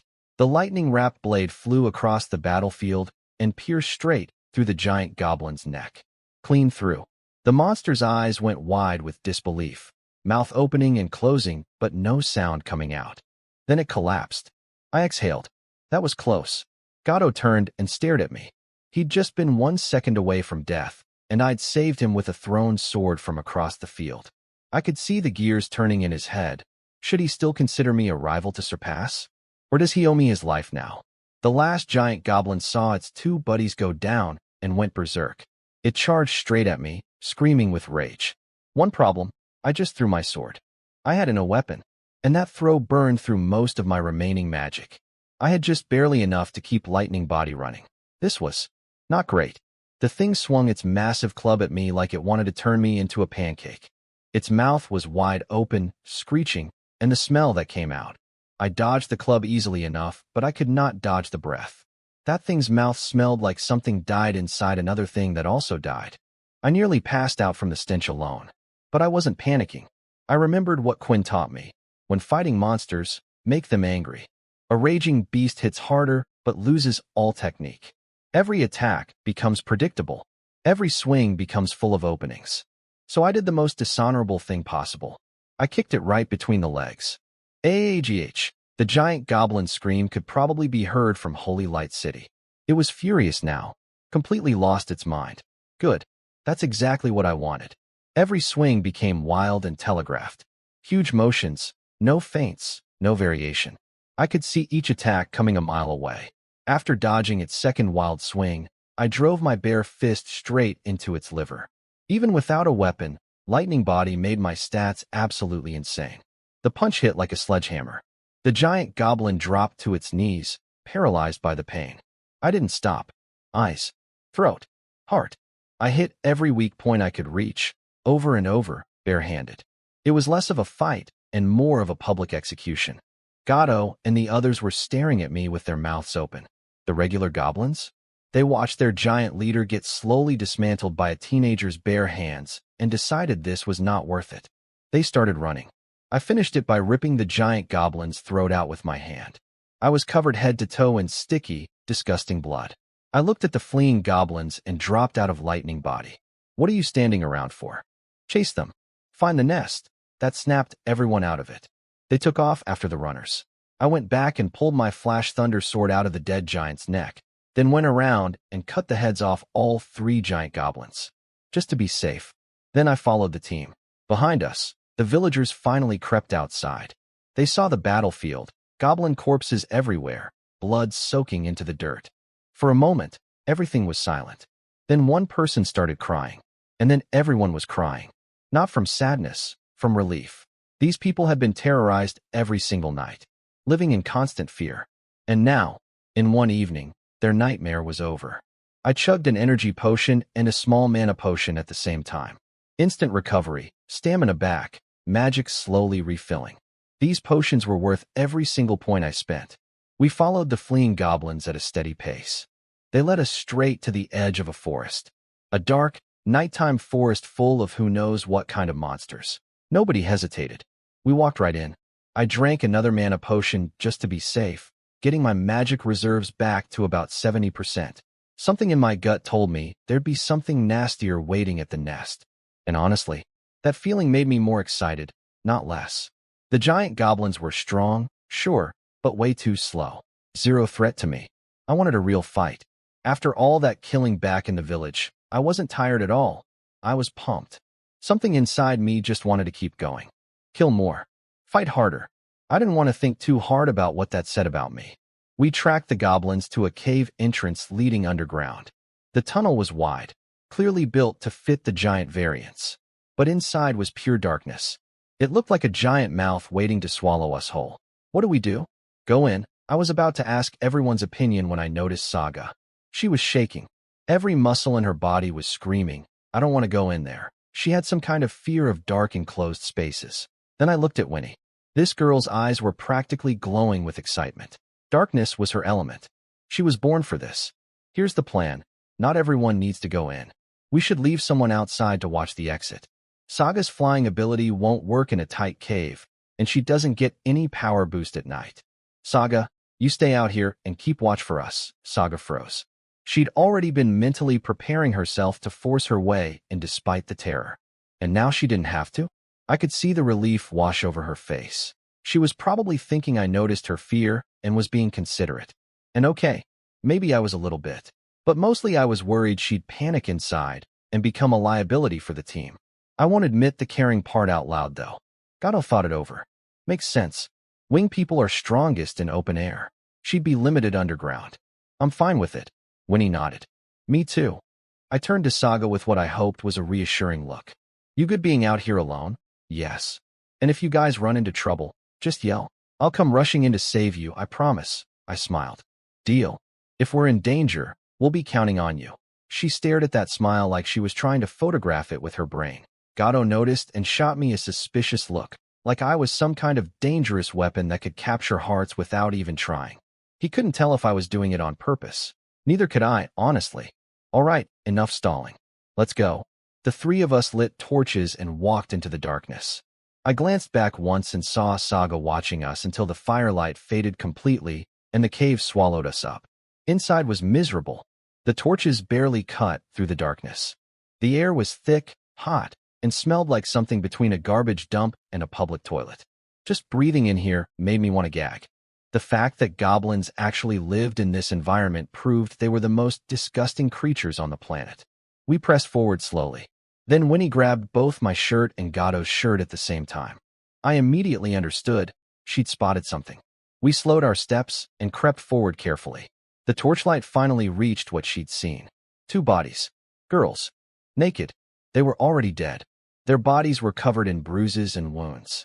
Barely recognizable as human anymore. The smell was beyond anything I could describe. And the wounds on their stomachs. I swear, this was the most horrifying, most enraging thing I had ever seen. These animals. I couldn't even imagine what these girls went through before they died. I knew what goblins did. I'd read about it.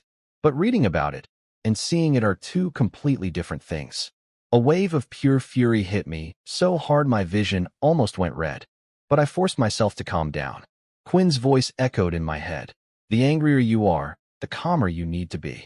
Learn to use your anger. The fire inside me didn't cool down even a little. I just put a lid on it. Gato and Winnie felt it too. It didn't matter that we didn't know these girls. They were our people. Seeing them treated like this by these creatures. Any human being with a pulse would feel the same rage. Keep moving, I said. My voice came out cold as ice. Nobody spoke. They just followed. The deeper we went, the more bodies we found. Each one worse than the last. My anger kept building and building with every step. Finally, we reached the main chamber. Found them. A goblin shrieked and launched itself at my face. I caught it midair with one hand. My grip tightened. The thing screamed and thrashed, staring at me with pure terror. I squeezed harder. My veins were bulging out of my arm. Crack, crack, crack. Its body twisted and compressed in my fist like a crushed can. It screamed until it couldn't scream anymore. I channeled lightning through my hand. The goblin exploded. Every goblin watching immediately froze. To them, I wasn't a human anymore. I was a monster, worse than anything they'd ever seen. They didn't want to come near me. Too bad. I wasn't giving them a choice. Lightning body activated. I charged into the swarm and started swinging the flash thunder sword like a man possessed. Limbs flew. Blood sprayed. Body parts scattered across the cave floor like confetti at the world's worst party. Not a single goblin could survive one swing. The cave turned into a slaughterhouse. Winnie and Gato joined in, and together we carved through these creatures with zero mercy. Then a different screech cut through the chaos. Louder, sharper, more dangerous. I looked up and saw something new. This goblin was about 2 meters tall, same height as the giant variants from earlier. But it was completely different. Where the giants were bulky and slow, this thing was lean, long-limbed, and clearly fast. It carried an iron spear, wore leather armor, and radiated a kind of killing intent that made the hair on my neck stand up. This one was trouble. I knew it immediately. It saw the carnage in its cave and started screeching. Then it charged, straight at Gato, the closest target. My eyes went wide. This thing's speed was almost as fast as MY base speed. For something that big, that was terrifying. Gato barely had time to raise his spear before the mutant was on him. But at the last second, the goblin changed its attack mid-thrust, converting the stab into a downward slam. The iron spear came crashing down like a sledgehammer. Gato found the best blocking angle in a split second, impressive reflexes, and caught the blow with his spear held horizontally overhead. His weapon bent into an arc so extreme I thought it would snap. But the magic-forged metal held. Gato's legs didn't hold, though. His knees buckled, and he dropped to the ground. I heard the sickening crack of bones fracturing. I was already sprinting toward them. If I didn't get there now, Gato was dead. The mutant goblin looked down at Gato with cold, calculating eyes. It raised its spear for the finishing blow. A black crescent blade came flying out of nowhere. Winnie's attack. The mutant sensed the danger and dodged, but not completely. The blade carved through its right shoulder, armor and flesh and all, nearly severing the arm. It grabbed its wounded arm and screamed. But that moment of distraction was all I needed. I was already in its face. Sword aimed at the throat. It dodged on pure instinct, but not clean enough. My blade scraped across its neck, ripping the skin open. Foul-smelling blood gushed out. Now it was angry. The pain seemed to disappear from its body as rage took over. It attacked me like a berserker, swinging that iron spear with one good arm and raw fury. This thing was fast. I was faster, but not by enough to dodge everything cleanly. So I blocked instead. Our weapons clashed over and over, the metallic ringing echoing through the cave like thunderclaps. For the first time in a long while, I was getting pushed back. This monster's raw power was on par with the giant goblins, maybe even higher, packed into a body that could actually move. Every hit rattled through my arms and shook my stance. The mutant paused for a second, genuinely confused. It couldn't understand how a human this small was blocking its attacks. By all logic, I should have been sent flying. But confusion doesn't last long in a fight. It came at me again, harder, faster, more desperate. In its mind, I was the most dangerous thing in this cave. It wasn't wrong. The longer I fought this mutant goblin, the more shocked I was. This thing didn't just have insane stats, it was smart. Its attacks had actual martial arts technique behind them. Relentless combos with zero gaps, suffocating pressure. This wasn't a dumb monster. This was a warrior. Meanwhile, Gato finally dragged himself back to his feet on broken legs. He could barely fight regular goblins now, let alone anything serious. He managed to kill two, and then one snuck up behind him and slashed his back. He spun around and skewered it, but the damage was done. The other goblins smelled weakness and started swarming him. Winnie swooped in to cover him, but she couldn't help me because my fight with the mutant was too close quarters. One stray attack from her could hit me instead. Back to my duel. The mutant's iron spear was starting to warp from clashing with my flash thunder sword. Its weapon was clearly inferior quality. It would snap soon. But this thing was too angry to care. All it wanted was to kill the human who dared invade its home. And me? I was getting more excited by the second. This was what I'd been craving. An enemy at my level. A real life-or-death battle where one mistake means death. This is where growth happens. Our emotions were spiraling in opposite directions. The more excited I got, the sharper my mind became. The angrier the mutant got, the dumber it fought. Its coordinated technique dissolved into mindless rage. Predictable swings. Obvious patterns. If Quinn could see me right now, he'd notice my swordsmanship was improving in real time. Too bad I hadn't learned a proper lightning element sword technique. If I had, tonight would have been a breakthrough moment. The basic sword style from the lightning attraction technique was doing fine, but it wasn't enough to maximize what I was learning. 3 minutes later, I felt it. The mutant's power was fading. I looked at it, covered in wounds, standing in a pool of its own green blood, eyes glazed with exhaustion, movements getting slower and slower. I drove my sword straight through its heart. The mutant froze. Its attacks stopped completely. I ripped the blade out. It stumbled backward, hands clutching its chest, the light in its eyes fading. I walked up and stabbed it through the throat. It stopped breathing. I didn't cut off its head, though. Mutant goblins have high medicinal value. They're premium potion ingredients. This body plus the 3 giant goblins from earlier should be worth a lot of points back at the academy. I turned to the remaining goblins. The cave floor was already covered in corpses, but there were still some alive. I kept killing. Then I spotted a few baby goblins huddled in a corner, shaking. A scene from a manga I read in my past life flashed through my mind.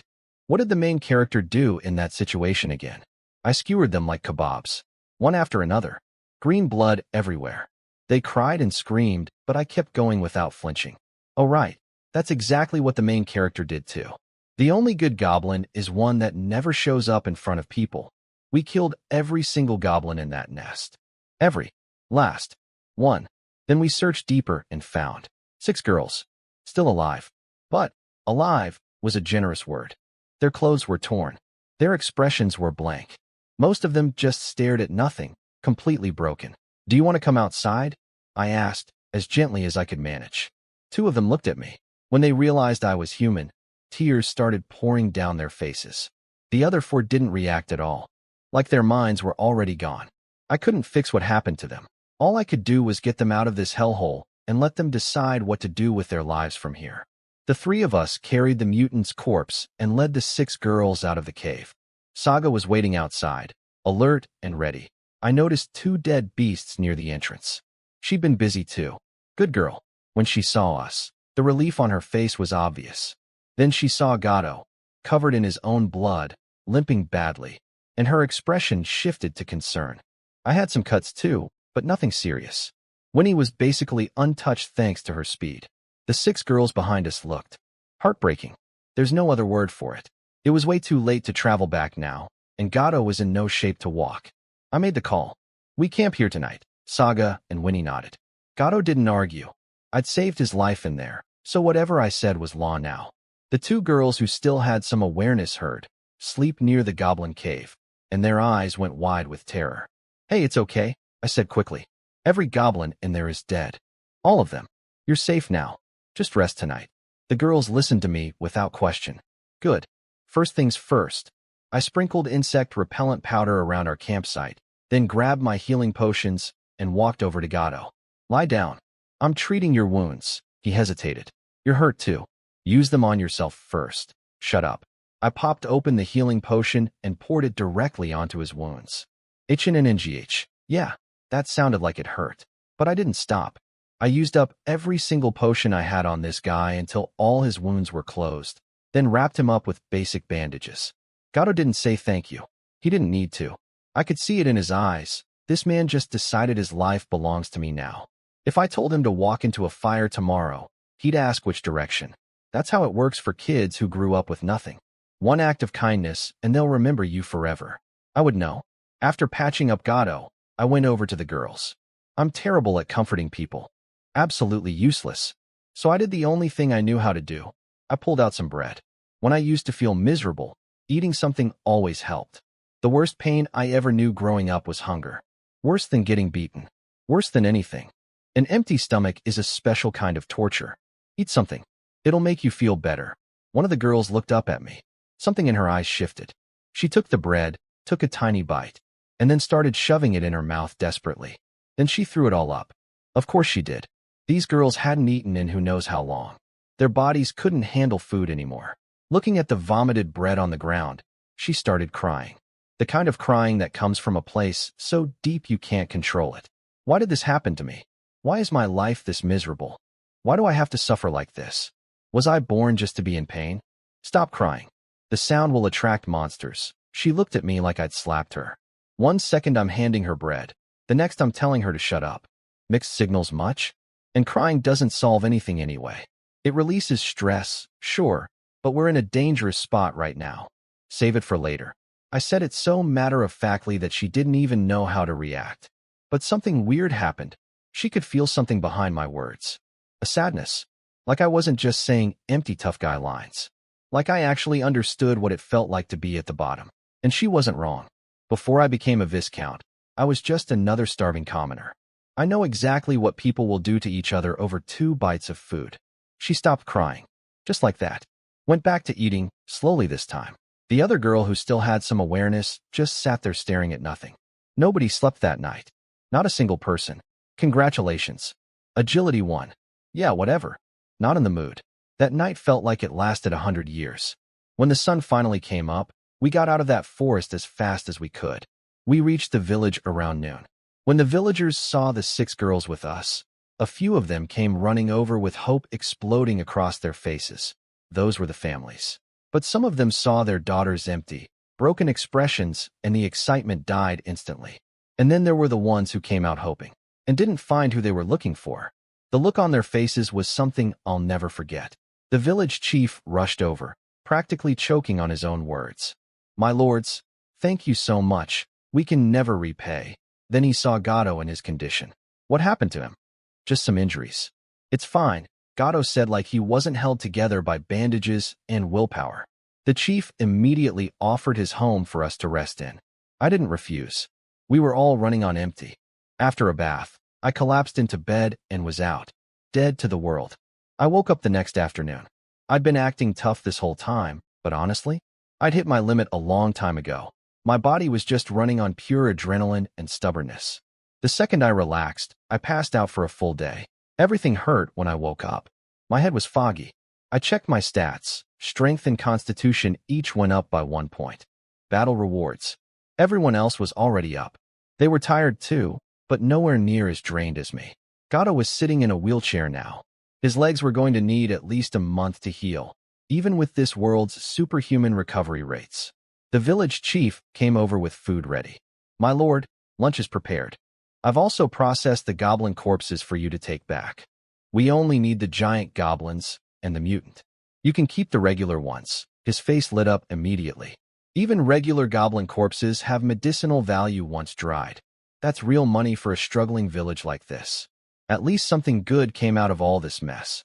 The village chief led us to a dining table loaded with food, a huge slab of roasted meat, a giant pot of meat soup, vegetables, fruit.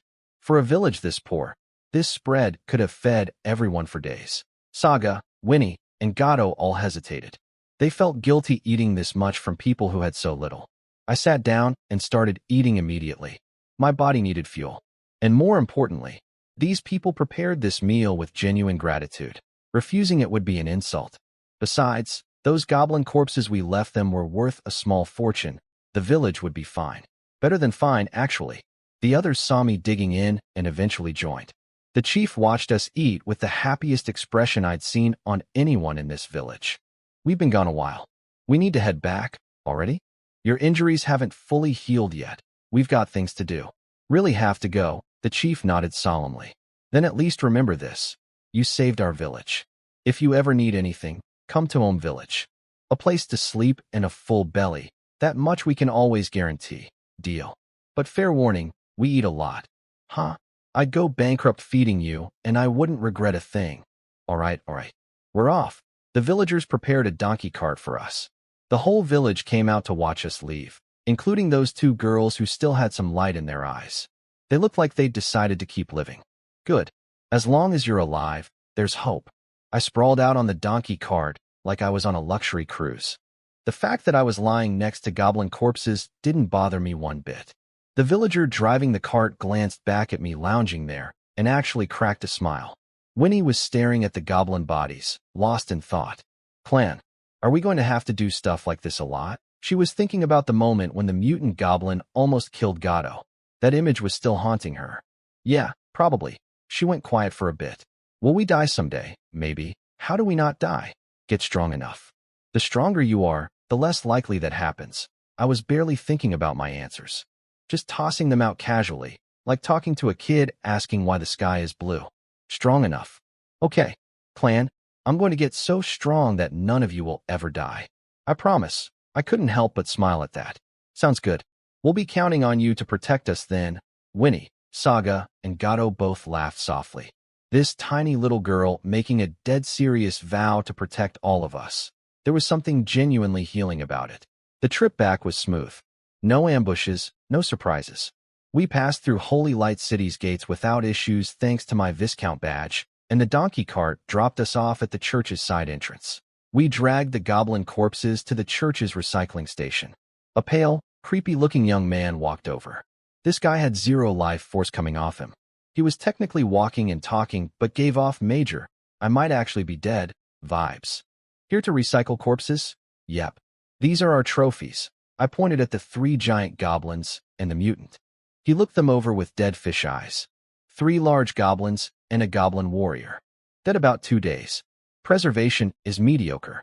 Price will be discounted. Yeah, fair. None of us exactly had a degree in corpse management. Let me dissect them and assess the value. He pulled out this massive, terrifyingly sharp cleaver and started carving along the muscle fibers like a professional butcher. 3 cuts and a giant goblin was fully dissected. He went through all 4 bodies faster than I eat breakfast. You're in luck. None of the bodies have rotted, and the goblin warrior's magic crystal was close to evolving. That bumps the price up significantly. The 3 large goblins, 19, 15, and 17 points respectively. The goblin warrior, 139 points. Take it or leave it. You won't find a better offer anywhere else. I was too tired to negotiate. The guy seemed honest. Done. Total from corpse recycling, 190 points. On top of that, the mission reward was 200 points. Grand total, 390 points to split 4 ways. Before I could say anything, Gato spoke up. I have a suggestion for splitting this. We all looked at him. Clan did the most work. By far. Without him, we wouldn't have completed this mission. He should take 85%. The rest of us split the remaining 15, 5% each. Winnie and Saga looked at each other and nodded immediately. Winnie's logic was simple. If Clan's happy, she's happy. Saga was drowning in guilt about not entering the cave. If she'd been there, maybe Gato wouldn't have gotten hurt so badly. She didn't even want her share. When these 3 proposed giving me 85% of the reward, I had to shut that down immediately. That's ridiculous. They'd barely break even after covering their own costs. No way. I'll take 60%. 60 is too low, Gato argued. We went back and forth for a while and finally settled on 70-something%. 280 points for me, the rest split between the 3 of them. Fine. I'd do most of the work. I killed 2 giant goblins. The mutant saved Gato's life and led the whole operation. So yeah, biggest share goes to the biggest contributor. That's just math. The others barely made a profit after you subtract their time and expenses. But they survived a life-or-death battle and came out stronger for it. So did they actually lose? Hard to say. I headed home. Millia opened the door, saw me, and her whole face lit up like a lantern. Master, you're finally back. Food. Bath water. Wake me when it's ready. I walked past her and face-planted onto my bed. I wasn't even that tired anymore, honestly. But something about being back in my own room just made me want to lie down. There's this weird comfort here that I can't explain. Like my body knows it's safe and just melts. Millia had everything ready in an hour. I dragged myself to the table, grabbed a chicken leg, and bit into it. Familiar taste. That wave of comfort hit me again. I really love this life. If things could just stay like this forever. Millia watched me eat with this satisfied little smile. To her, me devouring her cooking is the ultimate compliment. After eating, I bathed and crashed again. Congratulations. Charisma 1. That brought my charisma to 78. But I didn't wake up to check. I hadn't felt this peaceful in so long. I wasn't about to ruin it by opening my eyes. Next morning, I went to Quinn's house for training like always. The second he saw me walk in, a small smile appeared on his face. Patchy noticed from across the room and rolled her eyes. Apparently, Quinn had been in a terrible mood the whole time I was gone, walking around with a sour face like someone owed him money. Now I show up and suddenly he's all smiles. Men are so fickle. You're back. Yeah. Anything happen out there? Fought a goblin warrior and 3 giant goblins. Took some effort, but we got them. Quinn's face went serious immediately when he heard goblin warrior. Were you hurt? I'm fine. My teammate got it worse. He's still recovering. Good. That's good. I could tell he wanted to check me for injuries right then and there. He knows how strong goblin warriors are, roughly MY level. And normally, humans can't even perform at full capacity against monsters because the raw wildness of magical beasts throws people off. Most adventurers can't solo a monster at their own level. The fact that I did it on my first mission ever was apparently a big deal. I'm gonna go train. I went back to practicing my swordsmanship, and Quinn watched in silence. I could feel him thinking. After I finished today's session, he called me aside. His face had this complicated expression, pride mixed with sadness. Clan, there's something I need to tell you. What is it, Mr. Quinn? You've outgrown me. My guidance isn't doing much for you anymore. Actually, keeping you here might be slowing you down. So I'm going to introduce you to a new teacher. That caught me off guard. I opened my mouth to say something, but he kept going. The teacher I have in mind might not be the strongest in their rank, but I guarantee they'll be the best fit for you. The lessons are a bit expensive though. That's fine. Cost isn't a problem. I could see it in his eyes. Quinn had already made up his mind. This wasn't a discussion. It was a goodbye. And if the decision was already final, dragging it out with emotions would be pointless. Quinn paused. Then he smiled, genuinely, warmly. Right. This is what it takes to get stronger. You have to be decisive. Can't let sentiment hold you back. I'll talk to the teacher tomorrow and explain your situation. Take today to rest and prepare. But I did not rest. Instead, I went and rented a forging room. I'd asked the forging instructor all the questions I needed to ask. What I was missing now was practice. Actual hands-on experience. Today felt like the right day to forge my first weapon. The cheapest forging room cost just 2 points per day. Good enough for now. The cheapest forging room was a shared one. 20 people all hammering away in the same space. The second I walked in, a wall of heat slammed into my face like opening an oven the size of a house. The doors were wide open for ventilation, and it was still unbearable. I got to my station, pulled out my prepared iron, ore, and charcoal, and got to work. The forging room only provides the furnace and hammer. Everything else is on you. And if you break their equipment, the replacement fees would make you cry. Forging as a profession is pretty great, actually. It burns money, sure, but nothing compared to potion making. The income is solid, entry difficulty is low, and the only real barrier is that it's exhausting physical work. Becoming a top-tier forge master is insanely hard, but as a side hustle for regular students, perfect fit. I tossed my iron ore into the furnace. This was a 5-point ore, way better than the standard 1-point garbage. My plan was ambitious for a first attempt. Combine 2 different metals and aim for a fine-grade weapon right out of the gate. Was that cocky? Maybe. But my talent literally tells me I'm built for this. So let's find out. Once the ore hit the right temperature, I pulled it out and started hammering to remove impurities. The sound rang out clean and crisp, and apparently that was enough to turn heads, because several people nearby stopped what they were doing to watch me. Free lesson for them, I guess. Class time costs way more than rental fees. I didn't let the audience distract me. Heat. Hammer. Remove impurities. Put it back in the furnace. Heat again. Hammer again. 3 full cycles before the iron was completely clean. Then I pulled out the second ore, a black thunder ironstone. Iron ore that got struck by lightning, packed with trace amounts of lightning element. I added earth powder while heating it to keep the energy stable and prevent the furnace from exploding in my face. 3 more cycles of purification. I could feel my hands getting faster and more confident with every swing. My proficiency was climbing in real time. Both metals purified. I loaded them into an iron canister and put the whole thing back in the furnace to fuse them together. This part took about 30 minutes of patient heating. When I pulled the canister out, I had to remove the shell. First time doing this step, but my hands moved like they already knew what to do. Wedge the nail into the seam. One clean tap, shell off. Smooth as butter. Then came shaping. I was making a one-handed sword, obviously.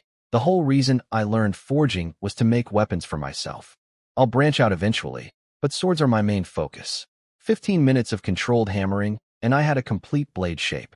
If my forging instructor to Sola saw this, he'd probably go silent, because my first attempt was already approaching his level. Deep breath. Time for the most critical step, water quenching. This is the make-or-break moment. Succeed, and the weapon is basically done. Fail, and everything up to this point becomes scrap metal. I noticed all the other apprentices in the room had stopped working. They were watching me in complete silence, some of them mentally cheering me on. I held my breath, gripped the handle with the tongs, lowered the glowing blade into the water. Hisses. Steam erupted everywhere. White smoke billowed up. My heart was pounding, but the blade held. No cracks, no warping. And as the steam cleared, a tiny bolt of lightning flickered across the edge of the sword. The fusion was perfect. I did it. First forge. Success. After that came the easy stuff, fitting the handle, adding finishing touches. By around 10 at night, I was done. I held up my creation and gave it a test swing at a block of wood I'd brought along. Cut through it like the wood wasn't even there. Sharpness. Excellent. Flexibility. Perfect. Weight and balance. Like it was made for my hand. Because it literally was. This was a genuine fine-grade weapon. And not a bad one either, solidly in the upper range of fine quality. In that moment, I finally understood something for real. I actually have forging talent. This isn't just what the numbers say. I can feel it in my hands. I let myself feel proud for about 5 seconds. Most people need dozens of attempts before they can even make a normal quality weapon. I made a mid to high fine-grade weapon on my first try. If that's not talent, I don't know what is. But 5 seconds of pride is enough. Back to business. Fine weapons aren't worth a fortune or anything, and I definitely don't have time to set up a little market stall. So I took my brand new sword straight to the recycling station. Zero sentimentality. First creation? Memories? Attachment? Nah. Money. The guy behind the counter was some bored-looking dude in his late 20s. He saw me and went, weapon recycling. Then I handed him the sword. He was about to give me the standard, another amateur with junk, look when he noticed my Viscount badge and the actual quality of what I'd just handed him. His eyebrows went up. The recycling station usually gets failed forgings and garbage-tier weapons. Nobody brings fine-grade stuff here. He examined it carefully. 75 points for this sword. Deal? 75? The recycling station pays 90% of market value, so this sword was worth over 80 on the open market. My total material and rental costs were 13 points. 1 day of work, 63 points of pure profit. If I keep improving, I could pump out several of these a day. That's hundreds of points daily just from a side job. No wonder people say crafting professions print money. I need to invest more time into forging. Definitely. Congratulations. Spirit 1. Next morning, I went to Quinn's place as promised. He looked at me, and I could tell. There was something bittersweet in his expression. His student was about to belong to someone else. Let's go? He's already waiting. Yes, Mr. Quinn. Getting lessons from top-tier teachers isn't just about having the class hours to pay. These instructors are booked solid. The second a slot opens up, someone grabs it. There's literally an entire profession built around students with fast reflexes snatching class slots and reselling them at markup prices. So getting in usually requires a personal introduction and making a good impression. Quinn led me deep into the church compound, to a room I'd never been near before. He knocked. Come in. The voice inside already knew who we were. Quinn pushed open the door. Inside was a massive open training space. Weapons lined the walls. Nothing else. Just empty space. And in the center stood a young man.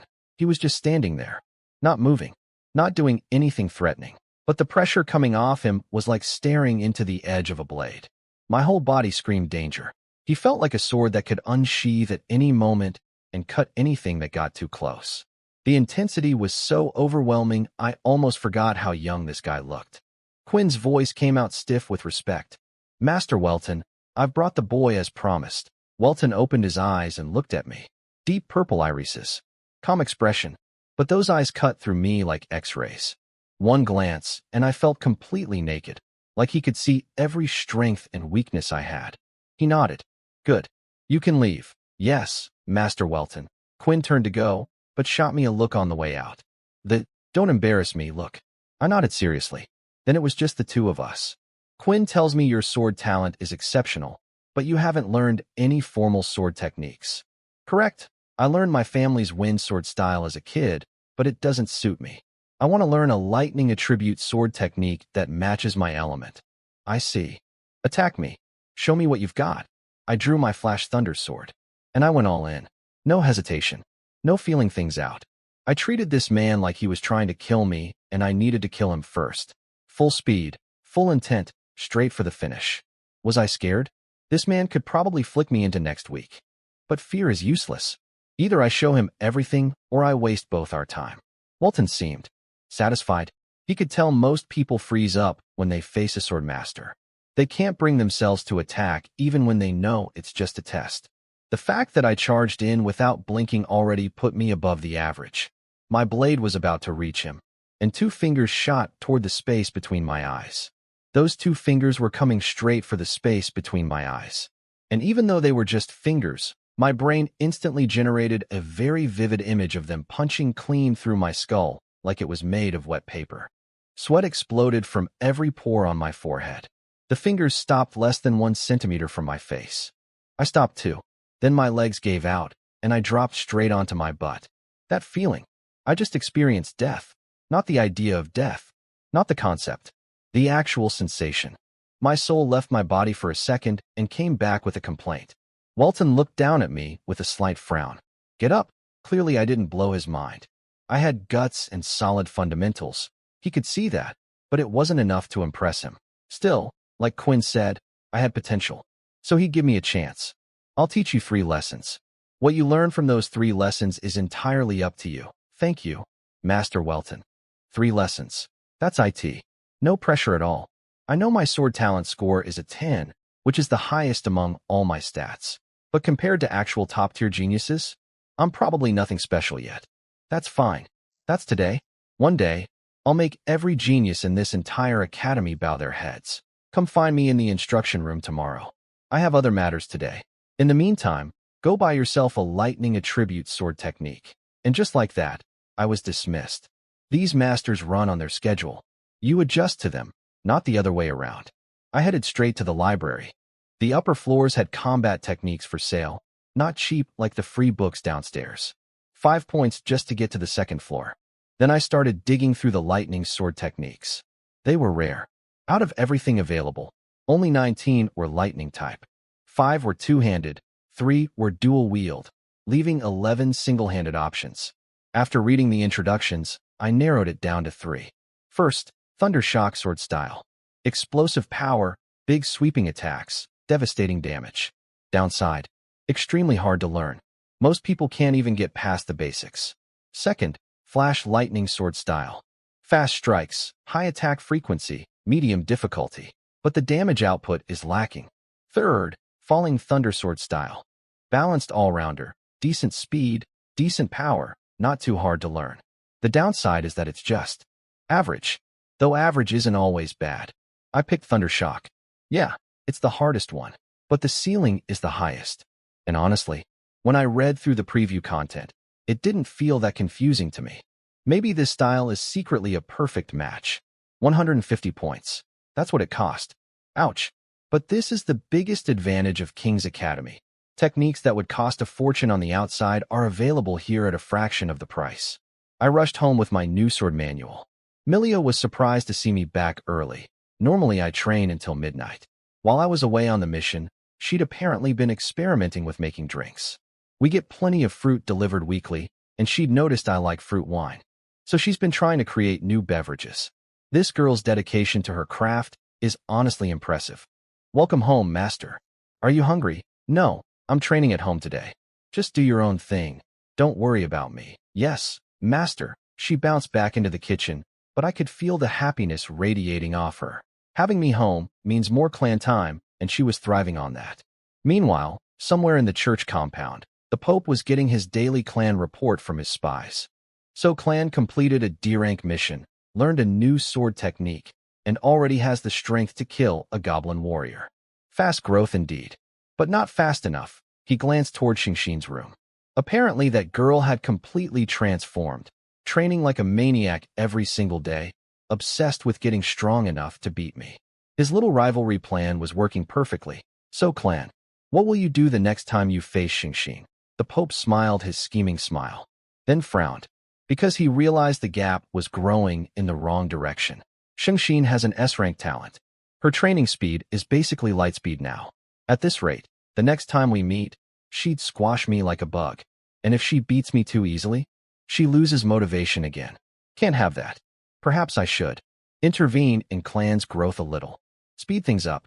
Can't let Xingxing's first rival go down that easily. The Pope started cooking up a new scheme. This man never stops plotting. Back at home, I'd been grinding the Thundershock sword style for 4 straight hours. I could perform the complete sequence now, but I was nowhere near the entry-level mastery threshold. The technique guide wasn't lying. This thing is brutally difficult. I could understand the theory just fine, but translating that understanding into my body was a completely different battle. At this rate, I might not even reach beginner level by tomorrow. And tomorrow I'm supposed to show up to Welton's lesson with this technique. If I walk in there unable to even perform the basics of the sword style I chose, what's he going to think? He's going to be disappointed. That's what. I gritted my teeth and trained harder. I trained from morning until evening. By the time I paused, I was so drenched in sweat it looked like someone had fished me out of a river. Millia was watching from the side, looking worried. I could tell she wanted to remind me to eat, but she didn't have the heart to interrupt. I kept going until past midnight. Congratulations. Sword Talent 1. The second that point landed, something clicked. Things I'd been struggling with for hours suddenly made sense. My swings became smoother, more natural, like the sword was finally listening to me. So it came down to the stat points again, huh? Part of me was a little frustrated. I wanted to break through on pure effort alone. But I got over it quickly. This is my talent. Only a fool ignores his own advantages. But wait, I needed a sword talent point, and that's exactly what I got? I looked at my luck stat. Was this your doing? Hard to believe it was coincidence. Then the hunger hit me like a truck. I looked over and saw Millia still watching me. How long had she been sitting there? Millia, I'm starving. Got anything? Yes, yes. It's all ready, master. She sprinted to the kitchen and came back with reheated food in no time. We had insulated dishes, so it was still warm, barely needed any heating. I tore through that meal like a wild animal. Everything tasted 10 times better when you're this hungry. Millia watched me eat with this dreamy little smile. She loved watching me devour her cooking, and I always compliment her food when I'm done, which apparently makes her whole day. Sometimes I think she forgets she's the maid and not the wife. Good stuff as always. I've still got a lot of work tonight, so go get some rest. She nodded obediently and went to bed. Smart girl. She knows she can't take care of me if she's running on empty herself. After a short break, I chugged an energy potion and went right back to training. 3 hours later, my swordsmanship was completely different. Before, it was just basic slashing. Now every swing was massive and explosive, like I was trying to rip the world apart with each stroke. Unstoppable momentum. My status panel updated. Thundershock sword style. LV.1 entry level. Achieved. In one night. But I didn't stop. I kept training straight through until dawn. By the time Millia woke up and started making noise in the kitchen, I finally noticed the sun was coming up. An entire night of training without a single break. And I didn't feel tired at all. Just pure adrenaline and excitement. Millia rushed to make breakfast and prepare bath water at the same time.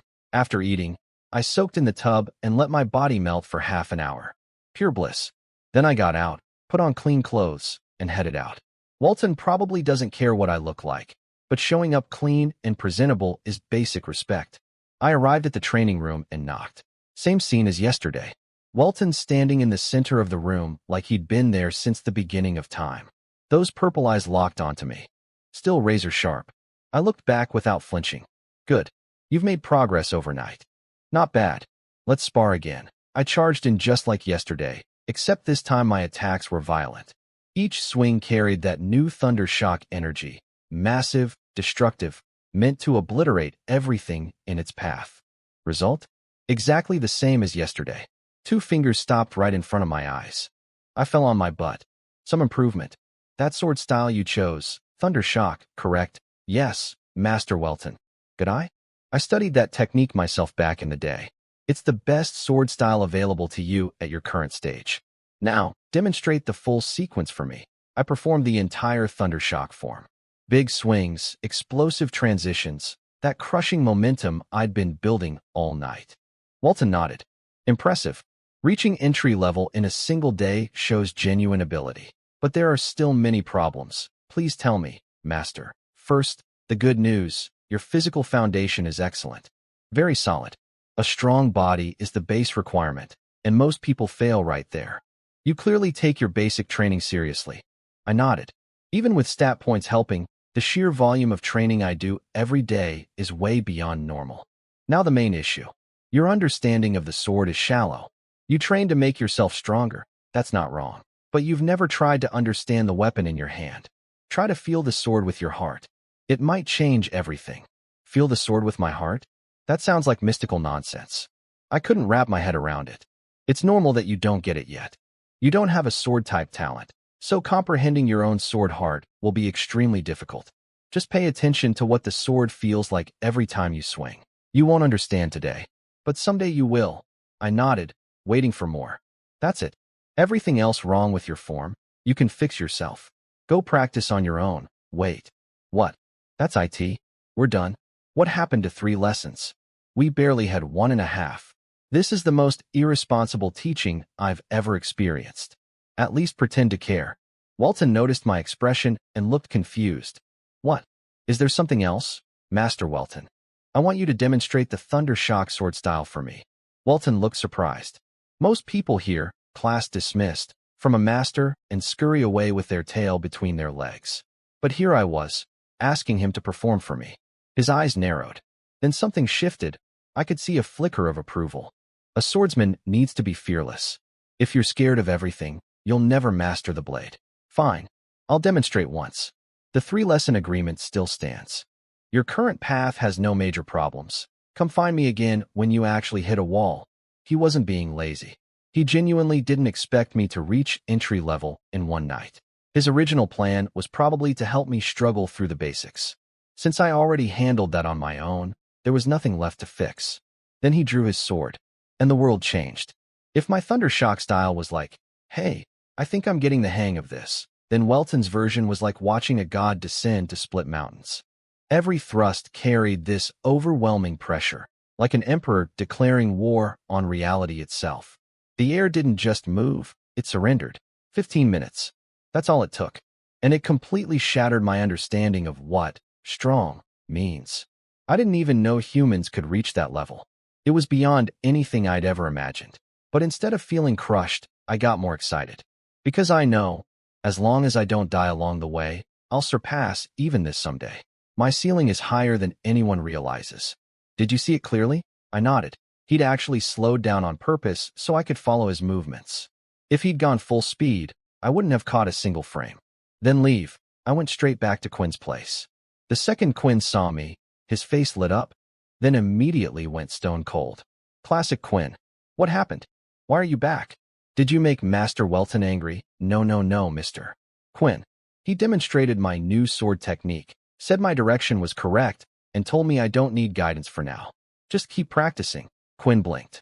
He couldn't believe that Welton, one of the pickiest masters in the church, couldn't find anything wrong with me. That was actually incredible. So, Mr. Quinn, can I train here? I mean, sure. Stay if you want. I don't care. Patchy was watching from across the room, covering her mouth to hide her laugh. Quinn was clearly happy but putting on his, whatever, I'm cool face. Men are ridiculous.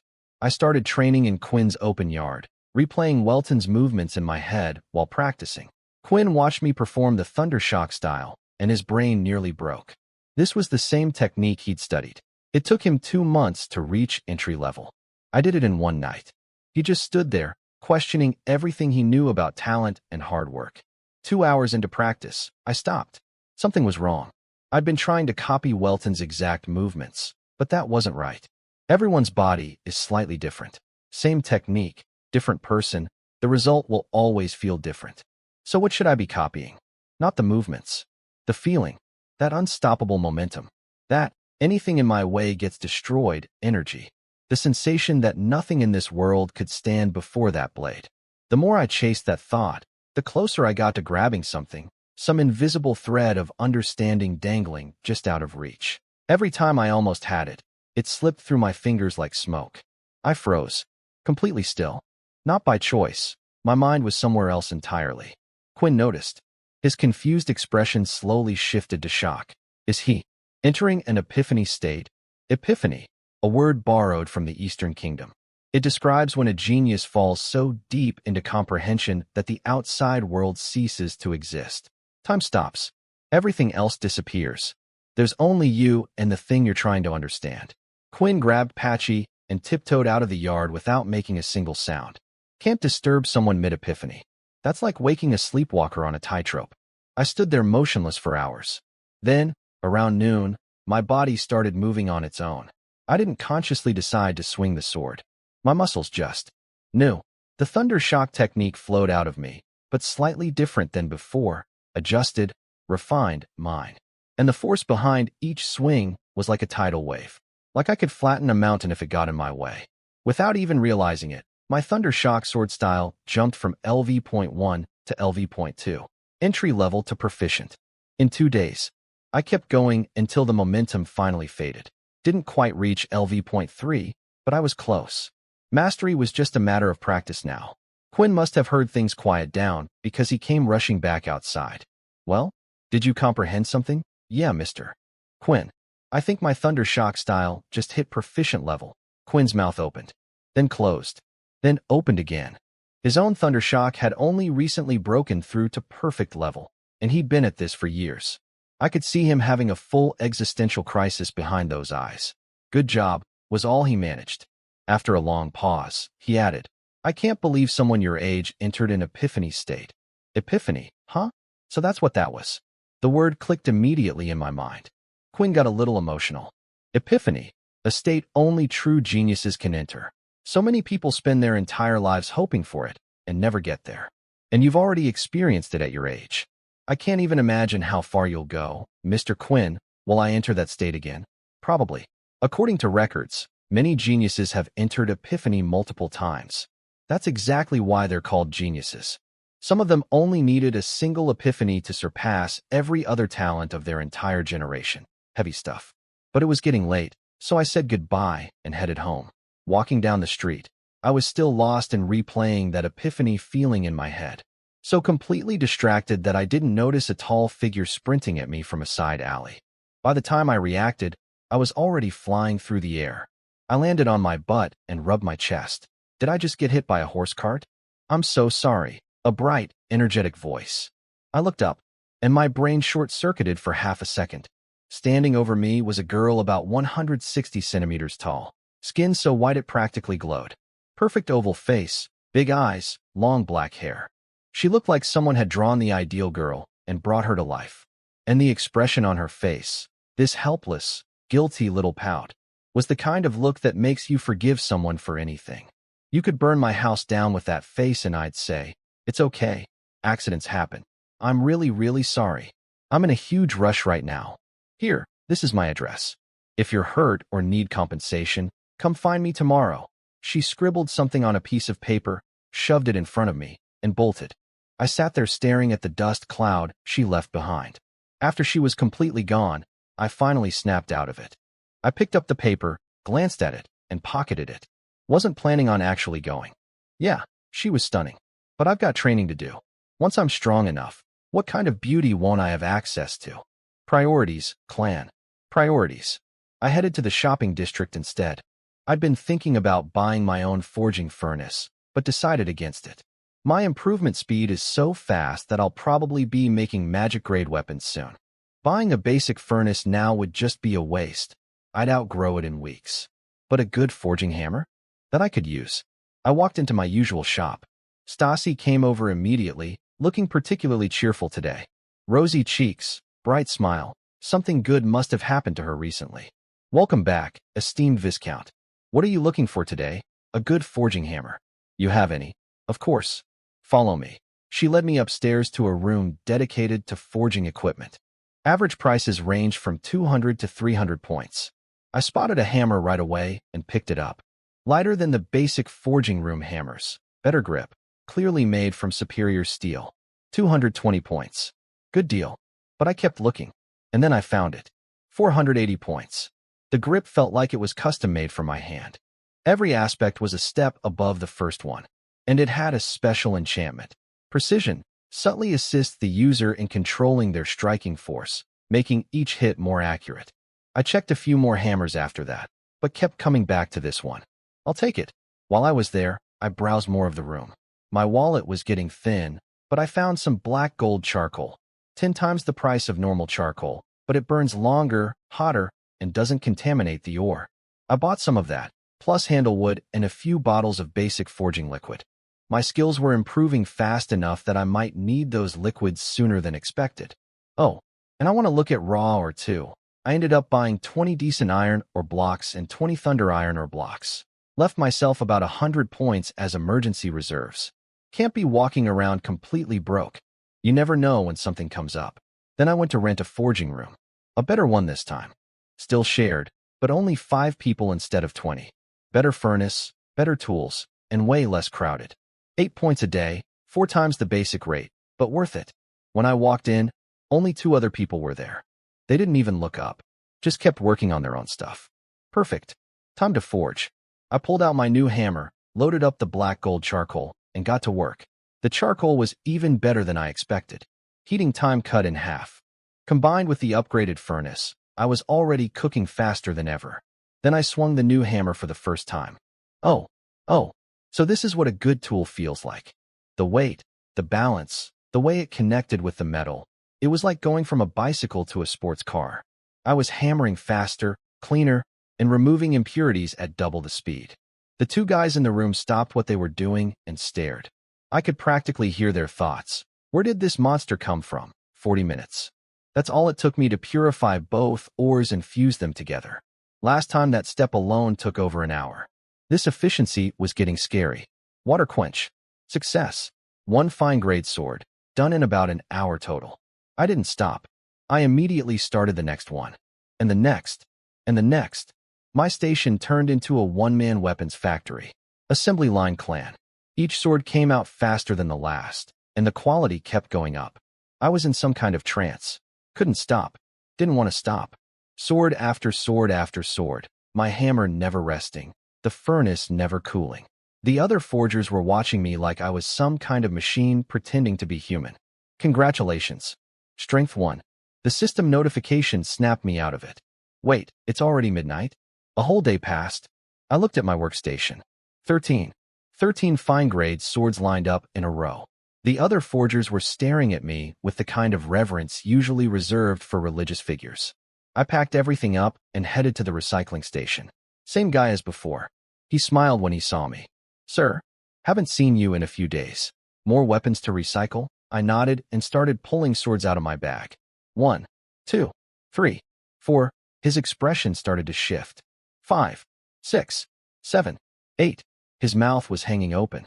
9, 10, 11, 12, 13. The man looked like his brain had crashed and was trying to reboot. He was probably imagining me standing in front of a furnace with my hammer literally on fire, cranking out swords like a printing press. That's all of them. Start pricing. His tone immediately became more respectful. He examined each sword carefully, and I could see him getting more impressed with each one. The quality improved as the batch went on, and I'd added custom touches to some of them. Serrated edges on a few, blood grooves carved down the center of others. No 2 were identical. These are all excellent quality, my lord. Average price comes to 87 points per sword. Does that work for you? 87 average. Some were clearly worth more. But the recycling station's policy is 90% of market value. Take it or leave it. Fair enough. Deal. He transferred 1,131 points to my badge.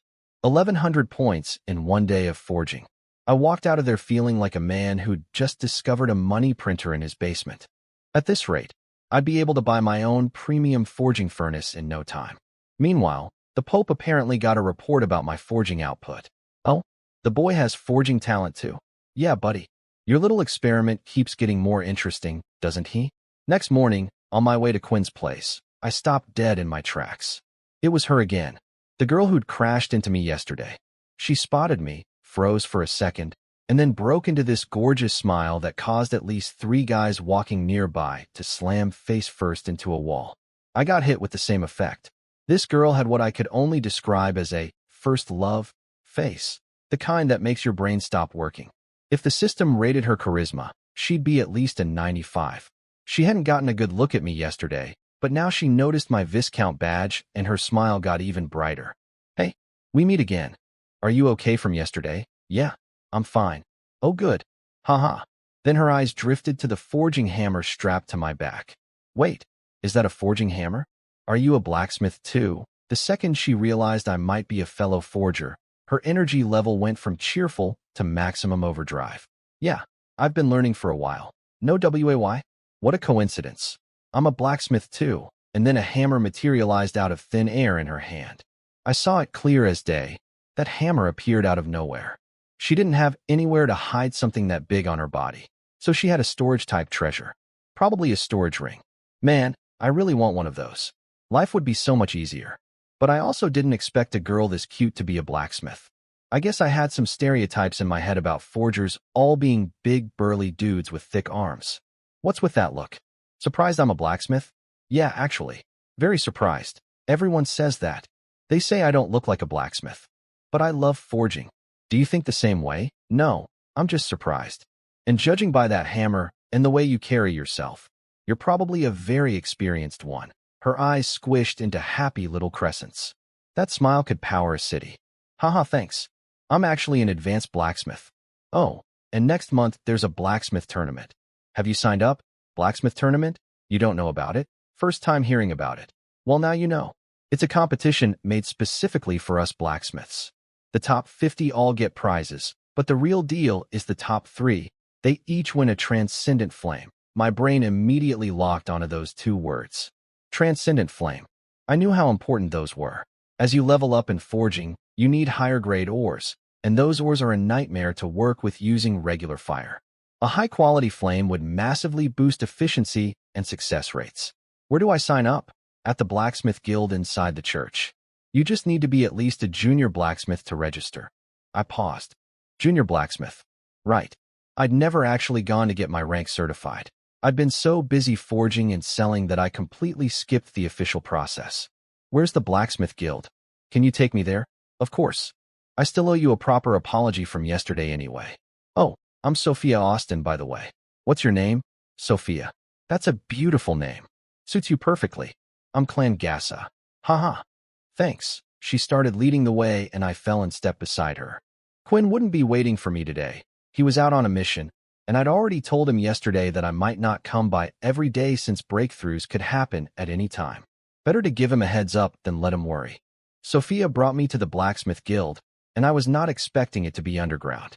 This was my first time in the church's subterranean level, and it was massive.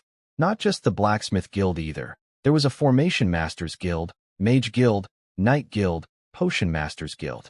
All of them were down here. Each guild had a huge footprint. I couldn't even imagine how big this underground world was. I was starting to wonder if the entire area beneath Holy Light City belonged to the church. Honestly, that wouldn't even surprise me at this point. With this many students, above-ground space has limits. There might even be multiple underground levels. The second Sophia walked through the guild doors, people started calling out to her from every direction. Little Sophia? Haven't seen you in ages. Ready to go on a date with me yet? She fired back at the beer-bellied, full-bearded man without missing a beat. Uncle, when looking for a partner, don't just check if the other person is attractive. Maybe check yourself in a mirror first. Ha ha. The whole room erupted. The guy took it in stride. He clearly knew he had zero chance and just couldn't resist messing with her. More people came over to chat, and watching all this confirmed that Sophia wasn't lying about being experienced. She was basically a celebrity in this guild. She led me to the front desk. Sign him up for the blacksmith tournament next month. The receptionist, a woman with visible muscle definition on her arms, definitely a blacksmith herself, looked at me and grinned. Sophia, where'd you find this little chick? He looks like he just enrolled. Does he even have a blacksmith certification? Sophia froze. She realized she'd never actually asked me what rank I was. Her face said, please don't embarrass me. I paused for a moment. Can I take the certification exam right now? The receptionist burst out laughing. slapping her thigh. Huh. Sophia, you brought someone here without even checking his rank first. Sophia's face went red. He just said he wants to take the exam. What are you laughing at? I'm saying, this kid is probably just bluffing. Look at him.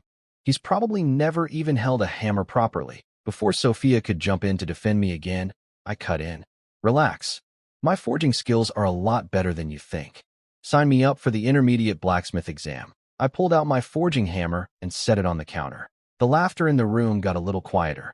Intermediate blacksmith? Kid, you do realize that means forging a fine-grade weapon within 4 hours, right? Relax. When it comes to forging fine weapons, I'm more experienced than you. That shut her up for a second. She was actually starting to wonder if maybe I didn't know what I was doing. Maybe I learned forging before enrolling and just never got officially certified? That was possible enough that she dropped the teasing and got professional. All right then. 50 points for the intermediate exam fee. Here's 50. Do I bring my own materials? You can buy from us, but it's pricier than outside shops. I brought my own. You provide the furnace though, right? Of course. And our furnaces are way better than those rental rooms. Since the exam was public, a crowd started gathering almost immediately. A kid my age taking the intermediate blacksmith test? That was entertainment. Think he'll pass? No chance. He's probably showing off for Sophia. Kids these days would rather waste 50 points than lose face. He's about to embarrass himself even worse. They kept their voices low though. My Viscount badge was doing its job. Most people here were only knight rank, barely scraping by in the church. Viscount-level students in the Blacksmith Guild? Just me, Sophia, the receptionist, and a handful of others. And I was the youngest. Even these gossips weren't dumb enough to openly mock someone with my credentials.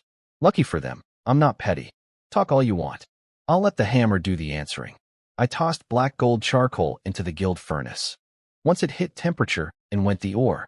Just watching my setup routine made some people reconsider. Okay, maybe this kid has done this before. But most of them were still hoping I'd crash and burn. Classic human nature. Can't stand watching someone else succeed. Sorry to disappoint. I pulled the heater out and started hammering. The second that first ring echoed through the room, faces started changing. That sound, you can't fake it. Perfect force control. Every hit landed exactly where it needed to, exactly as hard as it needed to. The rhythm was so clean and consistent it sounded less like forging and more like a musical performance.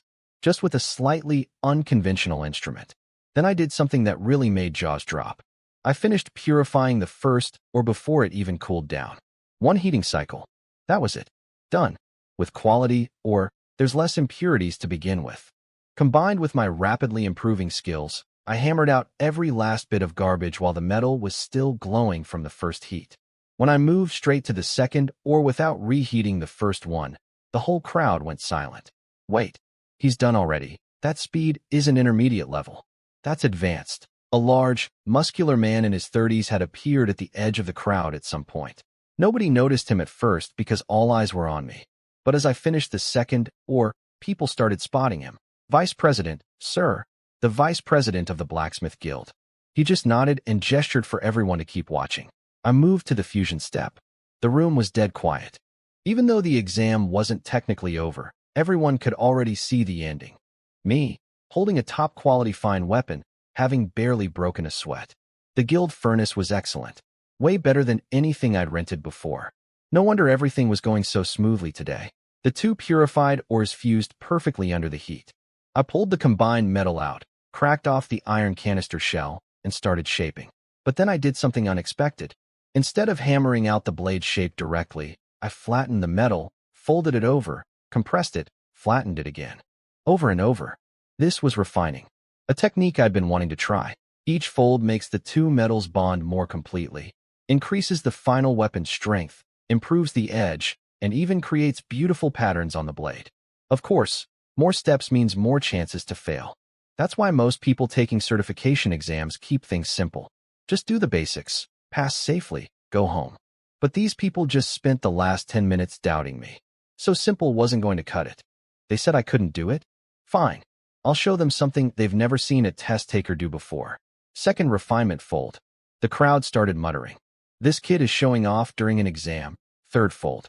The muttering got quieter. Most of these blacksmiths, people who'd been forging for years, could only do 3 folds themselves. And they weren't even sure they could do it this fast. 4th fold. What is he doing? Is he insane? It's just a certification exam. Why is he going this hard? By now, people had noticed the vice president standing at the edge of the crowd, and a respectful gap had formed around him. The big man's eyes were locked onto me like I was the most fascinating thing he'd seen in years. He leaned over to his assistant. When the guild president took his intermediate exam, how many refinements did he do? 5. Vice president, sir. 5. So if this boy does one more, he'll have tied the president's record. Yes, sir. The whole room knew the math. Each fold makes the metal denser and harder, which means each fold needs more force and more precision. At my age, with my body, did I even have the raw strength to keep going? After the 4th fold, the metal had cooled. I tossed it back in the furnace. The question hanging in everyone's mind, will he go for 5? Nobody was mocking me anymore. That phase was over. The reality of what they were watching had sunk in. This wasn't a kid showing off. This was the real deal. The heating took longer this time. Denser metal means more time to reach working temperature. Nobody rushed me. I waited patiently, face completely calm. No celebrating 4 folds. No swagger. Just waiting. 15 minutes later, the temperature was right. I pulled it out. 5th refinement. My hammer moved faster now, but without a single mistake. The rhythm was flawless. People held their breath. They realized they might be witnessing history. The guild president's record being matched by a first-year student at a certification exam. Some of them were already imagining bragging about this moment to their grandchildren. The metal resisted. It was brutally hard to work after 4 refinements. But I hammered through it with terrifying efficiency. 5 folds. Done. Tied with the legendary guild president. The crowd barely had time to process that before they saw something that made their blood freeze. I was folding again. 6. I was going for 6. Is that even possible? He only has 4 hours. Someone checked the clock and realized. Only 2 hours had passed. There was still time. There was actually still time. The atmosphere shifted completely. Everyone was suppressing some explosive emotion, holding it in, waiting for the outcome. If I succeeded, it would erupt. Even the vice president was staring without blinking. I grabbed the metal and started bending. Every vein in my arms popped out like cables. My face turned red from the sheer effort. This thing was dense, like trying to fold a steel beam with your bare hands. People's jaws were on the floor. This was a kid who'd been at the academy for barely a month, bending metal that seasoned masters couldn't bend. The word, young, didn't feel appropriate anymore. 10 full minutes of straining, veins bulging, muscles screaming, and the metal bent. I folded it, then hammered it flat with a fluid motion that looked like I'd done it 1,000 times before. 6th refinement. Complete. The metal cooled. I set down my hammer. Dead silence. Absolute dead silence. Even the most bitter, most critical person in that room couldn't say a single word. What they just watched wasn't normal. It wasn't even exceptional. It was something they'd never seen before and might never see again. Sophia looked like her soul had left her body. She'd brought me here thinking I was a promising beginner. Instead, she'd just watched me shatter the guild president's all-time record. I could practically see the future version of her bragging to her friends. You know Master Clan Gasa? Yeah, I'm the one who brought him to the Blacksmith Guild. You're welcome. I didn't waste time celebrating. The metal went back into the furnace. Still got a sword to finish. The heating took forever this time. Longer than all the previous heats combined. But I wasn't worried. The crowd was buzzing with excitement while I just stood there looking like I was waiting for toast to pop. Nobody in this room knew this was my first time ever doing refinement folds. And honestly, let's keep it that way. My stats were carrying me hard right now. High forging talent for technique. Insane strength for the physical demands. Strong spirit attribute to keep my focus sharp after hours of hammering. Turns out forging is heavily tied to mental endurance too. Every great forge master has a powerful spirit stat. Good thing mine was solid. 45 minutes of heating. Thank God for black gold charcoal, because normal fuel would have taken even longer.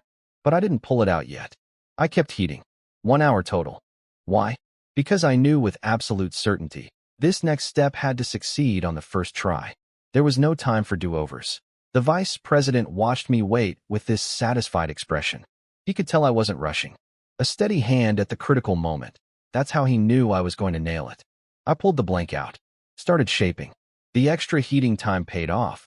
The metal was more workable than I expected. I finished the blade shape before the temperature dropped, and everything after that flowed like water. Then came the quench. I took a deep breath. Normal water wasn't going to cut it this time. This weapon was far beyond standard fine-grade quality. A basic water quench would probably fail and destroy everything I'd just built. I pulled out a bottle of forging liquid. Cheap stuff. Only about 10 points, and poured it into the water. The whole basin turned blue. The blade went in. The second metal touched liquid. Blue electricity crackled across the surface. Steam hissed and erupted. The sword in my hand exploded with a flash of lightning that made everyone in the room flinch. 6 refinements. Forging complete. 1 heartbeat of absolute silence. Then the room detonated. Screaming. Cheering. People losing their minds. It sounded like a concert hall, not a blacksmith guild. Some guys got so excited they tried to rush me for a hug, but the vice president threw up a barrier to keep them back. I looked over at the receptionist who'd been laughing at me 20 minutes ago. So, did I pass? She opened her mouth to say yes, then glanced nervously at the vice president. Right. Gotta follow protocol when the boss is watching. There's one more step, a strength test. We need to verify the weapon's quality. May I? I handed her the sword. The moment she gripped it, her eyes went wide. The handle fit her palm like it was custom-made. The blade was 1.3 meters long, lightweight, blue-white in color with faint lightning patterns running along the surface. It looked like a weapon from a fairy tale. She walked over to a large testing stone, dense but not impossibly hard, standard for certification. She took a breath, raised the sword, and swung. The stone split clean in two. Both halves toppled over in opposite directions. She stood there frozen. It felt like cutting tofu. 0 resistance. The cross-section was perfectly smooth. The passing standard was, hit the stone 10 times, create a 30-centimeter cut, and keep the blade undamaged. She'd cut the entire stone in half, in one swing. This wasn't the sword's limit. This was the test's limit. She handed the blade back to me looking like someone had just taken away her favorite toy. I could see it in her eyes. She'd fallen in love with this sword the instant she held it. She probably wanted to offer me a fortune for it. Honestly, I was planning to sell it. But with everyone being this emotional and celebratory, pulling out a price tag right now felt like proposing a business deal at a wedding. Bad timing. You were amazing, she said. I kind of idolize you now. Then the vice president walked over. Young man, would you come with me? I looked at his chest. A marquee badge. That's 2 ranks above Viscount. Who exactly was this guy? Of course. It would be my honor. He led me through the guild to a private room. The sign on the door read, Vice President's Office. A simple certification exam dragged out the second-in-command of the entire blacksmith guild. Not bad for a Tuesday. He dropped into his chair and grinned. Sit wherever you want. Make yourself at home. I sat down across from him immediately. He raised an eyebrow. No hesitation, no nervousness. Good. How old are you? 16, Mr. Vice President. The vice president's eyebrow twitched when I confirmed my age. 16. Same age bracket as the guild president when he took his certification exam. And that guy came from a blacksmith family, trained since birth. Me? I've been forging for like a week? Kid, you're even more impressive than I imagined. For a talent like yours, I want to give you a reward. Pick one of these 3 items. Consider it a welcome gift. Once this gets reported to the guild president, there'll be even more rewards coming. He pulled out 3 items, and my eyeballs nearly fell out of my skull. A forging furnace, a forging hammer, and a special bottle containing a living, pulsing flame. Even at a glance, I could tell none of these were ordinary items. Let me introduce them. This furnace is called the Star-Plucking furnace, glorious grade equipment. It can withstand extreme temperatures and harness the power of starlight to help you smelt, or massively boosting efficiency and success rates. Starlight-powered furnace. Okay, this hammer is the Sky Shaker hammer, also glorious grade. Top-tier feel, plus 3 different premium enchantment effects for forging. A triple enchanted, glorious hammer. Sure. And this flame, you've probably guessed, is a transcendent flame. Though I should mention, it ranks near the bottom among transcendent flames. 3 absolutely insane items. Pick one. This was clearly a test. The vice president wanted to see what kind of person I was. Greedy? Short-sighted? Strategic? My eyes lingered on the transcendent flame for a moment. The vice president's lips curled slightly, watching me. But something in my gut told me, If you pick this flame, you'll regret it. It's ranked at the bottom. Its element doesn't even match mine. And the blacksmith tournament next month awards transcendent flames to the top 3. I could just win one there. So between the furnace and the hammer, not even close. I could feel it. The Star-Plucking furnace was calling to me. I'll take the furnace. The vice president's eyes lit up with genuine approval. That was the right answer.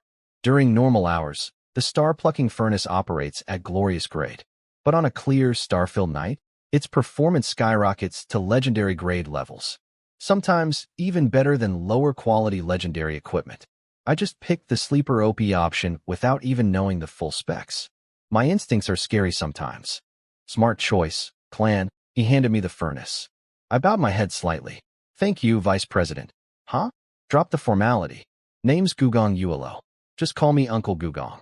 Oh, we're doing the uncle thing now? This marquee-ranked powerhouse wanted to be my uncle? Someone this high up in King's Academy didn't get there by being weak or stupid. The guild president himself was only a marquis. And this man was basically adopting me after watching one exam. Thank you, Uncle Gugong. That's more like it. And listen, if anyone gives you trouble, drop my name. I'll handle it personally. He was not joking. A marquis backing me up? That's like having a nuclear deterrent in my pocket. I'll definitely come running if I need help, Uncle Gugong. Good kid. Now go get your badge. Oh, and take this. He held out a spatial ring. A storage ring. The thing I'd been wanting ever since I saw Sophia pull a hammer out of thin air. It holds about 5 cubic meters. Another welcome gift. Use it to store the furnace. And don't go showing this off to people. 5 cubic meters of pocket dimension. I took everything without hesitation. I'm still growing. This is not the time to play humble. Every advantage counts. But every gift gets recorded in my mental ledger. One day I'll pay all of this back 100 times over. I headed back to the main hall. The receptionist, Kola, had my intermediate blacksmith badge ready. Here's your badge, clan. And I already signed you up for the blacksmith tournament. Thanks, appreciate it. So, about that sword you forged today, yeah? Can I buy it? I really love it. I'll pay top price. 3,000 points. How about it? 3,000. A 6-fold refined fine weapon is better than some magic-grade weapons, sure, but the market price would cap at maybe 1,500. She was offering double that. This girl was serious.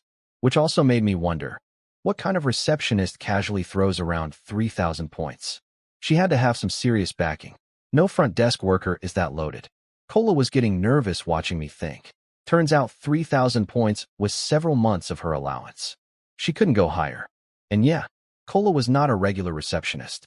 She was the guild president's little sister, working the front desk because she had nothing better to do, safely protected by her big brother. Classic rich kid coasting through King's Academy until her minimum 10 years were up so she could leave. Deal. I'll sell it. Really? Thank you. I'm Kola. You can call me Kola or Big Sister Kola. Sure thing, Kola. She noticed I didn't add the Big Sister part. But geniuses don't call people Big Sister that easily, so she let it slide. 3,000 points hit my badge. The sword changed hands. She looked at it like she'd just been handed a newborn baby. What's this sword's name? Never named it. It's yours now. You pick. Her face practically glowed. Naming rights too? Christmas came early for this girl. By the way, does the Blacksmith Guild sell forging equipment and materials? Of course we do. We're the Blacksmith Guild, and members get discounts. Your intermediate rank, so everything is 5% off. You can also sell your weapons through us. Auctions take a 2% fee. Direct sales take 1%. Not bad at all. Plus, you get monthly resource support.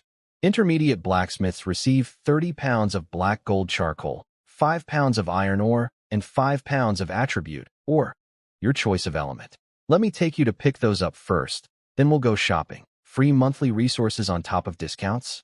Being in this guild was already paying for itself. She led me to a warehouse. Not a store, not a display room. The actual warehouse where unsold inventory was kept. Just pick whatever you want from here. Prices are already marked. Hold on. You're a front desk worker and you're letting me browse the warehouse directly? Are we sure you're just a receptionist? Because this feels like VIP treatment that comes with having a guild president for a brother. What's wrong? Pick something already, right? Picking now, I went straight to the forging hammers. My current one was good, but with 3,000 fresh points burning a hole in my pocket, it was upgrade time. I only looked at hammers priced above 1,000. My eyes scanned across one after another until they locked onto a beast priced at 2,500 points. The Diamond Hammer. 2 enchantments. First, power. Strikes hit with double your actual force. Absolutely critical for working high-grade ores. Second, precision. The same effect as my current hammer. Apparently, precision is the bread-and-butter enchantment for forging hammers. I picked it up. Heavy. Way heavier than my old one. But the moment I gripped it, energy surged through my whole body. I could already picture myself going absolutely berserk with this thing at a furnace. This hammer. And these ores too. Cola did the math. With your 5% discount, that comes to 2,890 points. I'll round it down to 2,800. She just casually dropped 90 points off the price. Girl, if you keep rounding like that, I'm never shopping anywhere else. After paying, I headed for the exit. Sophia was still waiting by the door. If she hadn't bumped into me yesterday, I wouldn't have found this guild this early. I owed her one. Thanks for today, Sophia. Don't thank me. You earned everything in there yourself. Heading home. Not going to try out your new reward? Tomorrow. I've still got training to do today. Wait. How do you know I got a reward? You performed like that, and the vice president personally escorted you to his office. Obviously, he gave you something. Uncle Gugong is generous like that. Fair point. Well, I'm heading back. Wait. Can I walk you home? I want to know where you live so I can find you later. Sure. We just met today, but my impression of Sophia was positive so far. Still, I couldn't shake the feeling that there was more to her than a random coincidence. Our first meeting was straight out of a romance manga. Pretty girl literally crashes into the protagonist on the street. She had the face of a dream girlfriend. Everything was a little too perfect. I was more willing to bet she had some kind of agenda. People don't just stumble into your life this conveniently. What I couldn't see was Sophia's inner thoughts. She was thrilled I agreed. Apparently I was her mission target. Someone important had personally assigned her to get close to me. She needed to complete this task properly. Interesting. Very interesting. We arrived at my front door. I knocked. Millia opened up instantly. Master, you're back. Then her eyes drifted to Sophia standing next to me. Her expression froze. Millia's first reaction to Sophia was pure shock at how beautiful she was. Then I could see something more complicated cross her face, like she was trying to figure out if this gorgeous girl and I were together. This is where I live. Okay, well, I'll head back then. Sophia turned and walked away, but her steps were painfully slow. She was clearly waiting for me to call her back. I didn't. I had training to do.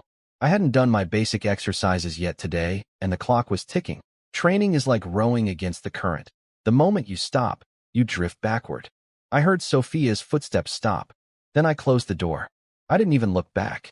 I stripped off my shirt, grabbed my practice iron sword, and got to work immediately. Somewhere outside, Sophia was probably staring at my closed door thinking, "Are you serious right now?" She'd basically handed me every possible hint, and I just shut the door in her face. She probably thought I was playing hard to get. Nope. I was literally just training. Millia watched me practice with a complicated expression. I could tell something was bothering her, but she didn't say anything. Honestly, even if I married 10 wives in the future, I think Millia would be fine with it, as long as she could stay by my side. Her biggest fear wasn't competition. It was being left behind. These past weeks had been the happiest time of her life since coming to King's Academy. She didn't want it to end. Congratulations. Lightning Attribute Talent 1. My eyes lit up. That brought my lightning talent to 8. My luck was on fire lately. Another lightning point meant the thunder attraction technique would level up even faster now. Millia, I'm hungry. Right away, master. She heated up the food she'd already prepared. I ate, bathed, and crashed for the night. Standard routine. Next morning, basic training as always. But halfway through, someone knocked on the door. Millia went to answer and found another beautiful girl standing there. Except this one was completely different from Sophia. Wheat-colored skin, revealing clothes, lean athletic muscle, and a wild energy that screamed, "I could probably kill you, but I'd look amazing doing it." It was Cola. She took one look at Millia, reached over and pinched her cheeks, and grinned. "You're the one taking care of Clan? So cute. Let me squish. Is Clan home? Tell him Cola's here." "Yes, Miss Cola." Millia wasn't even mad. She actually thought Cola was nice. The kind of person who treats everyone the same regardless of status. She came over to me nervously. I put down my training sword and wiped the sweat off my face. What is it? A Miss Cola is here to see you, master. I threw on a shirt and went to the door. Cola was standing outside, and despite her loud, easygoing personality, she'd stayed politely at the entrance without coming in. Surprisingly well-mannered. She looked at my sweat-soaked hair. Already forging this early? No, I was training. Huh? Did I interrupt? It's fine. What's up? The guild president wants to meet you tonight. You free? Absolutely. Tell him I'll be there on time. Cool. Good luck with training. She bounced off, and I went back inside. The guild president wanted to see me. Was I nervous? Not even a little. I've already stood face to face with the Pope. After that, nobody in this academy could make my heart skip a beat. What I didn't know was that news about my six-fold refinement had already spread across the entire church. People were talking about it everywhere. Not just the Blacksmith Guild, other guilds were discussing it too. Over at the Potion Masters Association, their president had called an emergency meeting with his senior members. I'm sure everyone has heard about what happened at the Blacksmith Guild yesterday.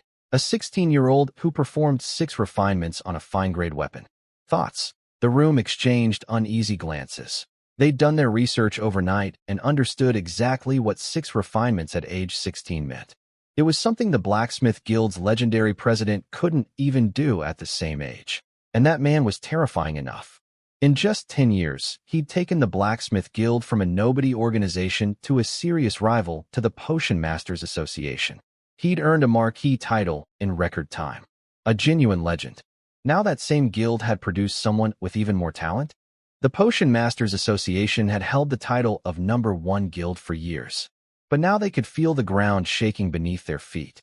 If this kept up, the Blacksmith Guild wouldn't just be catching up, it would blow right past them. Meanwhile, over at the Potion Masters Association, my little forging exam was apparently causing a full-blown crisis.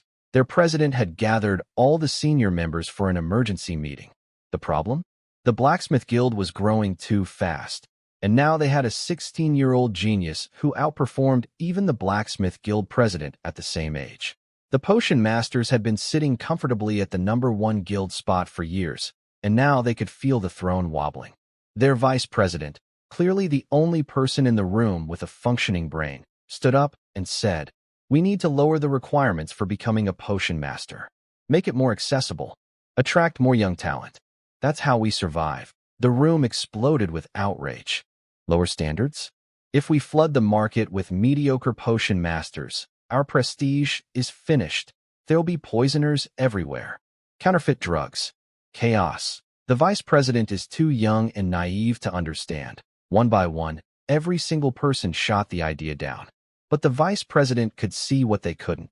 The potion industry was already declining. Young people were choosing other careers because the barrier to entry was ridiculously high. How many geniuses had they lost because of that? He looked around the room. Nothing but hostile stares. These people only cared about protecting their own positions. They couldn't see past their own wallets to the bigger picture. The vice president made a quiet decision. Maybe it was time to leave this guild and forge his own path. The president watched all of this in silence. Deep down, he suspected the vice president might be right. But he wasn't ready to admit things were that bad yet. For now, maintaining the status quo would have to do. My forging exam wasn't just shaking up the potion masters either. Every guild that was already weaker than the Blacksmith Guild felt the pressure increase. The blacksmiths were pulling further ahead, and everyone else was falling further behind. Not that I knew any of this, and even if I did, wouldn't change anything. I'm not delusional enough to think one 16-year-old can reshape entire industries. I'm talented, sure, but talent isn't mastery. Not yet. After morning training, I headed to the Blacksmith Guild for the afternoon. Yeah, the meeting with the president wasn't until evening, but I had nothing else to do and I was planning to forge anyway. Cola saw me walk in and blinked. Wasn't the meeting tonight? Why are you here already? I was going to forge this afternoon anyway. By the time I'm done, it should be about time to meet the president. Oh, sure? Let me set you up with a nice forging room. Free of charge. Can't argue with free. She led me to her personal forging room. Nice space, good equipment. Mind if I watch? I shrugged. I didn't have any secret techniques to hide. Everything I'd accomplished so far was pure talent and brute force. Nothing worth keeping secret. I pulled the Star-Plucking furnace out of my storage ring and set it up. Tossed in some black gold charcoal. Honestly, The charcoal that used to feel like premium fuel now seemed almost embarrassing next to this furnace. The Star-Plucking furnace had probably never eaten anything this low-grade in its entire existence. Cola's eyes went wide when she recognized the furnace. She knew exactly whose it used to be. The vice president had given me something this valuable? I walked over and opened the window. Even during daytime, starlight energy exists, it's just faint. The moment sunlight touched the furnace's surface, a soft blue glow appeared across its body. Then I tossed in the ore. Cola froze. What I'd just thrown in was a thunder roar stone. 80 points per piece. This was the kind of ore used to craft magic-grade weapons. She sucked in a breath. You're going for magic grade? I didn't answer. Just watched the furnace heat up. With the Star-Plucking furnace boosting my success rate and the diamond hammer doubling my striking force. Yeah, it was time to level up. I stared at the Star-Plucking furnace and tossed in some high-quality earth powder to stabilize the thunder roar stone. Under the furnace's heat, the ore reached forging temperature in just 5 minutes. With basic black gold charcoal as fuel, this furnace was absolutely ridiculous. I waited a few more seconds until the ore hit its optimal temperature, then pulled it out and started hammering. The diamond hammer hit different. Literally. The first swing came out way too strong. The doubled force caught me off guard. But it was still within manageable range. I started adjusting on the fly. By the 6th swing, I'd found the perfect rhythm. After that, it was smooth sailing. Cola was watching from the side, quietly impressed. Yeah, adapting to a new hammer mid-forge in 6 swings isn't normal. I know. 1 ore processed. Then I pulled out 3 more regular ores and processed those 2. For total. Because magic-grade weapons need at least 4 ores, 1 high-quality attribute or plus 3 supporting ones, and at minimum 2 refinement folds after fusion. The fusion step went shockingly fast. The Star-Plucking furnace was boosting everything: speed, heat distribution, quality. I'd known it was good, but this good? At this rate, I could probably finish 2 magic-grade weapons this afternoon. First refinement fold. The diamond hammer rang out with that clean, rhythmic sound as the 4 ores started merging together at a speed that surprised even me and Cola. The hammer's power enchantment was doing serious work on top of my own strength. But I wasn't satisfied with the pace. So I activated Lightning Body. Faint electricity crackled across my skin. All my stats surged. Thanks to my recent lightning talent increase, my control over Lightning Body had improved. Better magic distribution, bigger stat boost, longer duration. Every single point added to my lightning talent was basically an epic level upgrade to my entire combat and crafting ability. Cola's expression turned serious. She was starting to realize my technique wasn't far behind hers anymore. First fold done faster than expected. I tossed the blank back into the furnace. Even though it hadn't fully cooled yet, I didn't want to keep working it at a lower temperature. When making higher grade weapons, each refinement fold should ideally be completed in one continuous go, letting the metal cool mid-fold affects the final product. A small detail I'd picked up from the forging instructors. Cola nodded approvingly when she saw this. And somewhere nearby, hidden so well that neither of us noticed, the guild president was also watching and nodding. The reheat only took a minute longer than the first time. This furnace was absolutely broken for its tier. A glorious grade furnace heating small ores like these was like using a cannon to swat a fly. I pulled the blank out and started the second fold. The difficulty had jumped hard. The hardness was already close to what I'd experienced at 5 folds yesterday, with just 2 ores. 4 ores fused together made for an incredibly dense blank. But my equipment had upgraded too, and I had Lightning Body running. No hesitation. I hammered through it in half the time it took me yesterday. The second fold was done. I looked at the blank, hesitated for exactly 1 second. Then I went for a third fold. I knew the risk. This was going to be way harder than anything I'd done before, harder than 6 folds on a fine weapon. There was a real chance of failure. But so what? Every success is built on a pile of failures. I'd never failed a forge before, but I wasn't afraid of failure. If it happens, I start over. Simple as that. And I wasn't about to let it happen easily. The blank barely moved when I started bending it. My face turned red from the effort. The density was beyond what my base strength could handle. So I cranked Lightning Body to maximum. Magic consumption nearly doubled, but my stats surged again. 30 minutes. 70% of my magic reserves burned through. Arms shaking, veins popping, every muscle fiber screaming. But the blank folded. Third refinement on a magic-grade weapon. Done. The blank had cooled down, so back into the furnace it went. This forge wasn't going to be perfect. I knew that. First time making magic-grade gear, some imperfections were expected. The third refinement fold was brutal. The metal was so dense now that every hammer strike sent a jolt of numbness up my arm. My speed dropped. My efficiency tanked. I had to reheat the blank multiple times because it kept cooling before I could finish working it. And here's the thing nobody tells you about being a blacksmith. It's not just about skill. It's about raw strength. The higher the weapon grade, the more insane the force required. I was struggling at magic grade. What about hero grade? Glorious grade? Legendary? Those weapons couldn't even be forged by human strength alone. You'd need every auxiliary tool in existence just to keep up. So what do you do when your strength isn't enough? You grind. You heat it up, hammer a little, heat it again, hammer a little more. Over and over and over. No shortcuts. No tricks. Just pure, painful, time-consuming grinding. Welcome to the Forge, clan. Doesn't matter if you're a genius or a grandmaster. When the metal is harder than your muscles, you shut up and grind. I could see Kola and someone else in the corner both wearing matching evil grins. They knew this feeling. Every blacksmith does. 3 hours. That's how long the third fold took. My right hand was throbbing.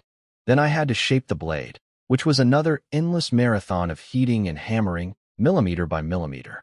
I glanced outside. The sun was going down. The meeting with the guild president was supposed to be tonight. Was I going to have to stop mid-forge? That thought made my stomach drop. But then I noticed a young man standing in the corner of the room. I had no idea when he'd gotten there.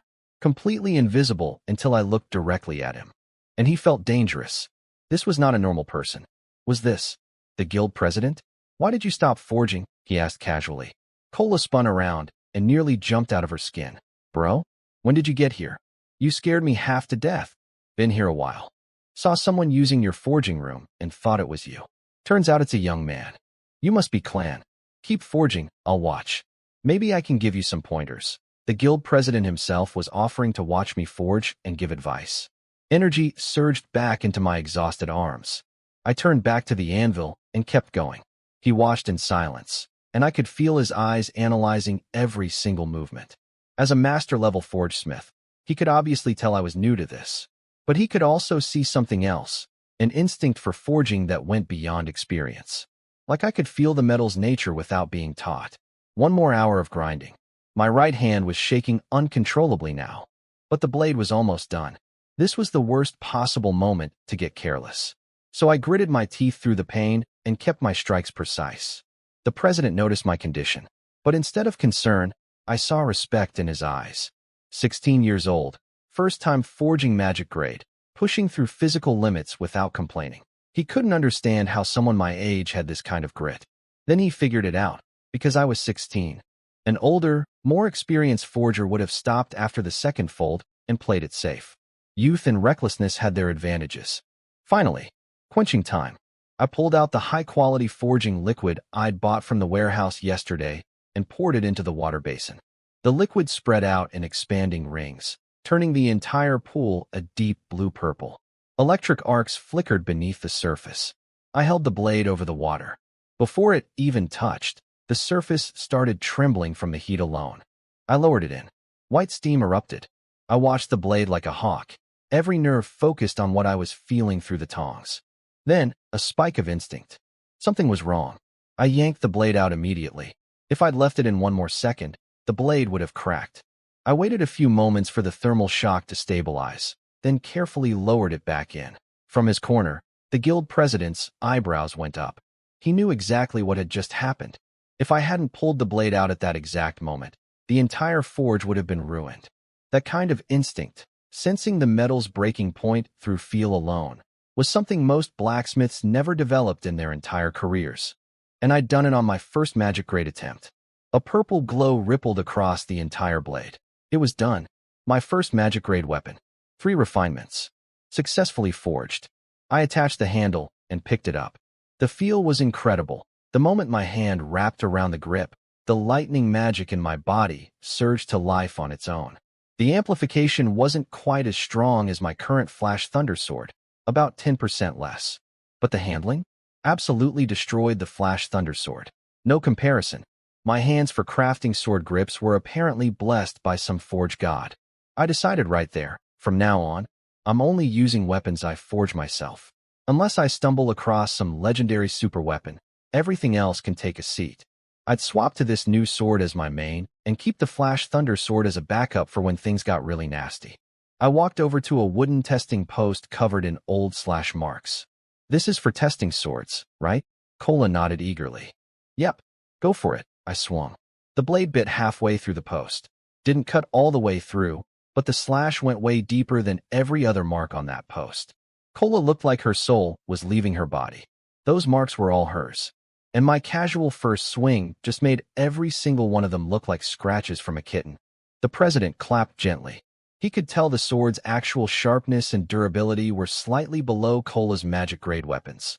The deep cut was mostly because of my ridiculous strength. But he wasn't about to tell Cola that. She'd been slacking off lately, and a little humiliation was the perfect wake-up call. Then he turned to me and got serious. Clan, your forging talent is real. You're a natural-born blacksmith. But your strengths and weaknesses are equally obvious. Here it comes. The real feedback. There are no major problems with your technique. What's holding you back is what holds back every beginner. Lack of experience, insufficient strength, and poor control over the small details. You should learn a body tempering technique to fix the strength issue. I can also teach you a forging hammer technique, the Star-Forging hammer method. Then he got into material selection. This was the gold. Your material choices were reasonable, but not optimal. You used Thunder Roar Stone as the main ore with 2 Earth Attribute ores and 1 regular iron ore. That's not wrong, but there's a better path. Since you already use Earth Powder for stabilization, you only needed 1 Earth ore. The extra Earth ore suppressed your sword's lightning amplification. That's why the weapon feels sharp, but doesn't boost your element much. That explained everything. The extra earth materials plus all the reheating had dampened the lightning properties. Instead of that second earth ore, you could use a gentle water attribute ore. It would make the forging process smoother and produce a lighter final product. Every single word this man said hit a bullseye. Masterclass advice. Efficient, practical, zero fluff. I'll remember all of that, President. By the way, you wanted to see me tonight. Was there something specific? Yes. I discussed things with Gugon yesterday. We've decided to give you monthly resource support. He handed me a list. I read it, and my eyes nearly popped out. Black gold charcoal, 1,000 pounds. Attribute, or 100 pounds. High-quality iron, or 300 pounds. Advanced forging liquid, 5 bottles. Standard forging liquid, 50 bottles. 1,000 pounds of charcoal, 300 pounds of iron ore. Do they think I'm a machine? Actually, considering my forging speed, a month of going all out might actually burn through all of this. Maybe. Since your rank isn't very high yet, this will be your standard support until you become a full forge master. I'm very satisfied, President. Good. I've got nothing else tonight, so keep forging. I'll give you pointers as you go. And here, he pulled out a book. This is the Star-Forging hammer method, my family's ancestral hammer technique. Study it, and ask me or Cola if anything's unclear. He was giving me his family's ancestral technique? I opened my mouth to accept, but there's a condition. I paused. What condition, President? It's simple. This technique is our family's ancestral secret. Only family members can learn it. A man like you will obviously have more than one wife in the future. I'm not even asking to be your primary marriage partner. So how about a marriage alliance with our family? I blinked. Did not see that coming. But after thinking about it for a few seconds, it actually made sense. Love isn't a necessity for me. In this world, marriage alliances and mutual benefit are the most stable foundations for any relationship. Right now, I couldn't offer the president much in terms of power or resources, so a marriage tie was actually the next best thing. And let's be real, with his status, marrying into MY family was a downgrade for him. He wasn't doing this for what I am now. He was investing in what I'd become. Cola's face turned bright red the second she heard marriage alliance. BRO, what are you saying? The president didn't even blink. Relax. It's probably not you. You're too old. You think he'd be interested? Cola snapped. She drove her elbow straight into his kidney. But this man's body had been forged by years of hammering. Literally a body of steel. He didn't even flinch. Seeing her attack Do absolutely nothing. Cola looked like she was about to explode. Then the president casually bonked her on the head like a lion disciplining its cub. Dunk. Cola crouched on the ground holding her head, crying. From the sound alone, that was a quality skull. Sorry about that, clan. She's been like this since childhood. Just a little discipline. Sure, I nodded. Not convincingly. So, my proposal, can you accept? I can. But I have one question. What would I need to give up for this alliance? Nothing. Absolutely nothing. We just want the connection and a good relationship with you. Any children would take your surname. No restrictions on your freedom whatsoever. That sealed it. The president's family was genuinely a great alliance partner. All benefit, no strings. Then I accept. Excellent. Here's the technique manual. Study it well. I will, President. I checked my hammer technique talent. 6 points. Not bad at all. Only a bit lower than my sword talent. If this manual wasn't too complicated, I should pick it up fast. The president started teaching me on the spot. Whenever I got stuck, he corrected me immediately. The star-forging hammer method wasn't as complex as I'd feared. The core concept was using special breathing patterns and specific techniques to generate force through momentum. You ride the inertia of each swing into the next, saving massive amounts of stamina while dramatically increasing speed. The trade-off? Using inertia makes it incredibly hard to control your force precisely, and it's easy to injure yourself if you lose focus. Clear strengths, clear weaknesses. My kind of technique. Within minutes, I found the rhythm. My diamond hammer came down on a practice, and produced a deep, resonant THOM that was completely different from before. Cola's head snapped up. Wait, that sound. She knew that sound. It was the signature ring of their family's hammer technique. She listened to the second strike. Same sound. He already got it? It's been like 10 minutes. Every single swing after that produced the same sound. Consistent. Controlled. Like I'd been doing it for weeks. Even the president's expression changed. He'd been fast too when he first learned, about the same time as me. But after his first success, it took him a full week to stabilize the technique. I was stable from the second swing onward. That's my biggest advantage. Once I succeed at something even once, my body memorizes the exact feeling. After that, I can replicate it almost every time. It's like my muscles have photographic memory. I didn't push for speed though. This technique could hurt me badly if I got careless. Steady and safe for now. The president coached me until midnight. After that, he had business to handle and would be away from the guild for a while. But I'd already gotten more than enough to work with. Half a month flew by. In those 15 days, my stats exploded.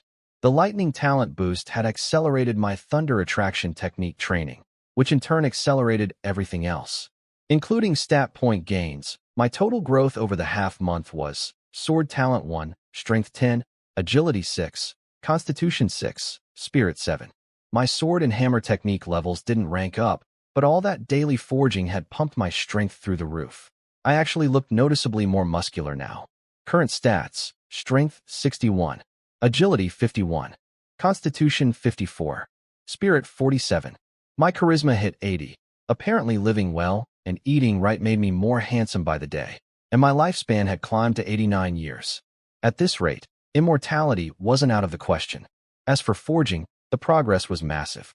With the star-forging hammer method fully in my toolkit, I could now produce 5-fold refined magic-grade weapons. Not every attempt succeeded, but even attempting it at my age was insane. Saga came to invite me on another mission today. I had to turn her down. Why not, clan? We finally found a good one for our level. I've got the blacksmith tournament in 2 weeks. Every single day matters right now. I can't afford to lose any training time. She looked a little disappointed, but she understood. Apparently she and the others had already heard about the super genius at the Blacksmith Guild. When they found out it was me, their reactions were complicated. Like they were happy for me, but also realizing the gap between us was getting wider every day. Okay then. Good luck, clan. We'll come watch the tournament. I nodded and headed toward the guild. Behind me, Saga, Winnie, and Gato had a little team meeting. Gato broke the silence first. Should we pick side professions too? They'd all tried before and given up. Saga's brain couldn't handle studying a profession and training at the same time. Winnie had the same problem. Gato was too obsessed with combat to bother. So all three had decided to be pure fighters. Then MY news dropped, and suddenly they realized how far behind they were falling. The resources, the connections, the opportunities. My side profession had put me in a completely different world from theirs. Gato decided to become a blacksmith too. His weapon master talent let him learn any weapon quickly, so maybe hammers would click fast. Actually, not a bad theory. Winnie chose to become a formation master. Her talent combined with arrays could produce devastating combat power. Saga couldn't decide. She hated studying new things. Eventually, she picked blacksmithing too, mostly because, well, she might get to see me more often at the guild. I had no idea my friends were making life decisions because of me. I was too busy walking to the guild. Then I saw who was standing at the entrance, and every muscle in my face tightened. Xingxin, the Holy Maiden. The first person to genuinely disgust me since arriving at King's Academy. She noticed me and froze for a second. I'd changed a lot since our last fight. Taller, more muscular, sharper features. But whatever impression my looks made, it was immediately buried under the memory of me beating her face in. Hey, you there? The blacksmith boy. Make me a sword. If it's good enough, I'll reward you generously. If it's garbage, don't blame me for making your life difficult. Ha ha. She was talking about me. Right to my face. Calling me, the blacksmith boy, like I was her personal servant. I didn't respond. Didn't even look at her. Just walked right past like she was a lamppost. One day I'm going to beat this woman so hard I could feel her rage building behind me. She was about to lose it. Holy Maiden, please remember the Pope's instructions. Her attendant's quiet reminder stopped her cold. Apparently 10 days ago, the Pope had specifically warned her.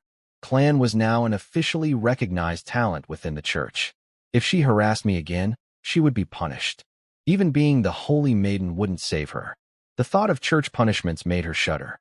Some of her hatred toward me actually faded, replaced by fear of consequences. But she couldn't just leave without getting the last word. What's with that attitude? You won't even take my business? Are all the blacksmiths in this guild this arrogant? People started gathering. When they realized who was being harassed, me, the guild's prized genius, they got fired up. Who does this girl think she is? Then they noticed her badges. 2 of them, Marquis rank, and the Holy Maiden insignia. Every single person who'd been ready to defend me immediately went quiet. A Marquis-level Holy Maiden picking a fight with their prodigy? What were they supposed to do? Then Kola walked out. I could see the fear on her face, but she stepped up anyway. Holy Maiden, what an honor to have you visit our guild. If you'd like one of Clan's weapons, we have plenty in stock. He's quite busy at the moment, so perhaps you could browse our selection instead. Smooth, diplomatic, brave, good sister, Kola. But I couldn't let her take the heat for me. Before I could move, though, Xingxin turned her ice-cold eyes on Kola. Who do you think you are? Did I ask you? I was talking to Clan, not some nobody. Get out of my face before I make you regret opening your mouth. Don't go thinking you're somebody important. Kola's fists were clenched so tight her knuckles turned white. She wanted to slap Xingxin across the face so bad, but she held back. Even though her brother was the guild president, that meant nothing against the Holy Maiden. Xingxin had an S-rank talent. In a few years, she'd be unstoppable. If Kola made an enemy of her now, it wouldn't just be Kola who suffered. Her brother and their entire family would get dragged down too. So Kola swallowed her pride. For once, the girl who was afraid of nothing chose to stay quiet. That's when I opened my mouth. Are you done? Did you eat actual crap for breakfast and forget to brush your teeth? Because your mouth smells like a sewer. So what if you're the Holy Maiden? The church having someone like you as their saint is a national tragedy. Keep running that mouth and I swear I'll put you in the ground. Dead silence. Every single person in the vicinity froze like someone had hit the pause button on reality. Then the horror set in. Eyes went wide. Jaws dropped. Someone might have actually stopped breathing. Kola tried to jump in and apologize on my behalf, but I cut her off immediately. Stay out of this. This is between me and her. My voice was harsh, but Kola understood. I wasn't being rude to her. I was making sure she wouldn't get caught in the crossfire. This was my mess. My fight. She didn't need to go down with me. She wanted to argue, but I shot her a look that shut it down. She stepped back, guilt written all over her face. But honestly, she'd already shown more courage than anyone else here by stepping up in the first place. I wasn't about to blame her for anything. Xingxin, meanwhile, was having a full system error. Did he just say I ate? What? The content was so explosively disrespectful that her brain needed a few seconds to fully process it. Then the rage hit. She lunged at me without even activating Angel's soul. Pure, blind fury. No technique. No planning. Just hands. My lips curled into a small smile. Same as before. Impulsive. Hot-headed. She hadn't learned a thing. She was faster than last time. I'll give her that. Real improvement.